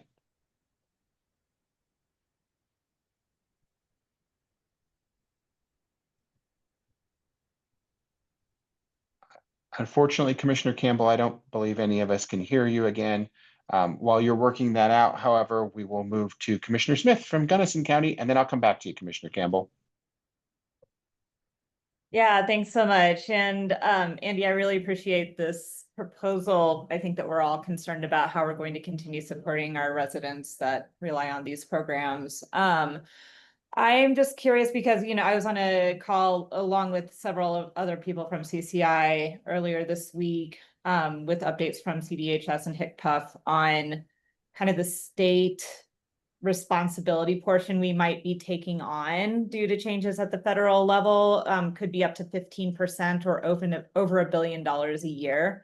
And so I'm just, that's in the back of my mind, and I wanted to plant that into this conversation because I don't know how the state is going to start wrapping its arms around that particular issue. And so when it comes to what we administer or have discretion to spend at the county level, I do share a little bit of concern, as expressed by Commissioner Mitchell, about what could be getting shifted over into county labs unintentionally.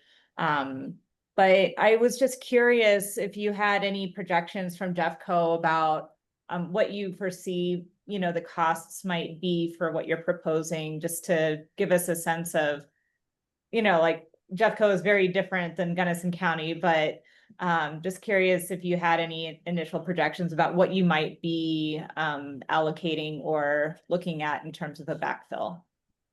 Yeah, so in response both to you and to Amy, yes, I think we all kind of that question of the Pandora's box thing, opening this up. And I think that's one reason why we picked one specific benefit and very specifically laying that out there. So it's not just kind of opening up that.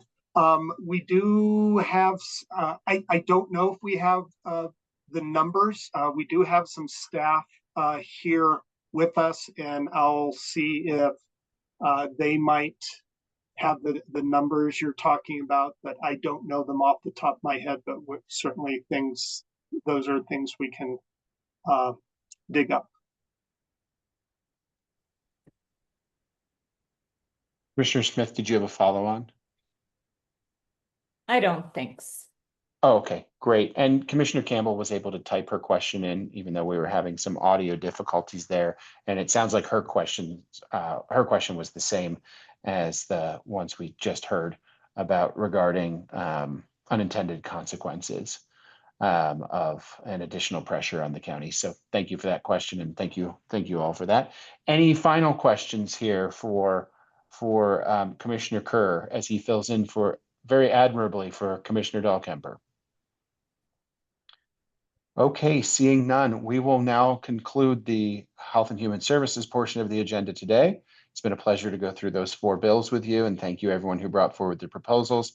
And we'll be moving over to Katie first, who will kick it off with Morgan County under the Land Use and Natural Resources Steering Committee. Have a great weekend, everyone. So if it's okay, I'm going to take a little bit of a liberty and talk about the Grand County, yes, the Morgan County proposal on page 79. And then towards the end of the land use portion of your packet is the Grand County proposal on page 91. Both are in kind of this zoning enforcement lane. So then we can just kind of have one big discussion about it. So at a high level, the Morgan County proposal is about zoning and building regulations and nuisance ordinances. And the enforcement of that. Their solution is looking at increasing the penalties for those, as well as kind of giving parallel powers between or across the district and the county courts. Commissioner Bernhardt, anything you want to add or correct for me on that? Thank you. That really kind of sums it up. I'm going to defer a lot of it to our county attorney, who is also online. Over the last year, though, we've enforced some zoning violations that have been pretty major. The cleanup's been in the tens of $1,000s to clean them up, and the legal process has been very lengthy, which adds to the cost of everything. And given the fact it is going through the legal process, I thought the best one to be here to answer questions would be our attorney, Catherine Sellers.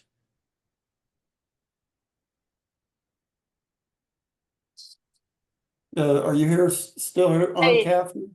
I am. Thank you, Commissioner Bernhardt. So the basic gist of this proposal has got several levels to it, as Katie kind of provided an overview. One is to really streamline the avenue and the specific court where the remedies can be sought, and to combine those. And currently, as the proposal explains, fines and penalties can be sought in county court, injunctive relief can be sought in district court, but you cannot seek fines and penalties in district court, and you can't seek injunctive relief in county court. And so the proposal aims to streamline that. So the counties only have to go to one venue to get both sets of relief. And in addition, the proposal would seek to increase fines and civil penalties. And the county's statutes lag quite a bit behind municipalities and their abilities and their level of fines. And I'll be honest with you all, I've been a municipal prosecutor as well. So I come from that world, and I can see how the county's statutory confinements in enforcing all three sets of these regulations and ordinances really keep counties from taking those enforcement actions. It makes it very, very difficult to get what you need, and also undermines, I think, in some aspects, enforcing the regulations against people who are willing to come in and get building permits and get land use permits and are willing to comply with, ordinances. They see their neighbor not doing it or not having to do it, and it makes it very difficult for counties. So the goal is to hopefully make it more streamlined and put more tools in the county's toolbox in order to enforce their regulations.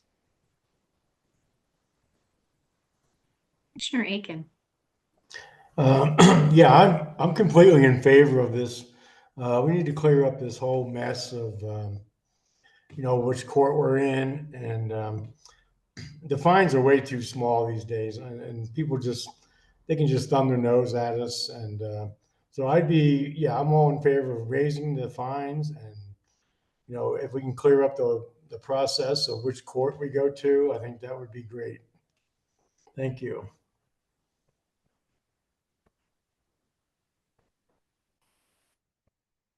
And then just quickly on, Commissioner Mitchell, go ahead.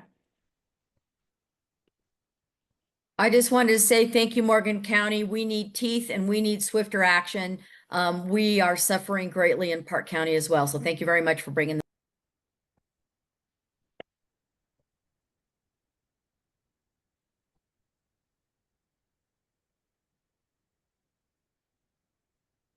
And I think, at a high, I unfortunately didn't have an opportunity to look quite as closely and looking at the comparing and contrasting Grand County's proposal with Morgan County's proposal. But again, the same vein of zoning enforcement statutes. Is Commissioner Linke on, or anyone else from Grand County want to speak to your proposal more specifically? Game here. And again, Grand County's is on 91. They did provide pretty lengthy proposed language that is linked there. So if you go to the online version of the packet, you'll be able to take a look at that. And I don't see anyone from Grant County, but Adams County is on. Is that Jillian, perhaps? Yeah, this is Jillian. Hi, everyone. I'm not a commissioner. I do legislative and government affairs for the county. We've been digging into similar, code enforcement issues, and I just wanted to, I haven't read both of the proposals in completion yet, but we are running into issues where judges don't believe in the code enforcement ideas sometimes, and they end up lowering the fines to $1 a day. I don't know if that's something other counties are running into, but wanted to just see while we're talking about this, because this has been like a legislative idea, and I was excited to see kind of 2 other counties in the same area of law, but wanted to ask that, and if either of this legislation would help with that problem. I can take a stab at that. I think the answer is it could. The devil's all in the details and the wording, but I think, if the statute set minimum fines or allowed the county to set minimum fines and have that graduated schedule and require the courts to at least impose that minimum fine, then that would give the control back to the counties, I think, saying, maybe a first offense is X number of dollars and a second offense is X number of dollars. So you have repeat offenders, and the court's just mandated, if they find the person in violation, they're mandated to issue that fine or civil penalty. It could certainly be worded to address that. Okay, great. That's great to hear. We're meeting with the commissioners to kind of talk through this idea next month, but I might be reaching out to both Morgan and Grand County to kind of ask about that as well. And we would love to be as helpful as we are able as we dig into it. Thanks. Commissioner Marlin? Yeah, I won't pretend to know all the nuance of this, but I just wanted to speak in support of doing something here. I think the way I would characterize county zoning enforcement authority right now is we're pretty good at making sure the people who are committed to following the rules do so, and have to go through a lot of hoops in order to do so. People that are committed to not following the rules have a lot of loopholes they can exploit. I mean, there are people that there are cases we've been working on my entire time in office without any resolution, because people can just feign to not know the rules and just continue to play the system. So thank you for bringing this, Grand. I know that my county attorney is really enthusiastic about this, and we'll be with you. Thank you. Thanks. And I'll be reaching out Morgan County to maybe set something up with Grand County and just see where there might be some alignment, and if you would be willing to kind of combine proposals since they are where there are similarities and agreements, if possible. Commissioner Porter Norton. Sorry. Oh, sorry. No, I was just gonna let you know that I've spoken to Grand County, and we think the proposals can be aligned and submitted as one. Okay, that's great. Thank you. Sorry, Commissioner Porter Norton, go ahead. Oh, that's okay. I'm enthusiastic about this too, and I'd like to ditto what Commissioner Marlin said. We have 2 areas of the county that were the first thing I was briefed on as a commissioner, and they're just horrid. And what George said is so true. It's we don't have the tools to do what we need, and then it causes wildfire danger. It causes problems with adjacent neighbors. I mean, the list goes on. And between all of us, it's just really frustrating not to have enough tools in the toolkit. So thank you. Thank you. Okay. So if there's nothing else on that. Oh, we've got Ragnar. You are on mute, Commissioner. I'm on mute. Yes, I am. There you go. Hey, I'm really sorry I had to step away for a second when this conversation started, and I appreciate kind of the words of support that were going on here. I just really want to, one thing that we're encountering, and if you guys already covered it, I apologize, is that we have developers who are actually just like, they'd rather pay the fines than follow the rules. So that's kind of one of the big things that we're looking to get have this fixed. So apologize if that's repetitive, and thanks for all the discussion on this. No, that's really great background and really helpful. So thank you.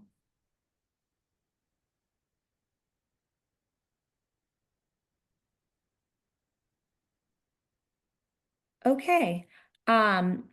So then going back to the order in the agenda, we'll go to page 82 of the master proposal packet.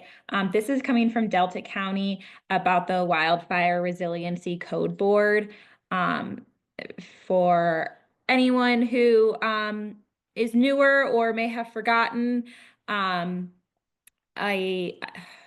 I'm going to blank on the year. I want to say it was 2022 or 2023. The legislature created the Wildfire Resiliency Code Board that Commissioner Stoltzman is the county representative to determine what would be, at a very high level, what would be considered the wildland urban interface, and prescribe a set of building codes for new structures as well as significant remodels of existing structures that would promote wildfire resilience as well as mitigation standards. And counties are required, as well as municipalities are required to adopt those if they are in the WUI. What Delta County is proposing to do would allow for a phased in approach through 2028 to the code adoption. They are seeking to redevelop the maps that identify the wildland urban interface, or WUI, and also provide funding to staff up building departments, or correct me if I'm wrong, assist those counties that don't currently have building departments create their building department so that they can comply with the statute.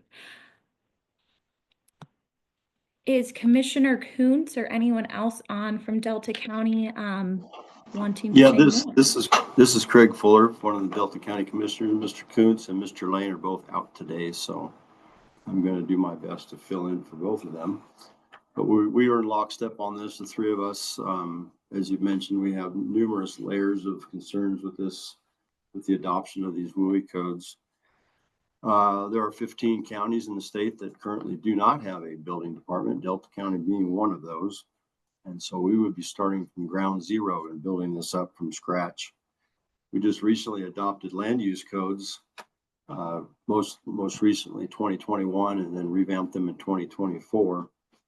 And everybody that showed up for those meetings were equally concerned that this was going to turn into a building department, and we assured them that it would not.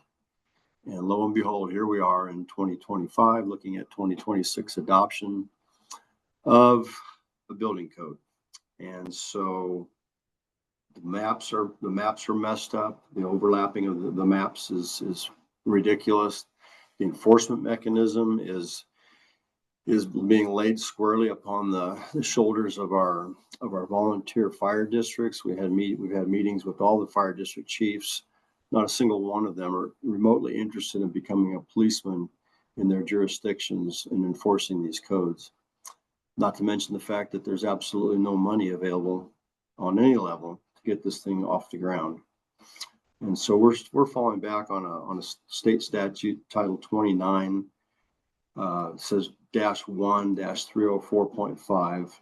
It says, in the event that such additional monies for reimbursements are not provided, such mandates or increased level of service for an existing state mandate shall be optional on the part of the local government. And so we literally have no option at this point, that we're going to have to lean heavily on that shall be optional portion. And Mr. Coons is attempting to at least level this thing out over the course of several years, kind of the phasing in operation that he was talking about. But the reality of it is there's going to be a whole lot of people that are going to have some ropes in their hands and be looking at some tall trees as soon as we touch this thing, because they don't want building codes. They don't want to be told what to do with their private property. And it's going to be an absolute fiasco if we go down this road. And so We're just simply asking for some tools that they'll make it available to us to, first of all, educate people that there's some things that they're going to have to look at very seriously, because the insurance industry is heavily behind this, obviously. The insurance companies are in the business of cashing checks, not writing checks. And so they want to see this thing go through.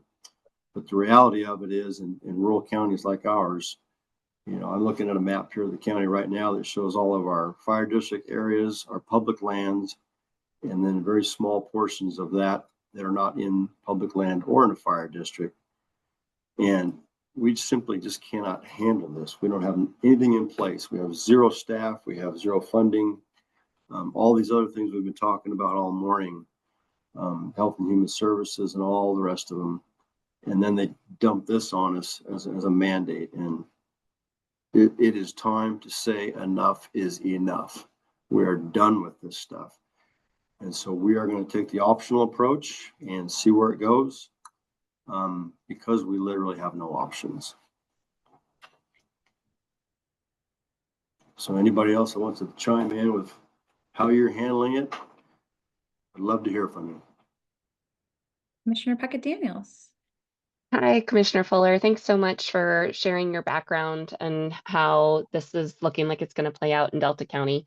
While Delta and Gunnison are neighbors and we share a lot in common, I know we have really different philosophies when it comes to land use codes and building codes. And so we're in a really different place than you are. We voluntarily adopted the WUI code a few years ago with our Planning Commission and our Board of County Commissioners, partly to try to get ahead of some of this state mandate.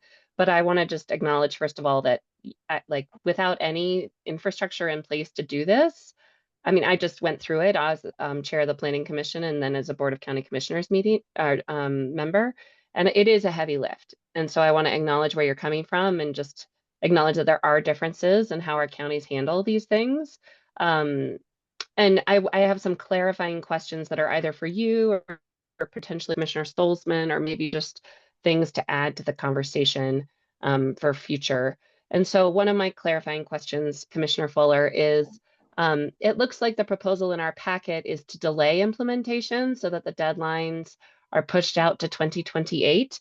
But what you've shared today is like pretty categorical opposition to this legislation. And so I'm wondering if you are actually proposing the delayed adoption dates, or if you're really intending to propose not complying at all. That's a very good question, and the answer is yes and yes. Personally, I'm opposed to it, but I'm not here to represent myself. I'm here to represent the people. Most of the people that I've talked to are in opposition to it as well.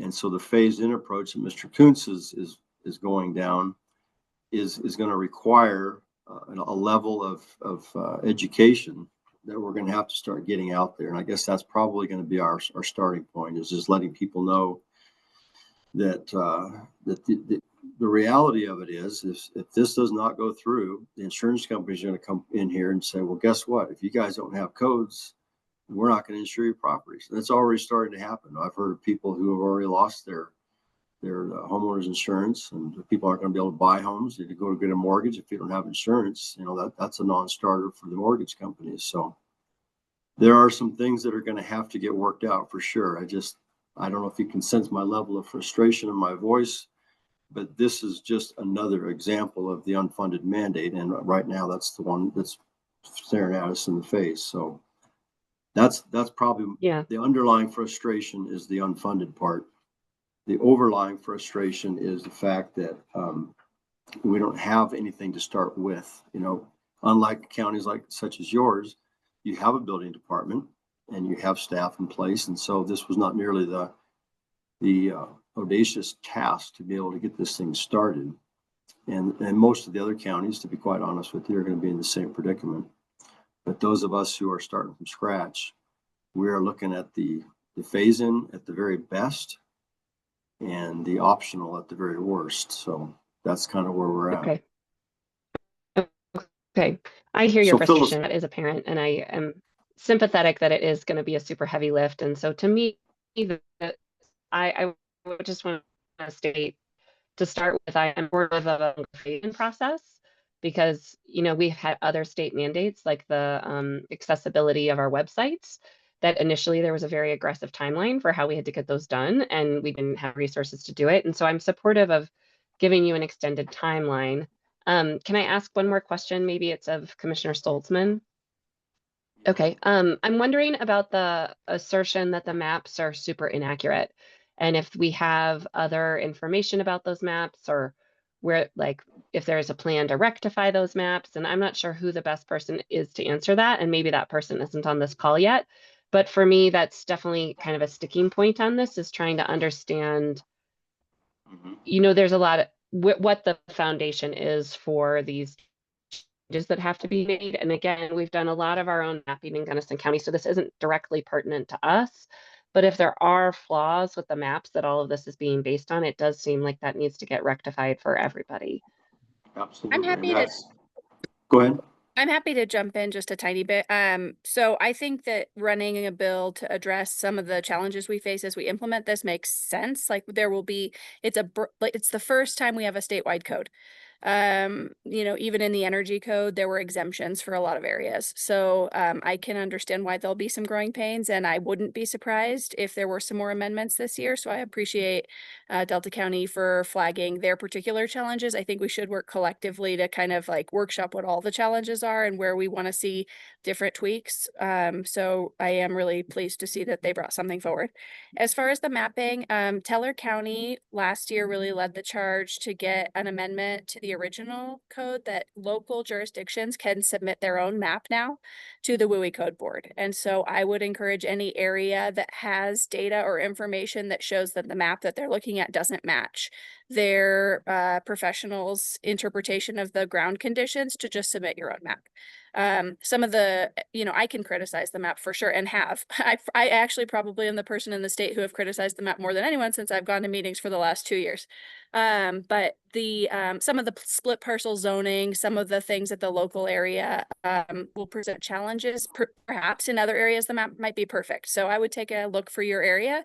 It's based on the wildfire intensity map that the Forest Service has, and then it basically takes 28 acre hexels and averages them across it. So, you know, we can have a good discussion about whether that's a good way to look at fire risk versus wildfire risk versus how you implement a regulatory zoning map.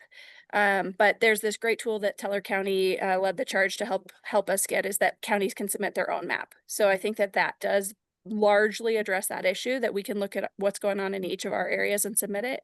And just one other asterisk I want to put out there for folks is that the original legislation does say that if an area doesn't have the capacity to do this, that they can ask the state to do the wildfire code enforcement.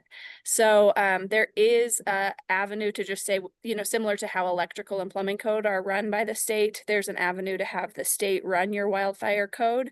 That's really interesting because they gave the state no money to do it. And so it would be fascinating to see what would happen if we all just said, all right, we want the state to do it, because we all know they couldn't, but that is out there now. So I would connect with State Forest Service and talk with, you know, Chris Burnett and others about what the state's planning to do. They have a survey out there to just see how many people want the state to step in for support.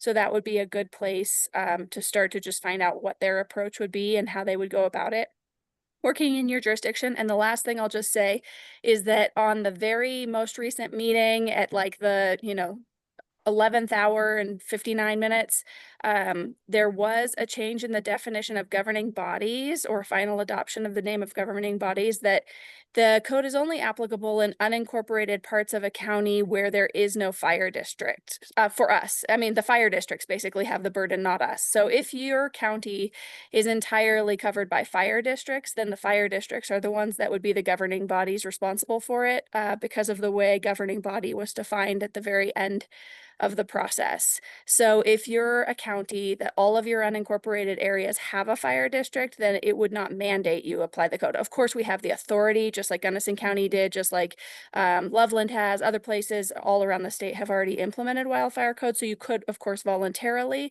but if your unincorporated area is all covered by fire districts, there's no longer any requirement for you to do anything based on how we adopted the rules for the code. Just a couple points there. Thank you. I'll comment on, can I just make a quick comment on what you just said as far as fire districts goes? We had that meeting with our fire districts, and the problem that we have here is all of our fire districts are volunteers. And so I'm looking at a map right here in front of me of Delta County, and probably 2/3 to 3/4 of Delta County is covered in a fire district. Then there is no fire district chief in the county who is willing to take this task on. And so to fall back on the state and say, well, then the state's going to have to step in and do it because that's what they've offered. Well, they've offered, but they've offered no money like they do with everything else that they offer. They just say, here it is, figure it out. By the way, we don't have any money to pay for it. And so again, we lean on statute 29 that says shall be optional. And unfortunately, that's probably where we're going to end up, at least in the short term. Commissioner from La Plata County. Marshall, Yes, thank you. And I'm not going to comment on your concept right now, other than to say that we're starting to get very deep into the implementation of this. And what we have found, and Commissioner Stoltzman, thank you for your work. I know you and others just spent an amazing amount of your own time, your own energy on this. We're finding that it was a complete surprise, this jurisdiction, governing body language. And we actually have a wildfire advisory board that La Plata County convened in 21. We gave this to them initially to tell us how can we start to sort through the implementation. We're actually moving to go through a facilitated process with our fire districts. It's because they're like, we don't have the expertise to, do land use stuff. That's the county's job. And we're like, well, yeah, but the code says it's only in the unincorporated county. So I think I'm not prepared right now to say about what a cleanup bill would look like. And I'm hearing your frustration. But it has been a challenging rollout, to say the least, in our county. And we supported a statewide WUI code. I still support a statewide WUI code. At the very last minute, we testified of desiring different kinds, like a Cadillac version, and then layered, scaled down, and did not get that. But maybe, and I know there's a wildfire resiliency code learning session that's happening, I believe, every month now, and we're going to get on that. But just again, I'm not prepared to give a position today, but it has been very challenging in this era of the fire districts. Don't forget, were also hurt by the residential assessments that got changed. And so they perceive they don't have any money to hire a new person either. So we're working it out. I don't know, Commissioner Fuller, if we can be helpful to you given where you're at with this, but we've actually moved to have to go through our own process locally to try to figure out how we're going to do this. And if anybody wants to follow it, let me know. Well, that's all great stuff. I appreciate the information, and we will continue to reach out, especially to those counties that are in the similar predicament that we are, without any kind of infrastructure to get started with, and see what they're planning on doing. But if anybody else in the meantime has any other information, please get a hold of us, help us out, because we're against the wall here.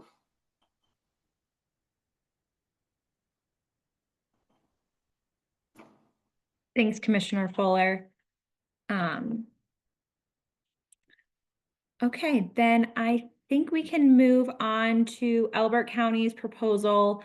The policy of this one is fairly straightforward, in so much as it wants to ensure that utilities are not initiating their condemnation proceedings until local government processes are exhausted.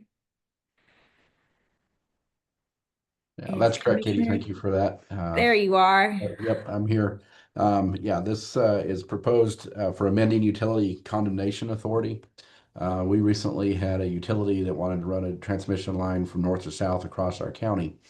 And we found out in the process that utilities have the authority to initiate condemnation actions against landowners prior to even appearing before the PC or the BOCC.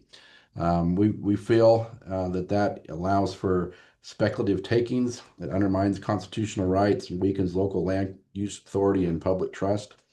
And we'd like to be part of this bill that puts it, doesn't stop utilities from having condemnation authority, but puts in place that local regulations and authority has to be in place first. At our public hearing, both Representative Richardson and Senator Rod Pelton spoke at our public hearing, and they have agreed to run a bill with this. And currently, Representative Richardson is reaching across the aisle and is optimistic that this will turn into a bipartisan bill.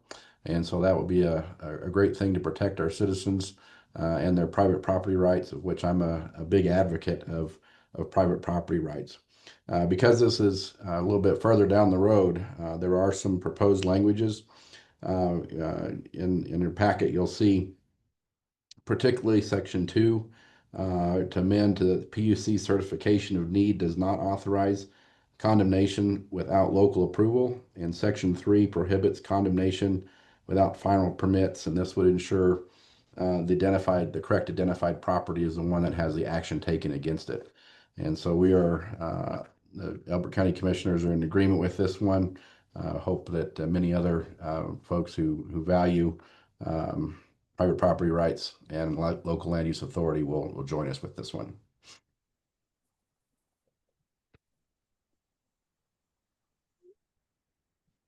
Any questions or reactions from the group?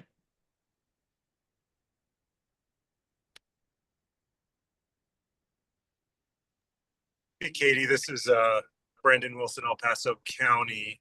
Just from a staff perspective, our Board of County Commissioners did deny a request in a board meeting on yesterday, actually, in their land use meeting for 1041 authority for that same project that Elbert County is referencing. So this is definitely a concept that I think our board would be interested in learning a little bit more about, and yeah, getting with the sponsors to potentially partner. Okay. Commissioner Mitchell. Thank you, Katie. Yeah, I was just curious if this would be covered under a 1041, and if so, what 1041 topic? Because we've got water, wastewater, wildlife, and mining, but can you have a specific one for utilities 1041? Because if so, we need to get on this and then help this legislation get passed meantime. I would not know the answer to that offhand, but we certainly can do research and get back to everybody on that. But this is going to be an increasing concern as the state's energy needs increase. Yeah, and we are actually rewriting all of our 1041s based on future things that might happen in Park County. I'll ask our specialized attorney and can give you guys some feedback too on all the categories that are allowable for 1041. And Katie, I'll give that info to you because that would be good for us to all know to be able to protect the people who live in our county. Thanks. Yeah, that would be great once you have it, Commissioner. And it does look like Commissioner Grantham is telling you yes to your question in the chat. Anyone else?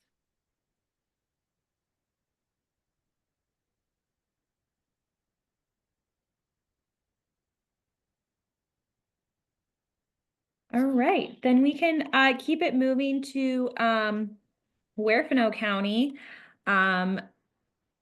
This one again, fairly straightforward, seeking to either eliminate or increase the exemption for the 35-acre subdivision loophole. Yeah, thank you, Katie. Yeah, basically, we're just looking at trying to change the statute a little bit on that to see if there's a way we could increase the amount of acreage for these things.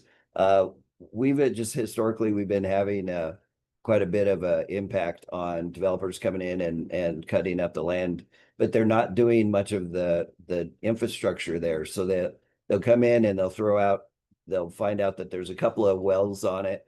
They'll say, you know, hey, come down and advertise to the cities and come down and get your ranchette, and you have water, possibility of water and electricity. And of course, the electricity is way far away, and there's only a couple of wells even close to that place, and most of the people won't get well water. But there's so many things, they do not put anything into place for the roads, the infrastructure, you know, taking into account the geographical topography and all that kind of thing.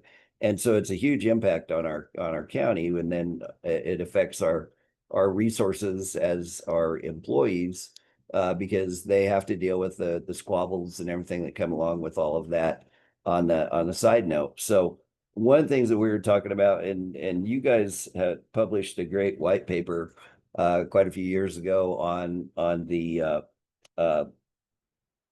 divisions, 35-acre divisions throughout the West. And it was a great overview of a lot of the problems and things that went along with these whole situations. But we were looking at trying to have a little bit more of a control over, if we could get the acreage increased to larger parcels, we would have less impact on our county measures, and frankly, a huge impact, less of an impact on the water resources, because then there'd be that many fewer fewer people trying to drill wells into our area as well.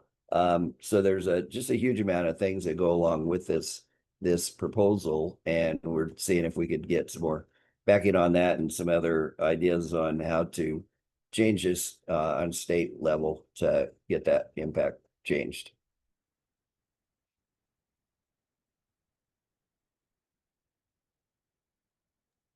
Katie, you're on mute. Oh, sorry, I was just sorry. saying, you did put the link to that in the chat. Thank you. And I'm surprised you found it, Commissioner, because it is quite a few years old. Ooh.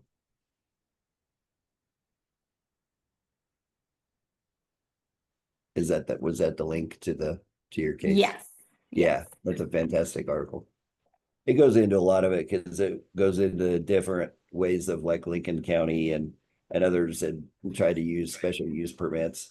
Just as an illustration, we had actually, as the county commissioners, we had actually wanted to put a moratorium on developments to try to work on our code and try to get some control over these things, because we have people coming in and buying things left and right, and then just throwing it out there in a whim and in a general sense, mind you. And within the hour of us signing that document, a developer had come in to, you know, get that all taken care of and go down that road. And it was pretty exciting there for a little bit, because we had all kinds of legal issues going on within that few moments. But so it is a big deal, and I think it really impacts a lot of our areas, and we'd sure like to have some kind of a discussion about it and some help in fixing it. Sure. Commissioner Neese. I'll just add that this is something we're experiencing in Uray County as well. Pretty much identical issues as described by Carl there.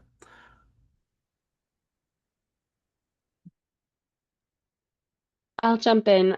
This is something we're looking at as well, Commissioner. We are doing a pretty extensive planning effort in our main highway corridor, our main population corridor. And one of the tools that we're thinking about is the proliferation of 35-acre subdivisions and how they are potentially at odds with what we are trying to accomplish with our planning efforts. Like, we're trying to manage our housing crisis while at the same time keeping our rural character. And it is yet to be determined exactly what tools we're going to try to use, but I anticipate we're going to be pushing for development close to population centers and trying to preserve more outlying areas of our county from development. And We're particularly concerned about wildlife corridors and how 35 acres interrupt wildlife corridors. And suddenly you've got these like mushrooms that pop up of housing developments. And it, I don't know how many people are versed in wildlife impacts, but like it's a couple miles. Like a house someplace has like a mile or two of impact on how herds behave. And so I'm not sure yet if this is if this legislative proposal is where we'll land. We'll need to discuss it, but it's certainly a conversation we've been having. One thing that we're also looking at is potentially you can subdivide, but you don't get a house on that acreage by right. And so that's something like Gunnison County has said, like, yes, you can subdivide and you get to build a residence on that that 35 acres, and you get that by right. And so I've heard that other counties don't allow that building by right. So yes, you can subdivide, but you can't put anything on it. And so I guess if other people know about that, I would be curious if that is truly an authority we already have that could help solve this problem for you guys. Yeah, thank you. Yeah, and we were thinking even just larger acreages, and then they would only be able to put in, one home or one structure and maybe a mother-in-law home or something like that, but try to limit that so there's just not as many. Because we've had situations just like I think everybody sounds like there's a lot of duality type things going on here. We'll have people coming in and on their map that the developer had given them, it ends up coming out right next to another roadway or right next to a gully or a arroyo, and so they'll cut the road a little bit, and lo and behold, they're on somebody else's land. It's like, wow, this is just a great thing we have to deal with. So we just would like to have something just like you're talking, have a little bit more control over it and make it a little bit more reasonable.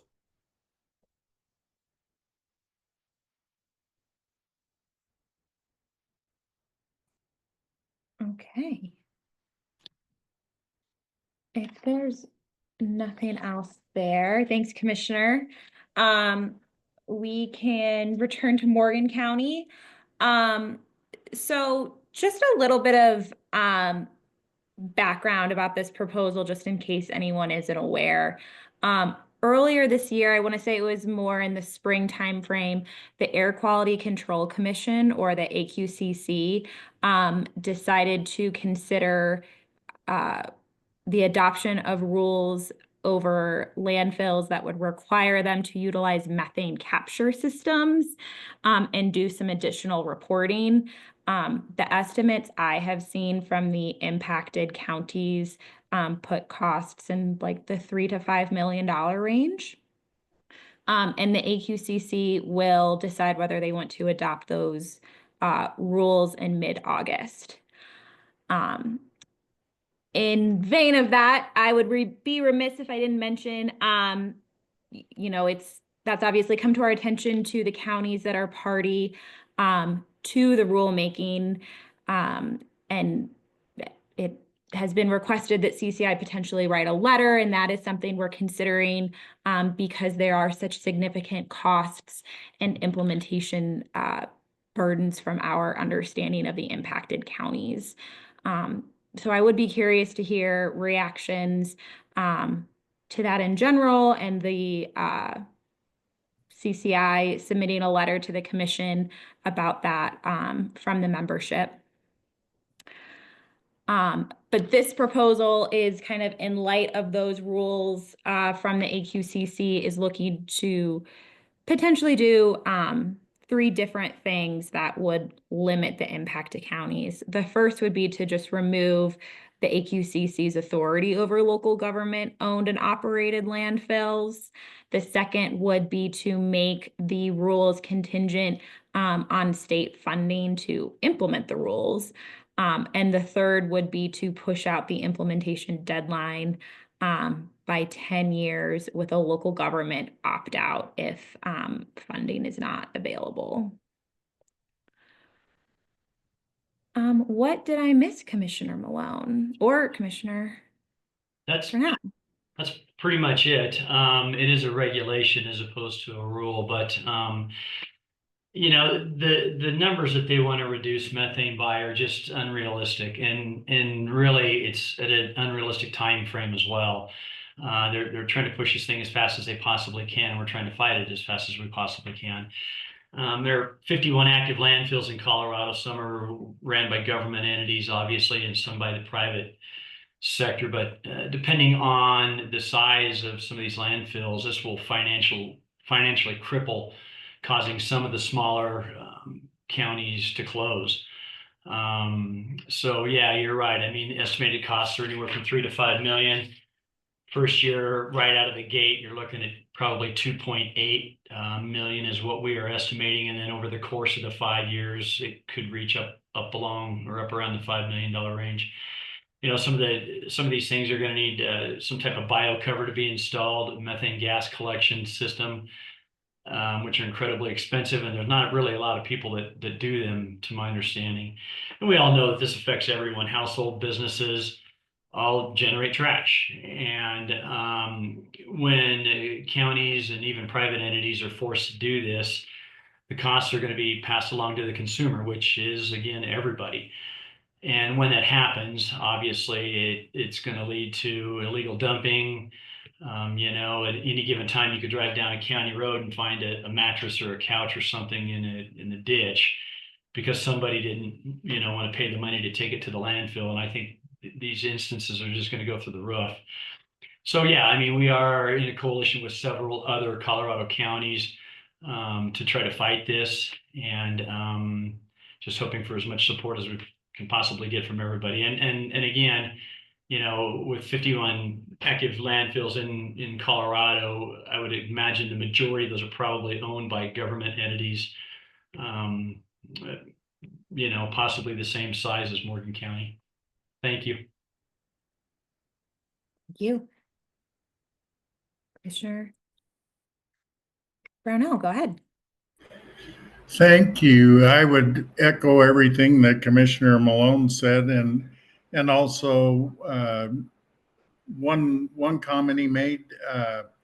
The way they're writing the rules, for example, if we decided in Logan County that there's no way we can comply with that kind of cost and went to close our landfill, we would still be subject to the same rules in the methane capture, since it is, in operation or has been in operation. So closing your landfill isn't an option that gets you out from under their proposed rules. And I would point out to counties that, are going, well, we're way under the limit of where they're starting to talk about with 500,000 tons or somewhere in that neighborhood, is that it is cumulative refuse that's buried and not, what you do per day or per year or so forth. So, in our example, ours has been running the current landfill since about 1983. So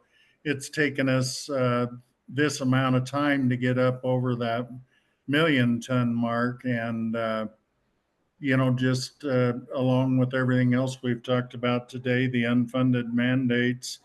And I would say that this commission is not elected, it's appointed. And for them to come up and arbitrarily start saying, well, here's what we're going to do, and foist those costs onto to the counties is just unacceptable. So I would support a letter with the points that Katie mentioned there, and also hope that this is a legislative priority, since we do have some legislators that are ready to help us out with this, either with funding or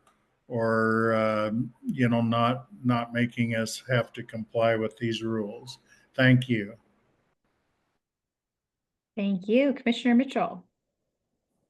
Thank you, Katie. A quick question. Does this also pertain to closed landfills that we're still trying to close since 1997?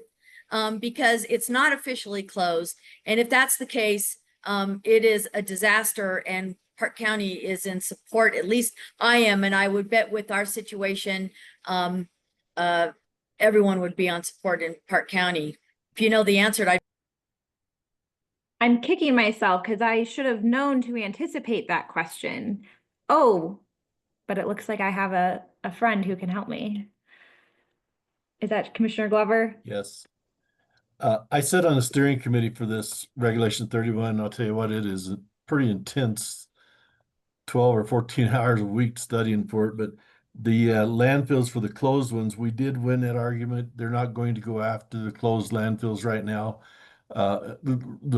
even the recently closed ones. But what Commissioner Brunel said about if you just can't close down because they will get you, that is the case on that. You can't just up and close it and think you're gonna get away with it. But there is so much fight in this thing and so many different people and things that anything we get support from CCI and legislators, I think we need to get every bit of it going because it sounds pretty bad. It's just going to get worse. Sitting on that meeting the other day with the Air Quality Control Commission, you could tell where their drive's at. It's pretty obvious that they're going one direction. So it's going to be a fight we need to stay in as a team. Thank you. thank you, Commissioner Glover. We're grateful for your effort. Commissioner Stolzman. Thanks. So there was sort of a prompt, I think from Katie, just to answer whether we thought we should send a letter. I don't know if you want people to respond to you by email to that. I don't really think that the meeting was agendaed to cover that topic today. Moreover, just to share the different legislative proposals. But so I think we've kind of gotten in a little bit of a, voting situation here. But just I'll share. Oh yeah, sorry, not looking for a vote, just informally. Okay, so just sharing our perspective a little bit. So I understand that change is really hard and there are real costs of having to solve problems like methane emissions. But right now in our state, landfills are the third largest source of methane pollution, and there's a tremendous cost to inaction. So we've estimated that with this proposal, it would result in between 11.2 and 11.12 million metric ton of carbon equivalent reduction by 2050, which with our calculation would avoid climate costs of over $1 billion. And so while the same communities that are putting the methane or companies or counties or governments are putting the methane into the air will not bear the costs that'll be faced by inaction. And so there really is a disproportional effect. So really taking action now is the most cost-effective thing that we can do, and delay will cost our communities even more and more. Having a little niece who has asthma and is experiencing the effects, today of not being able to go outside during the ozone days that we experience in the Front Range, all the things that we can do to reduce air pollution really help all the folks in our community who are affected, and they have health effects. There are effects from increased intensity from other, types of climate-driven activities. So in our estimate, this is actually the most cost-effective path forward, and inaction will result in far more cost to society. So really, we should be working on this. There was a statement that other areas don't do this. We don't have this. That's actually not the case. Many states already have all of the requirements that are proposed in this rule, including Washington, California, and Maryland. Most landfills have these things in place. It's very, very common. So there's a lot of places you can look to other people who are industry leaders in this space that have already done this. And in fact, I visited a couple of landfills in Southern California and composting facilities last fall, looking at some different solutions. And they've been able to monetize some of the capture and have third parties invest in the capital infrastructure needs to be able to use some of the fuel that they're able to produce on the back end. So I think there are some creative solutions that you can enterprise these things, look at different options on how to address the problem, rather than kicking the can down the road and having the rest of society bear the cost. Thank you. Thank you. Commissioner Fuller. Well, I stand opposed to this regulation, and so I'm glad to see that it's on the agenda here. Delta County is, again, one of those counties that simply can't afford the $3 to $5 million cost of these methane capture systems. I sat in on a AQCC meeting in late February, listened to a presentation by the director, and by his own numbers, it's just staggering what they think they can accomplish with this. 1.1% of the methane release over the entire state of Colorado is coming from 51 different landfills, obviously some more than others based upon their size. a landfill the size of ours here in Delta County, perhaps 0.00001%. I don't know the exact number, but it's pretty minute. And to think that you can come in with a $3 million capture system and actually do something good for the environment is just ridiculous. And so I would very much get behind CCI in the opposition of this regulation and just have us be able to opt out of the smaller landfills, because it will close the landfill. And then the options are, what do you do with your trash? Well, let's put it in a truck that burns diesel fuel and run it down the road to the next county or the next regional landfill that they want us to operate. It just, if you look at it from a completely, a common sense way of thinking at it, it makes no sense. The landfill capture systems that we would have to put in would be, we would never get the concentration of methane that they're talking about that they want us to burn. You can't do the open burn anymore underneath this rule. You have to do a contained burn. And then this concentration of methane would be the point where we'd have to introduce a separate fuel into the methane in order to get it to burn properly. And again, it just, you have to stop and just kind of think to yourself, okay, we're taking a separate fuel and injecting it into a methane fuel to get rid of it. Does that make any sense? So Delta County is part of the coalition that tried to oppose this. We joined forces with several other counties, a dozen or more. And so we would welcome this opposition, Regulation 31. Thank you. Who wants to take it from Otero?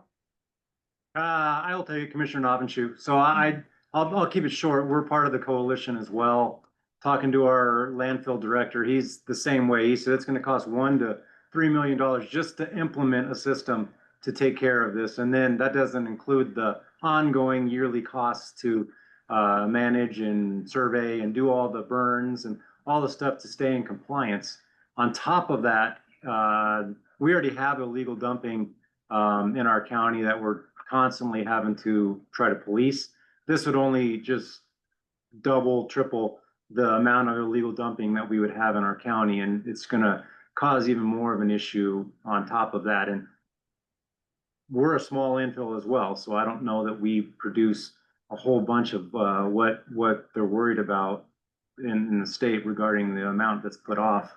No residential or housing developments are even close around to our landfill. So I would just echo that we're part of that coalition, and we would definitely support CCI taking active role in this.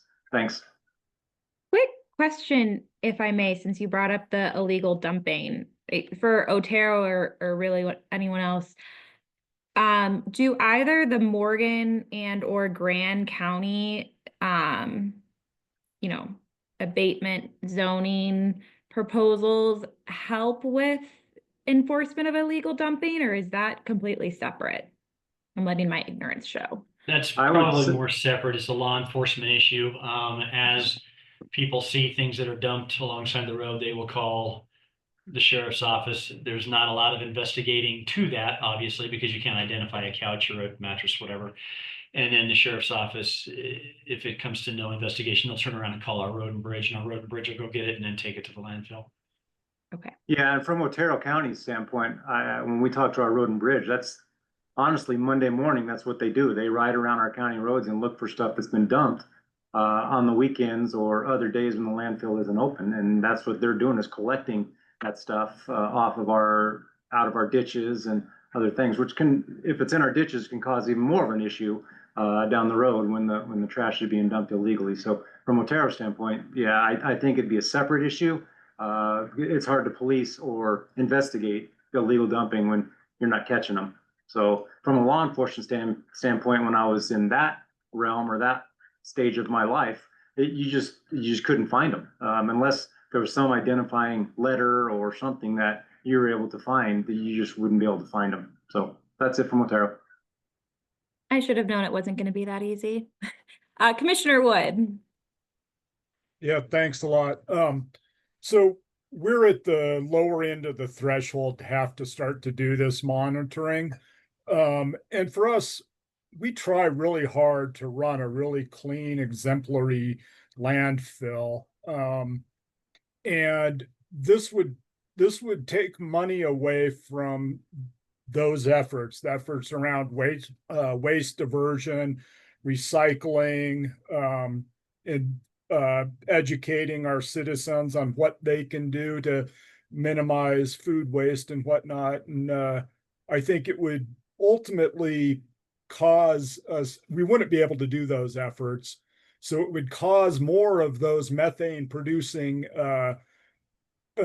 garbage items to be in our landfill, producing more methane, kind of a, a little bit of a feedback loop that to us doesn't make a whole lot of sense there. Okay, Commissioner Pogue. I'll echo a lot of PT's comments, and we are part of the coalition opposing this and would strongly support this being a CCI initiated priority. We've also are just above the threshold. We have tried really hard to divert as much as we can. We have all kinds of award-winning mitigation programs, and our landfill is run as an enterprise fund. And so we don't have enough, because we haven't planned for this in reserve, to pay for this carbon capture system. We would need more time to adjust our fees to generate the additional income to pay for it. So while I would rather this not happen at all, I think either the state needs to recognize that we rural landfills simply do not have the money to pay for this, and they need to pay for it, or they need to give us more time to move towards implementation. It just is not an economic reality in the financial model that we have right now. Thank you. Commissioner Glover. I think everything has been said is pretty much right on the money. We can't afford it. Our little we're a regional landfill down here. We're below the threshold, the minimum. We're pushing for a higher threshold set, which would help a lot. But once this thing gets implemented, no matter where it's implemented at whatever level, they're going to keep pushing on it until every landfill has to comply to it at whatever degree they think they need to have it in there. It's only right now, as far as I know, and what everybody's saying, there's only 4 states that use this: California, Oregon, Washington, and Maryland. And they're based all their facts on what those numbers are for those 4 states to begin with. So I know we have testing for the state of Colorado, and I know we need to make our air clean as we can be, but I don't think there's very many landfills that's intentionally doing anything wrong. I don't think they need to be punished by this. I think the state needs to step up and help all of us, in my opinion. Thanks. All right, thank you. I was going to skip over, because we talked about earlier the Grand County proposal, but I also don't want to ignore anyone who may have joined thinking that they were going to catch that one.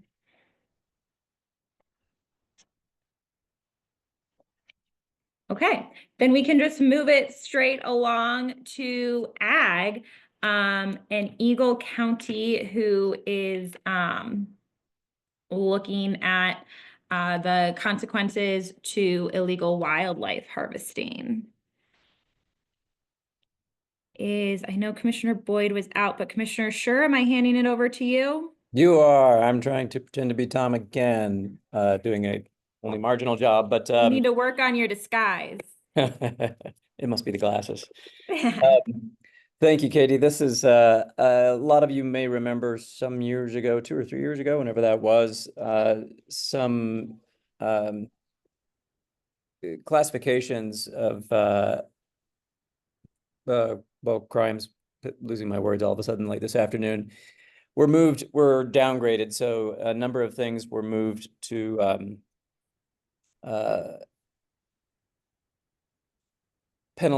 civil penalties rather than petty offenses.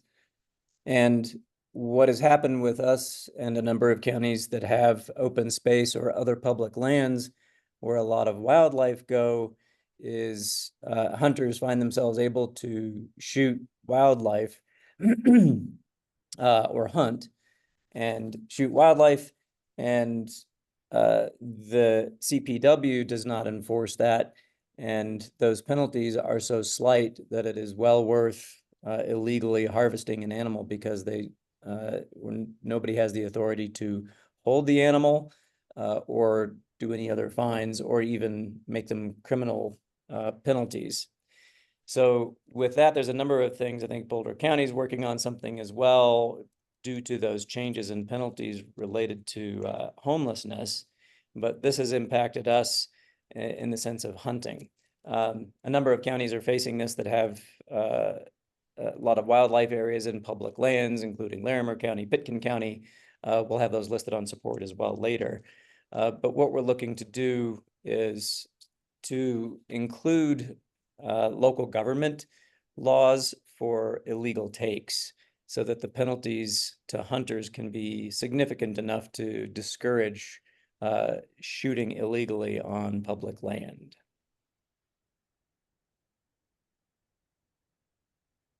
So that's my poor version of Tom. Thank you for that. Commissioner Shattuck McNally. Thank you so much, Katie, and thank you, Commissioner Schur and Eagle County, for bringing this forward. This is something our staff, DNR staff, have asked for. We were trying to see how we could partner with Eagle County and Boulder County to address this, because both of their proposals that we had heard of were addressing issues that we are also find a challenge here in Larimer County. We also understand Boulder County will be bringing forth a measure, and as I understand where that's at, we support some of those changes as well. But in regards to this, we just had to deal with this in Larimer County, where we had another, as you all know, some of this started with some of the bills a long time ago when we had Sampson up in Rocky National Park that was very popular and well-known and was poached and illegally taken. And there's a nice, beautiful sculpture up in his honor now in Estes. And I got the privilege of seeing him once. Well, we had this happen again on our Red Mountain open space this last year, the year before. We were very fortunate that our DA found a kind of workaround. It was very hard, and not every county is going to do this. We think this is a statewide concern to at least make it a little more of a penalty. And the gentleman had to give up the elk that he had illegally poached and hunted on our open space. And so we are very much in support of this. We are joining on, and I am joining on with Eagle County, sorry, not Illegal County, Eagle County, to take with this. And we also would like to see, for my DNR, I'm just reading that language, they said they would really like to also maybe we have, it's just probably, we have some municipalities that own public lands inside our unincorporated areas for open spaces, and we have some conservation easements on those. So we'd like to advocate that the language also include municipal and county-owned lands as well as federal properties, just to kind of encourage others to step up the enforcement, because we are seeing kind of a increase in challenges in this area, and with the strains on our rangers and our forest stewards and national park enforcement, then it would be nice to give them a little more teeth and tools to address this. So thank you, Eagle County. We're with you on this, and we're glad to join you and support this. Yeah, and thank you for that support and those comments, Jody.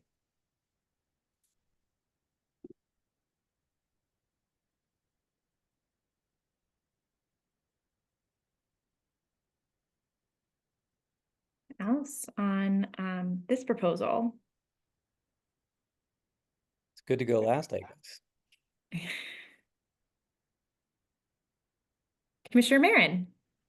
Well, I'm just doing a little research, because around here, hunting we're a big hunting culture here, and a big hunting, that's really our, what do you want to say, our tourist industry here. And my experience is that the fines are very hefty, and it's a really serious thing to harvest an animal.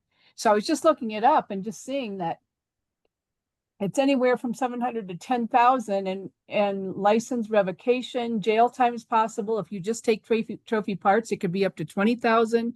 And I know people who've lost vehicles and firearms that were involved in an illegal taking of an animal. So I'm just curious, is this something that you have, that CPW is in favor of, and that they're feeling that they don't have the tools? And we have a lot of CPW representation in a county that's 70% public lands here, but I guess I'm a little surprised that this is an issue, because people are terrified here. There was somebody who took an eagle, and it was front page news, and he had jail time, and it was really serious. So I just am curious. what, yeah. Yeah, this is local government public lands, and so CPW does not enforce. Their interpretation of their rules currently, we believe really the interpretation is really based on what they feel is their capacity to enforce rather than their authority to enforce. So they are not enforcing. And so without that, we have just the authority to enforce our own. So that's what we're looking for, is the ability to say that anything for illegal animal takes includes violating local laws on hunting on public lands.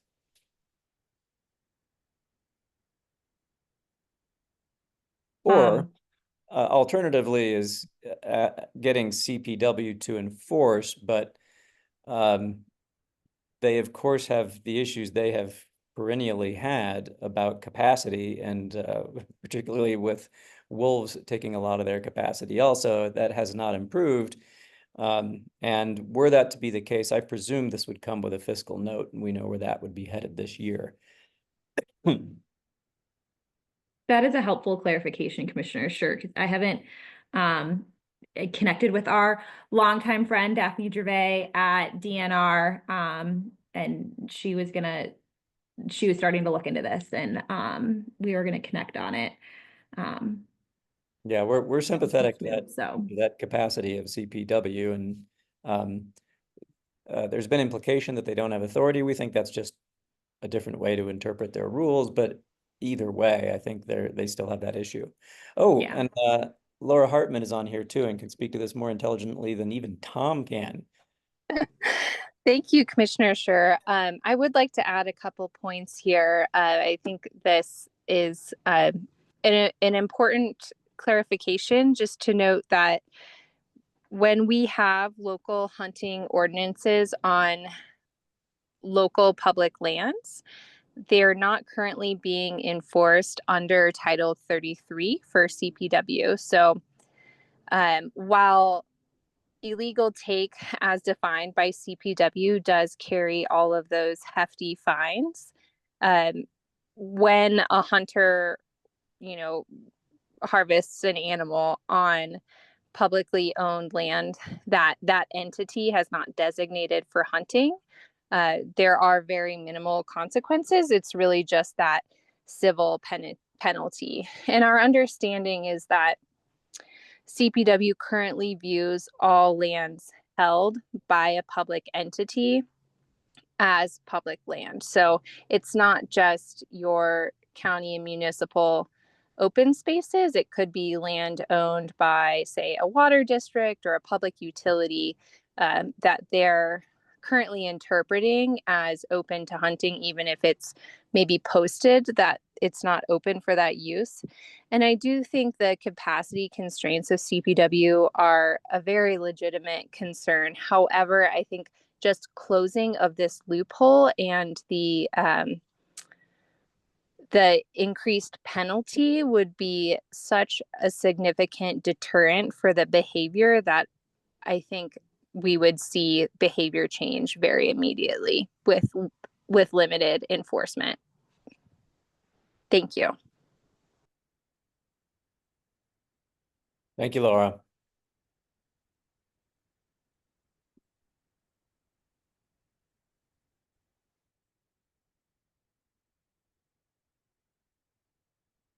Thank you. Anything else? Okay, well, Kelly, go ahead. Thanks. I know that we missed that window, Commissioner Campbell, for you to win the bet. And I think we all collectively apologize.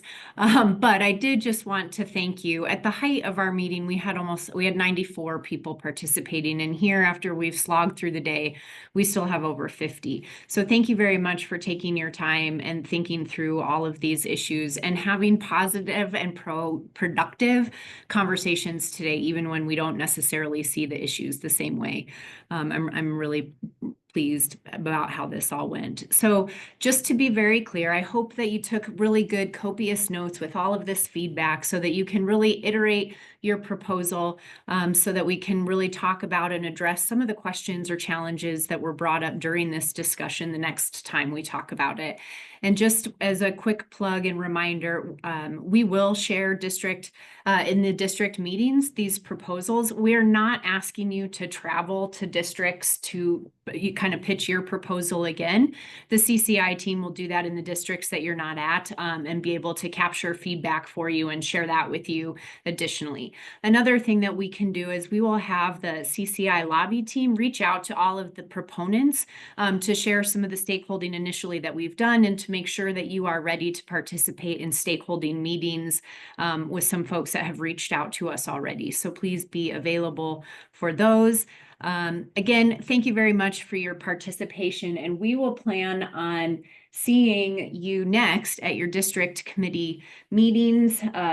First one is Friday, August 8th, and that's the Front Range District, and that is in Broomfield. I hope you have all these dates on your calendar. If not, we will be sure to send those around to you one more time. And I'm going to just close the way that I started, as we are going to be moving next week, physically holding boxes. Please just have a little grace if we are not as responsive as we typically are and want to be. And I put my phone number in the chat ahead of time. I'll put it in here one more time. If you need something urgently, I will have my phone on. I will answer, and we will get to that as soon as we can. Thank you very, very much. And I think we'll owe each other donuts to make up for Jessica losing her bet. And I really look forward to seeing you in our new home at a steering committee in September. Thank you very, very much. Have a great weekend and enjoy the outdoors. Bye.